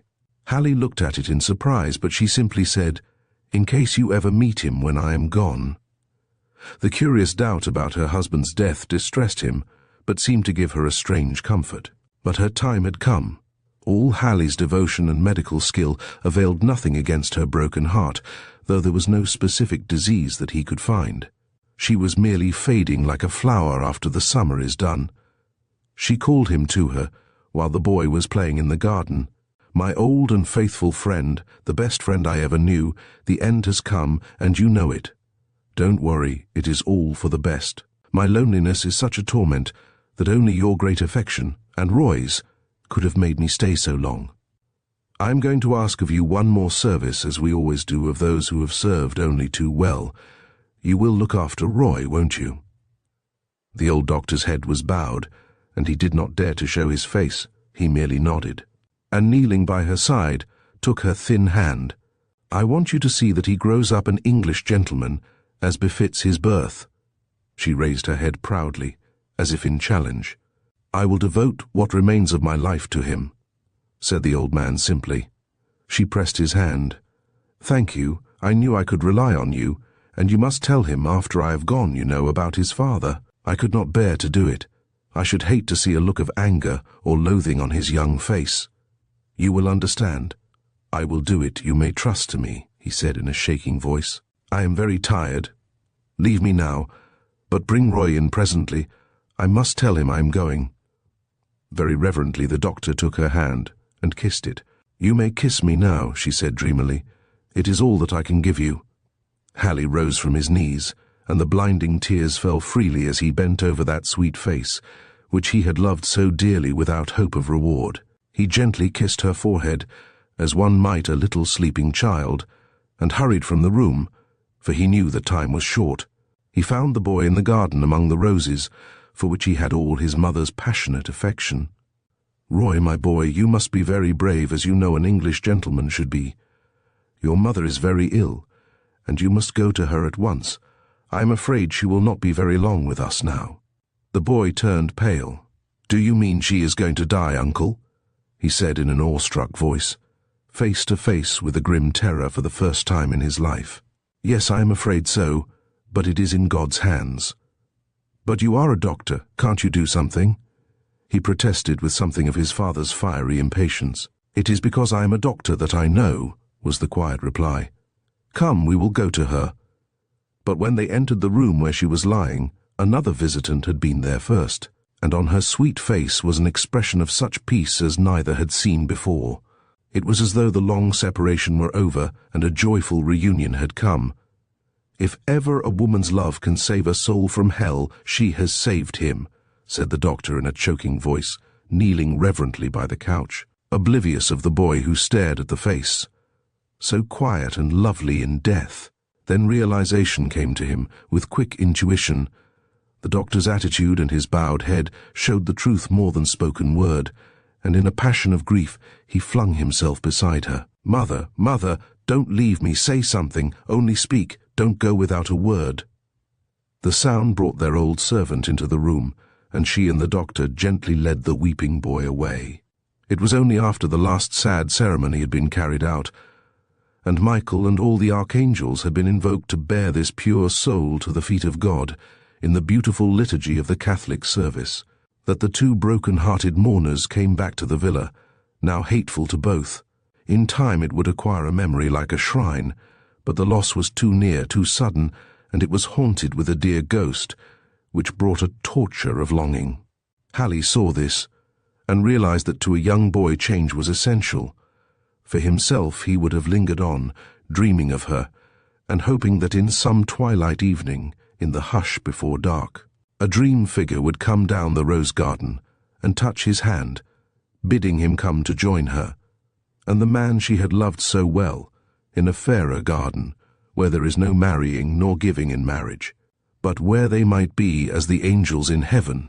It would never do for the boy to become morbid, and so the broken man set himself to face the future with a brave resolve. "Roy, we must talk of the future. Your dear mother left you in my hands, and I will do what I can to make you a happy and a good man. I am going to take you to England, and we can look out a good school, where you would like to go, and meet other boys of your age, and play games and win prizes. With a boy, sorrow can be deep, but not overwhelming, and the thought of doing what he had always longed for, as the doctor knew, sent a thrill of pleasure through him. Oh, Uncle, how good of you! I have always longed to see England, and should love to go to one of the great public schools I have read about. And my father was English, wasn't he?" The doctor gave a start, for the boy had never before asked about his father. "How did you know that?" he asked. "Mother told me," and the tears filled his eyes. "You know, when she signed that miniature, she said she wrote in English because he was an English gentleman, and she wanted me to grow up like him." A grim smile played round the doctor's mouth. "Yes, Roy, he was English. And I will tell you something. You are old enough to know now, and your mother asked me to tell you." The boy stood eagerly waiting, and as the doctor looked at him, he realized something of what the father must have looked when he too was young, and he sighed. "Your father was Lord Reckavile," he said slowly. "Lord Reckavile?" exclaimed the boy. "Then I am," and he stopped, for something in the doctor's sad old eyes frightened him. "But my mother's name was Desmond, as mine is," he exclaimed. "Yes, that was Lord Reckavile's family name. Oh, you must not think evil of your sainted mother." "She married him, thinking he was plain Mr. Desmond." "And he was Lord Reckavile all the time?" asked the boy. "Yes, Roy," said the old man, taking the boy's hand in his. "But he was married in England before he met your mother. There was a Lady Reckavile. Your poor mother did not know, until he was drowned." A terrible look came into the boy's eyes, the Reckavile look. He was not too young to understand. "You mean to tell me that he married my mother when he had another wife alive?" he said slowly. Hallie had no wish to shield the man, but the memory of Carlotta's sweet face made him say, "He loved your mother only. You must not judge your father too harshly. People in his position are sometimes forced to marry against their wills, but I am sure it was your dear mother he loved." The boy stiffened. He had suddenly grown up. "He was a villain, and I hate him, hate him. I am glad he died. If he had lived, I would have killed him." Here was a Reckavile indeed. His eyes blazed, and Hallie understood why Carlotta had not told him. She knew her son. For a moment he stood with fists clenched. Then he collapsed, and a bitter flood of tears came. "Go away," he said fiercely as Hallie tried to comfort him. "I want to be left alone." In the evening, when the shadows were stretching over the garden, and a chill mist was coming up from the sea, the boy came in with a set face, hard and proud. "Uncle Hallie," he said firmly, "I want to go to England. Let's go at once, as soon as possible. I want you to let me take your name. If you are looking after me, let me be Roy Hallie. Do you mind?" The doctor understood the proud young heart of the boy. "My dear boy," he said, "nothing would please me better. You were left to me, and I have only you to look after in my old age. You shall bear my name and be my adopted son." The boy threw his head up. "Then I shall call you father, and I will try and forget the hated name of Desmond, which never was my mother's. You are the only father I have ever known." And he came and kissed the old man with the sweet grace of his mother. They went to England when everything had been settled up. The villa Halley could not bear to let or sell. He arranged for the old servant to live there with a small pension for her needs. Halley paid everything himself and retained Carlotta's savings for the boy against his need. Time works miracles with the young, and Roy, in the glories and the struggles of life at a public school, soon retained only a hallowed memory of his mother and refused to let his mind dwell on the other horror. At Oxford his voice and acting first became noticeable. He was much in request for his playing and singing, and was looked upon as a promising amateur actor. His easy grace of manner and the recklessness of his spending, due not to extravagance, but to the family tradition which spoke loud in him, made him a general favourite, and he was no mean athlete, which in the glorious days of the varsity counts for more than brains or money. In his third year he was occupying a position which perhaps never comes again to a man. In the little kingdom of his college he was a small god. In after life men hold great positions, but then disillusionment has come and the freshness of youth has gone. In his college team at most games, and playing for his varsity at Rugger, as his father had before, if only it had been known, and with a force of character welcomed and admired everywhere. No wonder if he lost himself in the salsitude of his power, but the high gods will not suffer such happiness, and in the middle of the dream came an awakening. A telegram to tell him that Dr. Halley had passed away in his sleep brought him up to reality. In bitter sorrow, he went to London where the old man had taken up his residence. From the first he had determined not to commit the mistake of living at Oxford or near it. He wanted the boy to enjoy life there, unfettered by visits of a relation, and he chose London, so that the boy should be able to come to him in the vacs, and have plenty of amusement. He effaced himself for the son, as he had for the mother. He knew his heart was very weak, but kept the knowledge from Roy, lest he should distress him. And so his peaceful end came, his duty done, and his great chivalrous soul went to join her, whose image was never absent from his mind.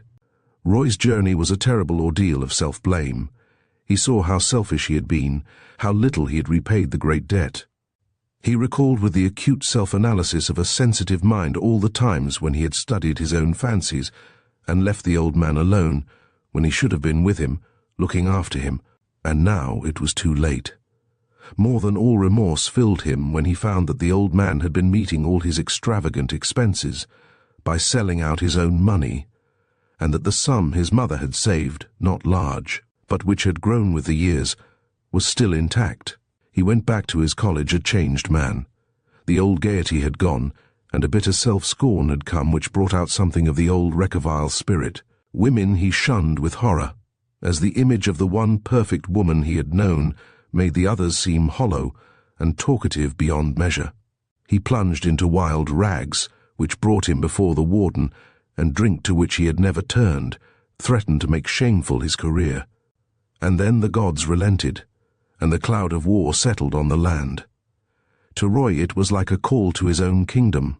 Others born of generations of peaceful citizens took arms with sober patriotism, as a duty which must not be shirked. But to him generations of fighters called, with exultant shouting. Death, what did that matter? The only two he had ever loved were on the other side, and he wished nothing better than to pass over to them. For glorious years he lived at grips with death, first as a private in the muddy trenches, and later with a commission, known as a reckless patrol leader and a born fighter. He might have risen high in that Hell's Academy where such qualities mean promotion, but in 16 he was smashed by a bomb, and his wrecked body only mended in time for the final advance. When peace came, he heard around him the officers joyously discussing a return to civil life, and of all that they were going to do. Some were going to wives or sweethearts. One talked of his job at the bank, which he hoped was still open to him. To Roy, it was an end of a mighty adventure. There was nothing to look forward to but a bare struggle to live. He had no friends, no welcoming smile to greet him. He knew that for the nation it was a wonderful day of rejoicing, but to him nothing remained.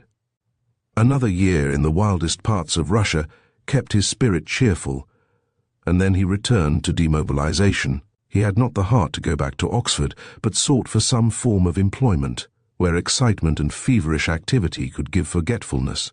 His knowledge of languages, a tuneful voice, and his natural charm secured for him successive jobs in travelling companies in Europe, where in guilt and motley he sung in choruses in grand and comic opera, till fate drove him back to England and to a small part in a travelling company of Gilbert and Sullivan's operas.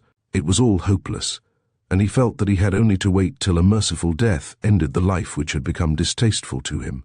Book 2, Chapter 9. A Ghost from the Past. Coming from the theatre after a matinee along the Strand, Roy was making his way to an obscure restaurant where food was comparatively cheap, when he nearly collided with two men hastening round the corner.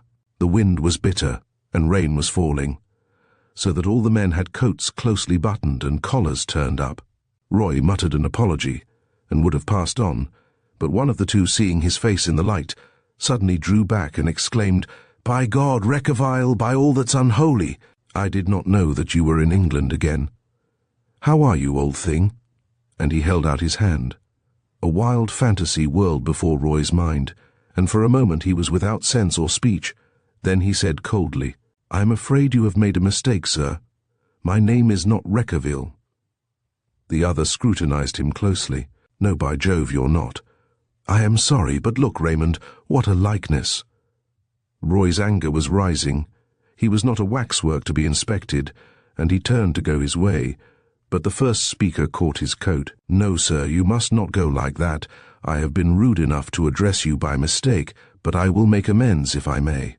Will you come to my club, if you will do us the honour, and let me apologize in suitable manner for having taken you for one of the worst blackguards, but the most charming of men?" Roy could not well refuse a request so politely put, and curiosity goaded him on, so he went with his chance companions, Sir Raymond Halliday and Captain John Winter, son of the late brig, General Winter V.C., who had perished at Lewes. In the smoking room of the club, Roy unthawed. The atmosphere was more to his liking than the dressing room of a travelling company, and he felt at home with these men. They were soon discussing old days at the war, and exchanging yarns of people and places where they had met for a brief moment, and then gone down the long trail. To Roy it all came back, the nights he had come back from a little frolic at Ytair, where real oysters could be had, and Veuve Clicquot, a change from trench fare, and then a ride back to the trenches with the ominous line of Veery lights marking the enemy lines, and the sudden whirl of a heavy coming over, mingled with the flickering rat-tat of the machine guns. How real it all seemed, and how desirable in the warm firelight of the smoking room. Presently Raymond broke silence. "You are not a relation of the Reckaviles, Mr. Halley, are you? Excuse the rudeness of the question, but you are extraordinarily like him." "None whatever," said Roy firmly. "I am glad to hear it, Winter," said Raymond. "Well, it's not a pleasant family, so Mr. Halley is well out of it. You know my father was mixed up with that affair, the Reckavile divorce they called it, though it was really the Wheatland divorce." "Oh, I was too young to remember," said Raymond carelessly, but Roy was all attention. "What was that?" he asked, steadying his voice. "Old Reckavile, the father of this Johnny, got mixed up with a draper's wife, and the worthy man didn't like it and got a divorce. The joke was that Reckavile offered to fight for the girl and properly put the wind up the draper. Well, he did what's called the right thing, and married her. My father was at the wedding, and a pretty thick time it was from all accounts, but he never settled down with the lady. He buzzed off somewhere and got killed or something, I forget how. Roy was now on wires, but he showed nothing. His training on the stage served him in good stead. "When was that?" he asked, lighting a cigar with studied care. "I can never remember dates," said the other.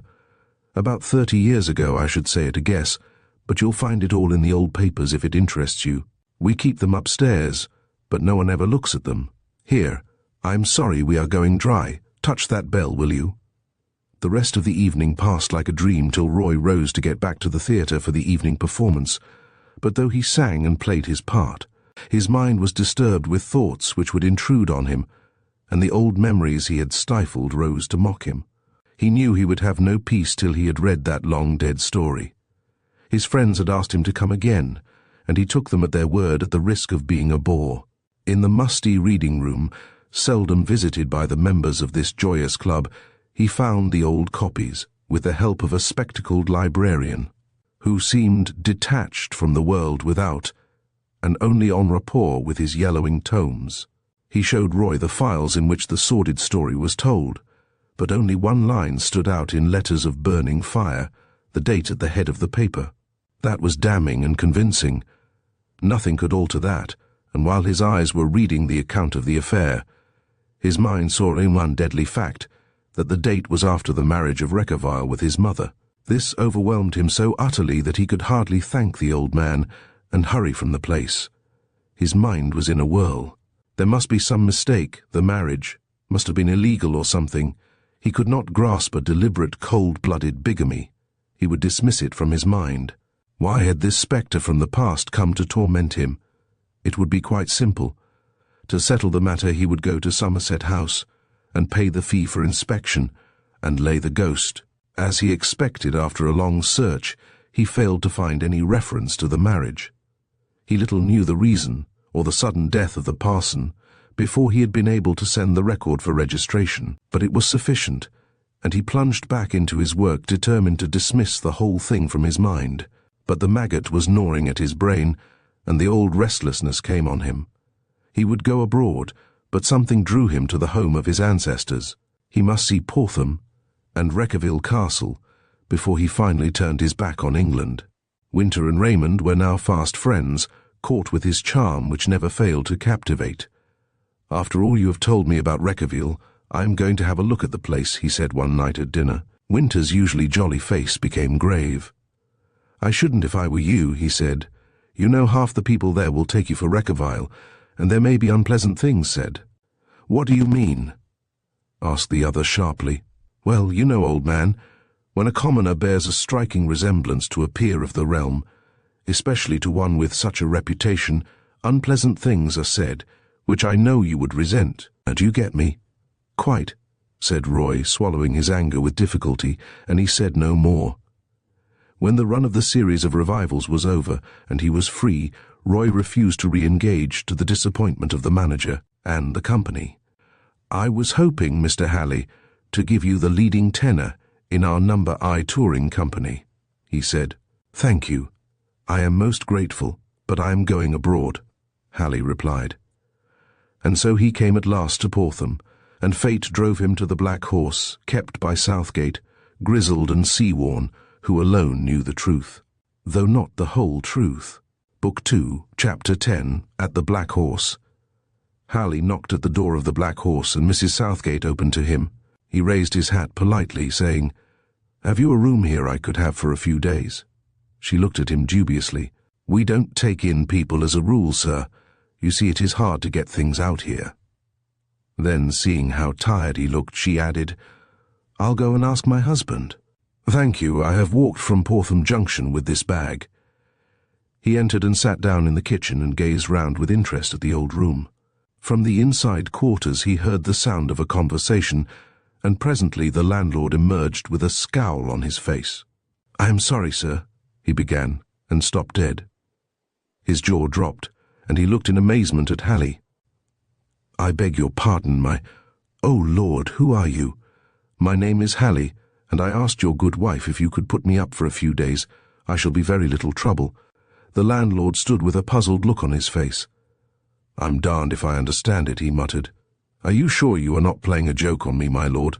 I could have sworn." "For whom did you take me, then?" "Why, Lord Reckavile, you're his living image." Halley smiled. "I am sure you can accommodate me, even though I am not Lord Reckavile." "Why, yes, sir. If you don't mind roughing it a bit, we are plain folk."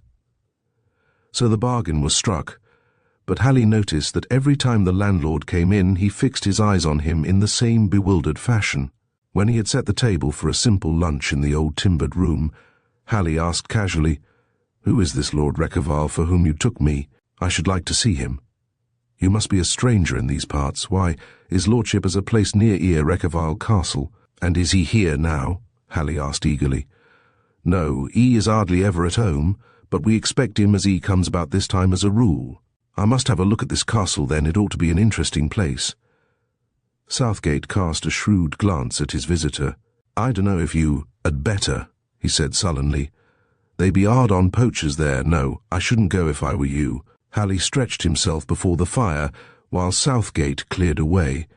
He thought it peculiar that he should do this himself, instead of getting a servant to perform the office. But when he had finished, he came and stood beside Halley's chair, fidgeting awkwardly. "Sit down, landlord, and join me with something if you can spare the time," said Halley, taking a sudden resolve. "Thank you kindly, sir. I don't mind if I do.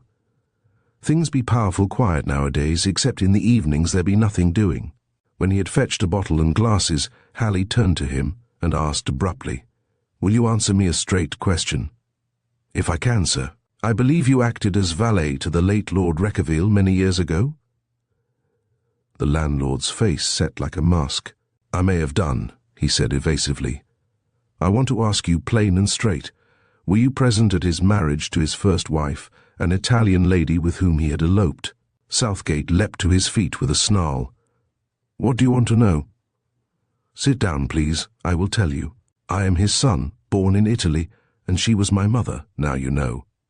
Southgate covered his head with his hands, and something like a sob escaped him. "My God! If I had only known!" he cried. He remained so long silent that Halley could stand it no more. "Well," he said, "to think that Miss Carlotta had a son. I tell ye, sir, afore God, that if I had known I would have spoken. When his lordship was drowned trying to land at this very spot, and the present lord was born the same night, I didn't know what to do. I thought as our poor Miss Carlotta must be dead. It seemed no good saying anything and getting into trouble, and not being believed. So I thought I best let matters bide, and if she were alive she would come along. But time went and nothing happened, so I just kept quiet. When I saw you come in that ere door, I thought you was his lordship, and then I suppose I must have guessed. You are like him, but also like your mother, poor sweet young lady." "I understand," said Halley gently. "I cannot blame you. It was a difficult position. But tell me, where was my mother married?" "I wish I could say, sir, indeed I do. That was one reason why I kept quiet. You see, we hurried off from here as was always his way and travelled to Dover. I didn't know anything about the wedding till we stops at a village. It was such a rush, and we all had as much as we could carry. I may have heard the name, but I've clean forgot it." Halley groaned. "And this was before he married the late Lady Reckavile?" Halley stuck over the title. "Oh, yes, sir. For I remember them all coming down after the wedding, and of course I thought poor Miss Carlotta was dead. But why didn't you come before, sir?" There was a note of suspicion in his tone which Halley noticed, and he told him as much of his story as he thought expedient. "Well, this be a pretty mess," said Southgate. "What are you going to do?" "I must see Lord Reckavile, but I cannot stay here after what you have told me about the likeness. Can you find somewhere for me to go until Lord Reckavile comes back?" Southgate smoked in silence for some minutes. At last he said, "I was all as fond of the old Master Wild as he was, and your mother was a sweet young thing. Lady Reckavile I never could abide. I got a cottage on the shore we sometimes uses for, well, least said the better, and we sometimes lets it in the summer. You can go there if you don't mind things rough, tomorrow. Mrs. Southgate can look after you." Halley took the other's hand gratefully. "This is most good of you, and I hope one day I may be able to repay you." The landlord was embarrassed. "I don't see why you should be done out of your rights, but you'll have a tough time with Lord Reckavile. He's a nasty customer to get foul of. Only let me know when he comes back, and I'll see him." The next day Halley moved to the lonely little cottage on the shore. Its isolation and the numerous entrances gave a hint as to its use for revenue-dodging purposes in the old days, but he was glad of any place of refuge for his telltale face, and with the issues at stake. For days he waited, consumed with feverish impatience. Now that he had come so far, he was determined to see the thing through, regardless of consequences. At last, when his nerves were nearly gone, Southgate came with the momentous news that Lord Reckavile had come home. They sat long over the fire in converse. Halley now had Southgate as a willing slave, who would follow him to the death, and a plan was arranged between them. "We must try and see whether we can get an interview with him privately," said Hallie. "We must not delay matters, for E is off like a flash," said the other. "It's almost as though E was afeard to stay long." "Tonight, then," said Hallie. Book 2, Chapter 11. Hallie continues the narrative. There was silence in the room after Hallie had told his story, in fewer words than are given here. Not a sound had broken the stillness, and all eyes had been fixed on him, as part at least of the truth was revealed. Hallie looked round at his audience. Ina's eyes were wet, and she had furtively used her handkerchief from time to time, but there shone on her face the light of enthusiasm and trust. Fletcher was obviously incredulous, and Brown stolid as ever. The silence was broken by Sefton. "So you are really Lord Reckavile?" he asked. "In actual fact I am, but I cannot establish my title. I am a nameless man, unless by some miracle the marriage certificate is found, if it still exists, or we can find the village church where the wedding took place." "That should not be impossible," said Sinclair in a firm voice, and Ina looked at him gratefully.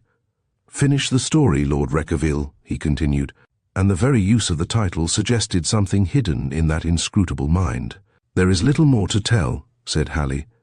"Southgate and I tried to get to the castle after dark, and prowled around, but we were chased by a constable," and he laughingly threw a glance at Brown. "Oh, that was it, was it?" Brown spluttered without regard to grammar. "So you were the two I were after. I thought Southgate was one of them." "Yes. So after that I lost patience and determined to call at the castle whatever the risk. I went boldly to the front door. Lord Reckavile never seemed to leave the place, or I would have tried to waylay him on the road. Giles opened the door for me." "You never mentioned a word of this, Giles," said Fletcher angrily. "Lord Reckavile's callers were none of my business," said the old man slowly. Fletcher was about to say something, but Sinclair stopped him with a gesture. "Giles showed me in," Hallie continued, "and I shall never forget Reckavile's face when he saw me. He went deathly white, and his lip curled back and back like a wolf about to snarl, but no sound came from his lips. We stood and stared at each other in absolute silence. The likeness was so striking that it was almost as though I was looking into a glass. The strong Reckavile strain has risen salient and complete in spite of our mothers, though I was darker and had a touch of Italian if one had looked closely. He seemed to recover himself and turned to Giles. "You can leave us," he said, and the old man went out of the room. Then he turned to me, and his face was hardly human. "Hast thou found me, O mine enemy?" he hissed. He never seemed to have the least doubt as to who I was. Poor fellow. The thought of my coming had haunted him like a nightmare, and driven him to furious wanderings. He was like a man under sentence of death, who was leading feverish years, not knowing at any time that the grim spectre would appear. So much he told me. His mother had confided the whole story to him on her deathbed, and adjured him to keep the document which would mean his undoing should I ever appear. His life must have been hell on earth. He listened to my story without a word, but I could see that his mind was working all the time to devise a plan, and I knew I was in imminent peril. At the end he rose and paced the room. "You must give me time to think," he said. "I shall want the fullest proofs of your identity before I can say anything. Come and see me tomorrow night at 8 o'clock. Don't come to the front door. I will have the French windows open for you." He let me out by the window, and I went to my cottage, half inclined to throw up the whole thing and go away. I was sorry for him, and it was only the thought of all that my mother had suffered that kept me to my purpose. I told Southgate nothing, as I had involved him quite enough. The next night I kept the appointment. I will confess in some trepidation. He had been so calm, so self-possessed, that I felt he had something behind it all. I found the window open and went in. The room was in semi-darkness. Reckavile did not offer to shake hands, but started at once in a voice of intolerable insolence. "Mr. Hallie," he said, "I have been considering your story, and congratulate you on your powers of invention. In any ordinary case, I should simply send for the police and have you arrested on a charge of blackmail. But there are so many reasons for wishing to avoid a public scandal or digging up the past that I offer you a handsome sum, let us say £10,000, if you will take yourself off. and never come to England again. For the moment I was going to leap at him and take him by the throat, but some curious instinct held me back. In a flash I saw what his game was. He wished for some reason to provoke me to attack him. Perhaps then he could have killed me and pleaded self-defense. He may have had witnesses for all I knew. Anyway, I kept my temper. "Give me the marriage certificate of my mother," I said, and I pulled out the miniature I had always carried with me. "That is her picture with me as a child," I said. "It is her honor I am concerned with. Otherwise I would leave you alone with your title." "Wait a moment," he said, and walked across the room to the cabinet containing the dictaphone there. Hallie paused and pointed to the object, on which all eyes were fixed. "You will take my offer?" he asked. I noticed a curious clicking sound, but at the time thought nothing of it. It was only afterwards it came back to my mind, and the significance dawned on me. "You are trying to insult me," I said, "and I am afraid I lost control of myself. Sign a document to say that your mother never married my father, and the money is yours," he said, and smiled at me like a devil. "Curse you," I said, advancing to him. "I don't want your dirty money, I only want justice and my rights." "Over my dead body," he cried, and even at that moment it seemed that the words were theatrical, as though spoken for some purpose. But I was too far gone for thinking, and I sprang for him. I can see now that he had been waiting for me, and a crashing blow descended on my head, bringing me to the ground. I rose, pouring with blood, and flew at him, and we grappled together, but loss of blood and the shock were too much for me, and I suppose I must have fainted. When I recovered, I found Reckavile bending over me, surprisingly gentle and full of apologies. "I am sorry, my dear fellow," he said, "but you know you attacked me first. I hope you are better." I murmured something. I suppose I was light-headed, but he helped me to the sofa, and then to my intense surprise he said, "You are knocked up tonight, but if you can get away without assistance it will save a scandal. And come tomorrow night at 7. Here is the marriage certificate, and you shall have it then." He walked to that desk and pulled it out and showed it. If I had not been so weak I should have snatched it from him, but he held it away from me with a mocking smile. "I swear that you shall be restored to your rights tomorrow," he said, but meanwhile not a word about tonight. I gave my word, and at last was able to totter out of the room, and by slow stages to get home. The next day I spent in bed, but in the afternoon I walked to Bungalow Town as my head was splitting, and I had to think the whole thing out. I was sure there was some trap, but could not fathom the plot. You know the rest. The wound broke open, and I nearly fainted. Mr. Sefton here found me in a broken condition and bound me up at the club. I staggered down to the Black Horse. By doing so I was too late to keep my appointment, and I saved my neck from the halter. He added gravely, "You mean that had you gone to the castle you would have been accused of the murder," said Sefton. I believe he had planned the whole thing with diabolical cunning. When I read the account of the murder, I recognized at once that the conversation heard by Giles and Brown was the one which took place the night before, and guessed a dictaphone which had caused the ticking sound I had heard.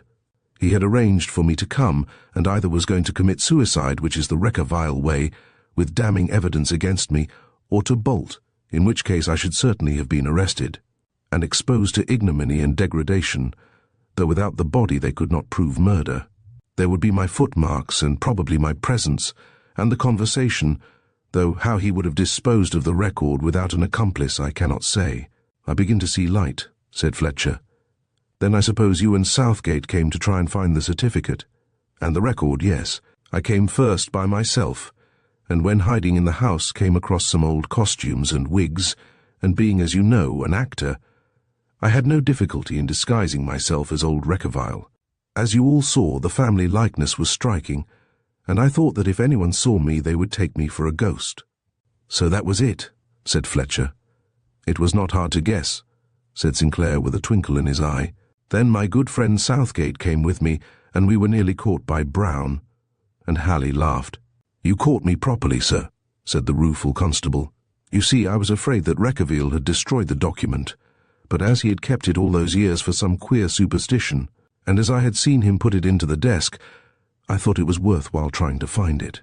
It was my only chance, Southgate most loyally helped me. Is there any more to explain? Fletcher moved restlessly. All this is most interesting, but I don't see that we are any nearer to a solution. In fact, you seem to have incriminated yourself. After all, we cannot get over the fact that the dead man was found with a knife in his back, and the windows fast shut instead of wide open, as they should have been from your account. Sinclair fixed his gaze on Fletcher. I think you had better wait, he said. We have not done yet. Book 2, Chapter 12. The Secret Out. I don't see that we are any further towards the solution of the murder, said Fletcher. All that we have heard sheds no light on the actual crime at all. Sinclair remained for a moment in thought, then he said slowly, and with great deliberation, his eyes fixed on vacancy, Will the murderer confess? The sunlight outside seemed to accentuate the grim horror within. It was here that the crime had been committed, and the shadow of the dead man was almost visible to their eyes of imagination. Sinclair waited, and in that pause a chill feeling of fear made manifest seemed to pervade the room. In utter silence he waited, then in sharp, incisive words he said, Very well, then we must take extreme measures. Mr. Cook, will you please explain exactly what happened when you came here to see Lord Reckavile on the day of the murder? The wretched man seemed to crumple into a heap. Me, sir, he stammered, his face like chalk. Oh God, what do you mean? He sprang to his feet and gripped the back of his chair for support. The police officers looked at him with that gaze of proprietorship which they keep for a prospective candidate for the gallows. Brown was unconsciously wondering what length of drop would be required for him, and Andrews was wondering whether he had a pair of handcuffs to fit. Well, said Sinclair, don't stand there saying nothing. You came and saw Lord Reckavile on the afternoon of the murder, that we know. What happened? It is true that I came to him and gave him his ground rents, as I have always done, but I swear to God that I simply took my receipt and went. I did not even come into this room. I saw him in the hall. That is why I never mentioned it before. I was afraid of being accused of the murder. I was only here a few minutes. Giles knows that, don't you? And he looked wildly at the old butler. Giles spoke slowly, evidently under deep emotion. May I say a word, sir? He said to Sinclair. Certainly. You asked just now who killed Lord Reckavile. I did. If a bombshell had exploded in the room, there could not have been a greater sensation. At last, said Sinclair, and there was a note of triumph in his voice. Thank you, Giles. That is what we wanted. Mr. Cook, I offer you a profound apology for the bad moment we gave you, but it was the only way to get a confession from him. That was why the whole meeting was arranged. It was Mr. Halley's idea, and you know he has been on the stage. Then turning sternly to Giles, he said, I have to warn you that anything you say may be used as evidence against you, but I know most of the story, and I do think a frank confession is your best chance. I have no desire to keep anything back, nor do I regret what I have done. An hour ago I wanted to live for one thing, to complete what I had begun, but after what I have heard of all the suffering of Mr. Halley and his mother, that desire has gone. But we are all in the dark, began Fletcher. You shall know, said Sinclair. First, Giles is not his name, he once bore another. Is that not so, Mr. Wheatland? Giles started. That is so, though how you know it I cannot guess. I am an old man, and I know my days are numbered, so I do not care what happens to me. They can hang me if they like, though I am sorry for Mrs. Giles, for she has been a good wife to me. Well, here is my story. Mr. Sinclair has told you my real name. After the shame and disgrace of the divorce and the loss of my wife, whom I loved dearly, his voice broke for a moment, I lived for one thing only, to be revenged on the man who had robbed me. I was too much of a coward to fight him, but when he married Winnie and then deserted her, I swore to kill him. My business went to pieces, and I seemed to lose heart in it. I sold it up and brooded over my wrongs. Then I determined to destroy the last of this accursed breed, and waited for him to come to England, and the next thing I heard was that he had been drowned. That would have ended it for me. But Winnie had a son, and I determined that the whole hated race should come to an end, for the blood was rotten. I waited and watched for years, and at last I heard that Winnie was dying, and hurried down to see her. She hardly knew me at first, but when she recognized me she was overjoyed, and clung to me to the last, imploring my pardon for the wrong she had done me. I will not dwell on that, it is too sacred. But she confided to me the dread secret of the other Reckavile, who was somewhere in the world for all she knew, and might turn up at any time to dispossess her son. I could hardly hide my delight when I heard of the tortures he was enduring, hunted through the world by the thought of that other, but I soothed her last hours, and then set myself to thought. What was the good of killing this Reckavile, and leaving the other alive? I wished to destroy them both. The madness of the old man was plainly in his eyes, and Ina drew away, sick with horror. I carefully trained myself as a butler, and obtained the post here without much difficulty. It was a sinecure, as Reckavile was nearly always abroad. All those years I waited. I could have killed him at any time, but then the thought of the other brother coming forward, and perhaps gloating over me at my trial, stayed my hand. I knew somehow my chance would come, and at last it did. Southgate and I were old friends, and I heard of the stranger who had come to the Black Horse. Mrs. Southgate told me about him, and from the description I had no doubt as to his identity. I knew he was hidden away somewhere, and Southgate had asked me to let him know when Lord Reckavile came back. How little he realized what he was asking. I found the thought of my hour of triumph coming at last, and everything seemed to play into my hands, as though fate or the Reckavile curse was taking a part. I brought Mr. Halley in to Lord Reckavile, and the sight of his face was like wine to me. Already I was having my revenge, and it was sweet. I heard some of their conversation, though not all. That night Winnie came to see me, and she smiled at me as though to say how pleased she was. The next day Lord Reckavile sent for me, and told me to tell Stevens to get Brown the constable to come up about the poachers. He was to be here just before 7 o'clock. How I laughed to myself. I saw his trap.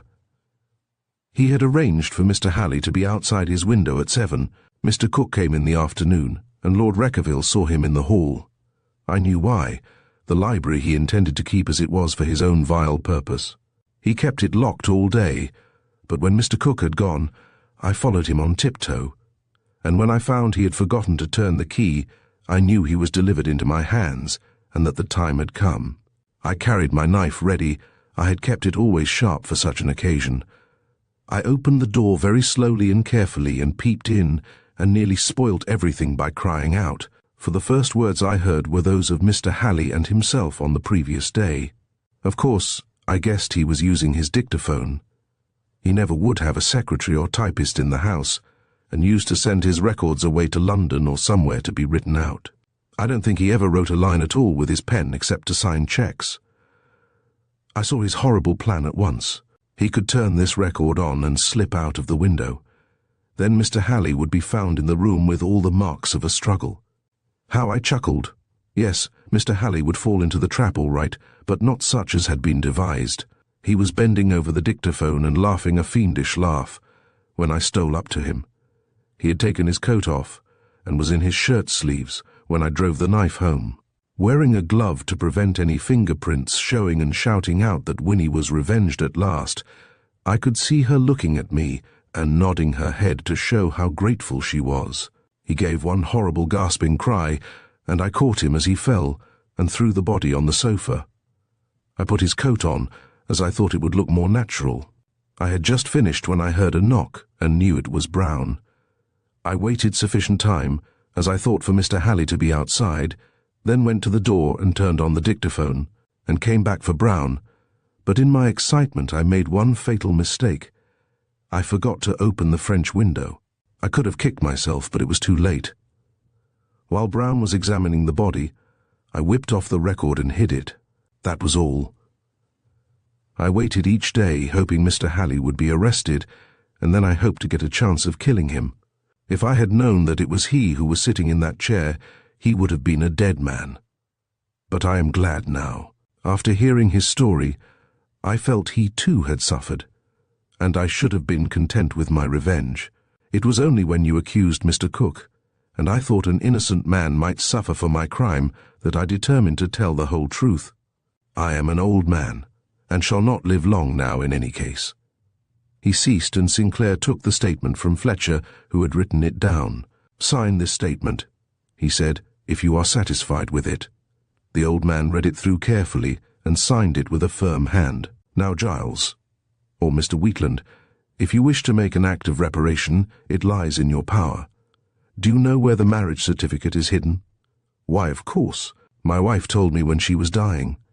I never touched it, as I felt it was a magnet which would bring the other Reckavile home some day." He rose and went to the old desk, Brown carefully walking beside him.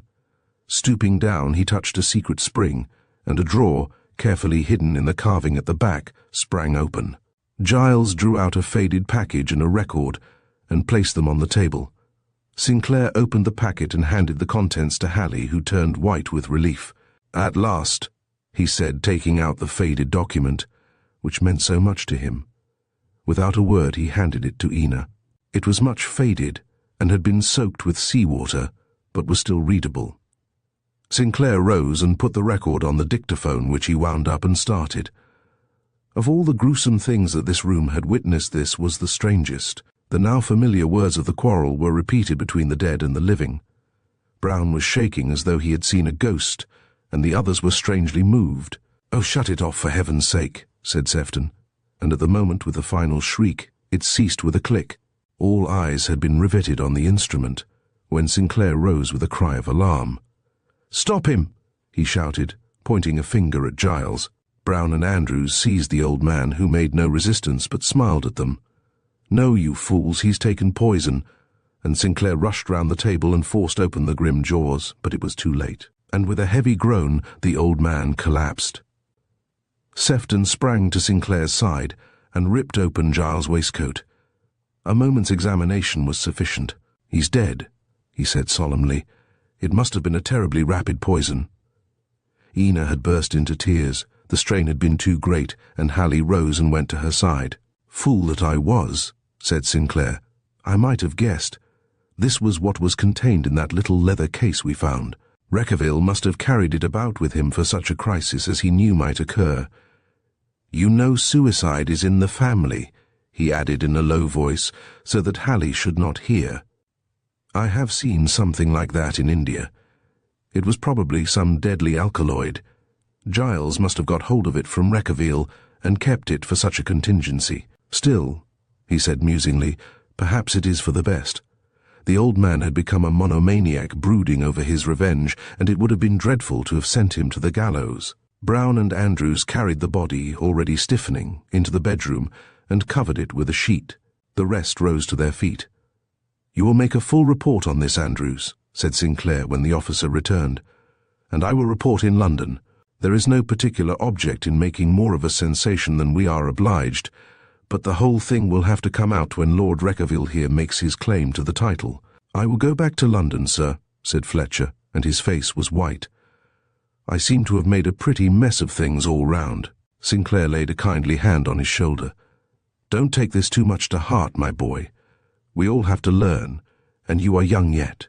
Only I think you owe an apology to Lord Reckavile." Fletcher looked with gratitude at his chief. "I owe an apology all round, and I tender it now," he said. He shook hands with each, and when he came to Ina he smiled sadly. "I wish you both the greatest happiness." Book 2, Chapter 13. The Last. The sun was sparkling on the sea, and all nature was rejoicing as though pleased that the black shadow had been lifted at last. Southgate and his wife were setting luncheon in the old timbered room at the Black Horse, with great care. There were flowers on the table and a row of bottles on the sideboard.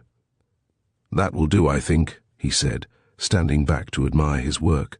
A sound of voices outside announced the coming of the guests, and the Southgates melted away to smarten up. Ina and her brother came in with Lord Reckavile, and she looked a pretty sight in the sunlit room, a picture of happiness, now that the clouds had gone. In Reckavile also there was a subtle change. He appeared younger, and the sad look had given place to a merry twinkle of the eye. He walked more briskly, and with a self-assurance unknown before. Sefton was thoroughly contented. There was a very good prospect of being able to go back to the hospital to qualify. And his experience had taught him that his father's discovery was no idle dream. They took their seats and waited for Sinclair, who was due to complete the party. Reckavile rang the bell, and Southgate appeared. "Have you no servants?" asked Reckavile in mock anger. "Yes, sir. I mean, my lord," stammered the landlord. "Sir, we'll do Southgate for the present. Why do you not do as I asked you?" "What was that, sir?" "Lay 2 places more for yourself and Mrs. Southgate." "Oh, sir, we couldn't." "Nonsense. Either you lunch with us, or we don't have any meal at all." "Very good, sir," said the gratified man. "I will tell the missus." A car drove up to the door and Sinclair came in. "I hope I'm not late," he said, shaking hands. "Not a bit. You're just in time," said Reckavile. Soon they were gathered round the table, as merry a party as one could wish to see. "How are things going, Lord Reckavile?" asked Sinclair, when Southgate had uncorked the bottles. "It will take some time to get these matters settled, as the whole question will have to come before the House of Lords, but my lawyers think there will be no real difficulty, and have been very good in covering my temporary needs. Now tell us all about the case, as you promised to do. You know we all want to know how you managed to solve the problem." "There is no magic about it," said Sinclair modestly. "You see, from the very first I saw clearly that, as we do not live in the age of witches and magic, there was only one man who could have had access to Reckavile, and that was old Giles. However much the problem was surrounded with difficulties. When I got Fletcher's report, I saw the whole thing. Don't misunderstand me. It is a matter of experience, not of cleverness. Fletcher had all the clues in front of him. The mention of a dictaphone told me all I wanted to know. I had given him a broad hint when I told him the history of the Reckaviles, and I will admit that I thought he had committed suicide, a diabolical suicide to get his half-brother hanged. I am not at all certain even now that that was not his real intention. He would have hidden the record and swallowed the poison. You saw how quickly it worked, and things would have looked very bad for you, Lord Reckavile." "I wonder," said the latter. "I saw something in his eyes at the last interview which made me suspicious of such a plot." "Well," Sinclair continued, "my mind being set on Giles, I pursued the usual practice, for which I take no credit, in hunting up his antecedents and traced him as Wheatland. Then the whole thing was clear as daylight, but there was not a shadow of real evidence." "You remember," said Reckavile, taking up the tale, "Southgate came to your bungalow, Ina, with important news that Sunday morning. The police had been down there making inquiries about me, and things were getting warm. So I thought the wisest course was to go to London and see Sinclair, and tell him the whole story. That was why he came down, but of course I knew nothing of his suspicions." "I see," said Sefton. "That was why you disguised yourself the second time." "It was my suggestion," said Sinclair. "If my theory was correct, I saw that he was in very great danger from Giles, and the only way was to keep up the disguise till we had forced a confession from him, or got hold of such evidence that we could obtain an arrest. The record, which I was certain had not been destroyed, as Giles had no chance of doing so, and the certificate, were the things we were after. And I was so convinced that they were in the desk that we were prepared to break it to pieces if necessary, but Fletcher interfered, and afterwards Giles saved us the trouble. That, I think, explains the whole thing. I can only say how thankful we ought to be to have come out without another tragedy. But come, let's talk of something more pleasant." Southgate rose at a signal from Sinclair, and filled their glasses with a very extra special champagne. Sinclair rose. "To the health of the future Lord and Lady Reckavile," he said.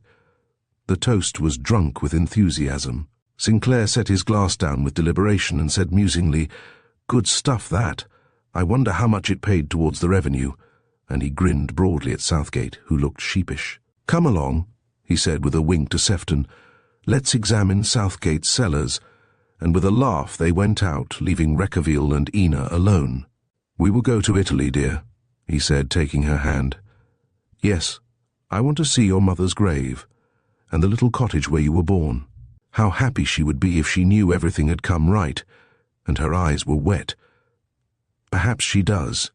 If you will take me as I am, we will get married, and get away from this place with its evil memories." "Yes, Mr. Lord," she said, making him a curtsy, "but don't forget it was here you met me. Is that one of the evil memories?" "That is the happiest memory I have ever had," he made answer, catching her to him. "I came here in winter, and now spring has come, and soon it will be summer. When another winter comes, it will find us together. The curse has died out in one fiendish act of evil and revenge. But by God's grace, we will establish a new line with nobler thoughts." He kissed her then, and she hid her blushes in his passionate embrace. Thank you for joining us on this journey through The Curse of the Reckaviles. We hope you enjoyed the twists and turns of this thrilling mystery. If you liked this story, don't forget to subscribe to Storytime Haven for more classic tales and adventures. Share your thoughts in the comments below and let us know what you'd like to hear next. Until then, remember, the world of stories is just a click away. See you in our next tale.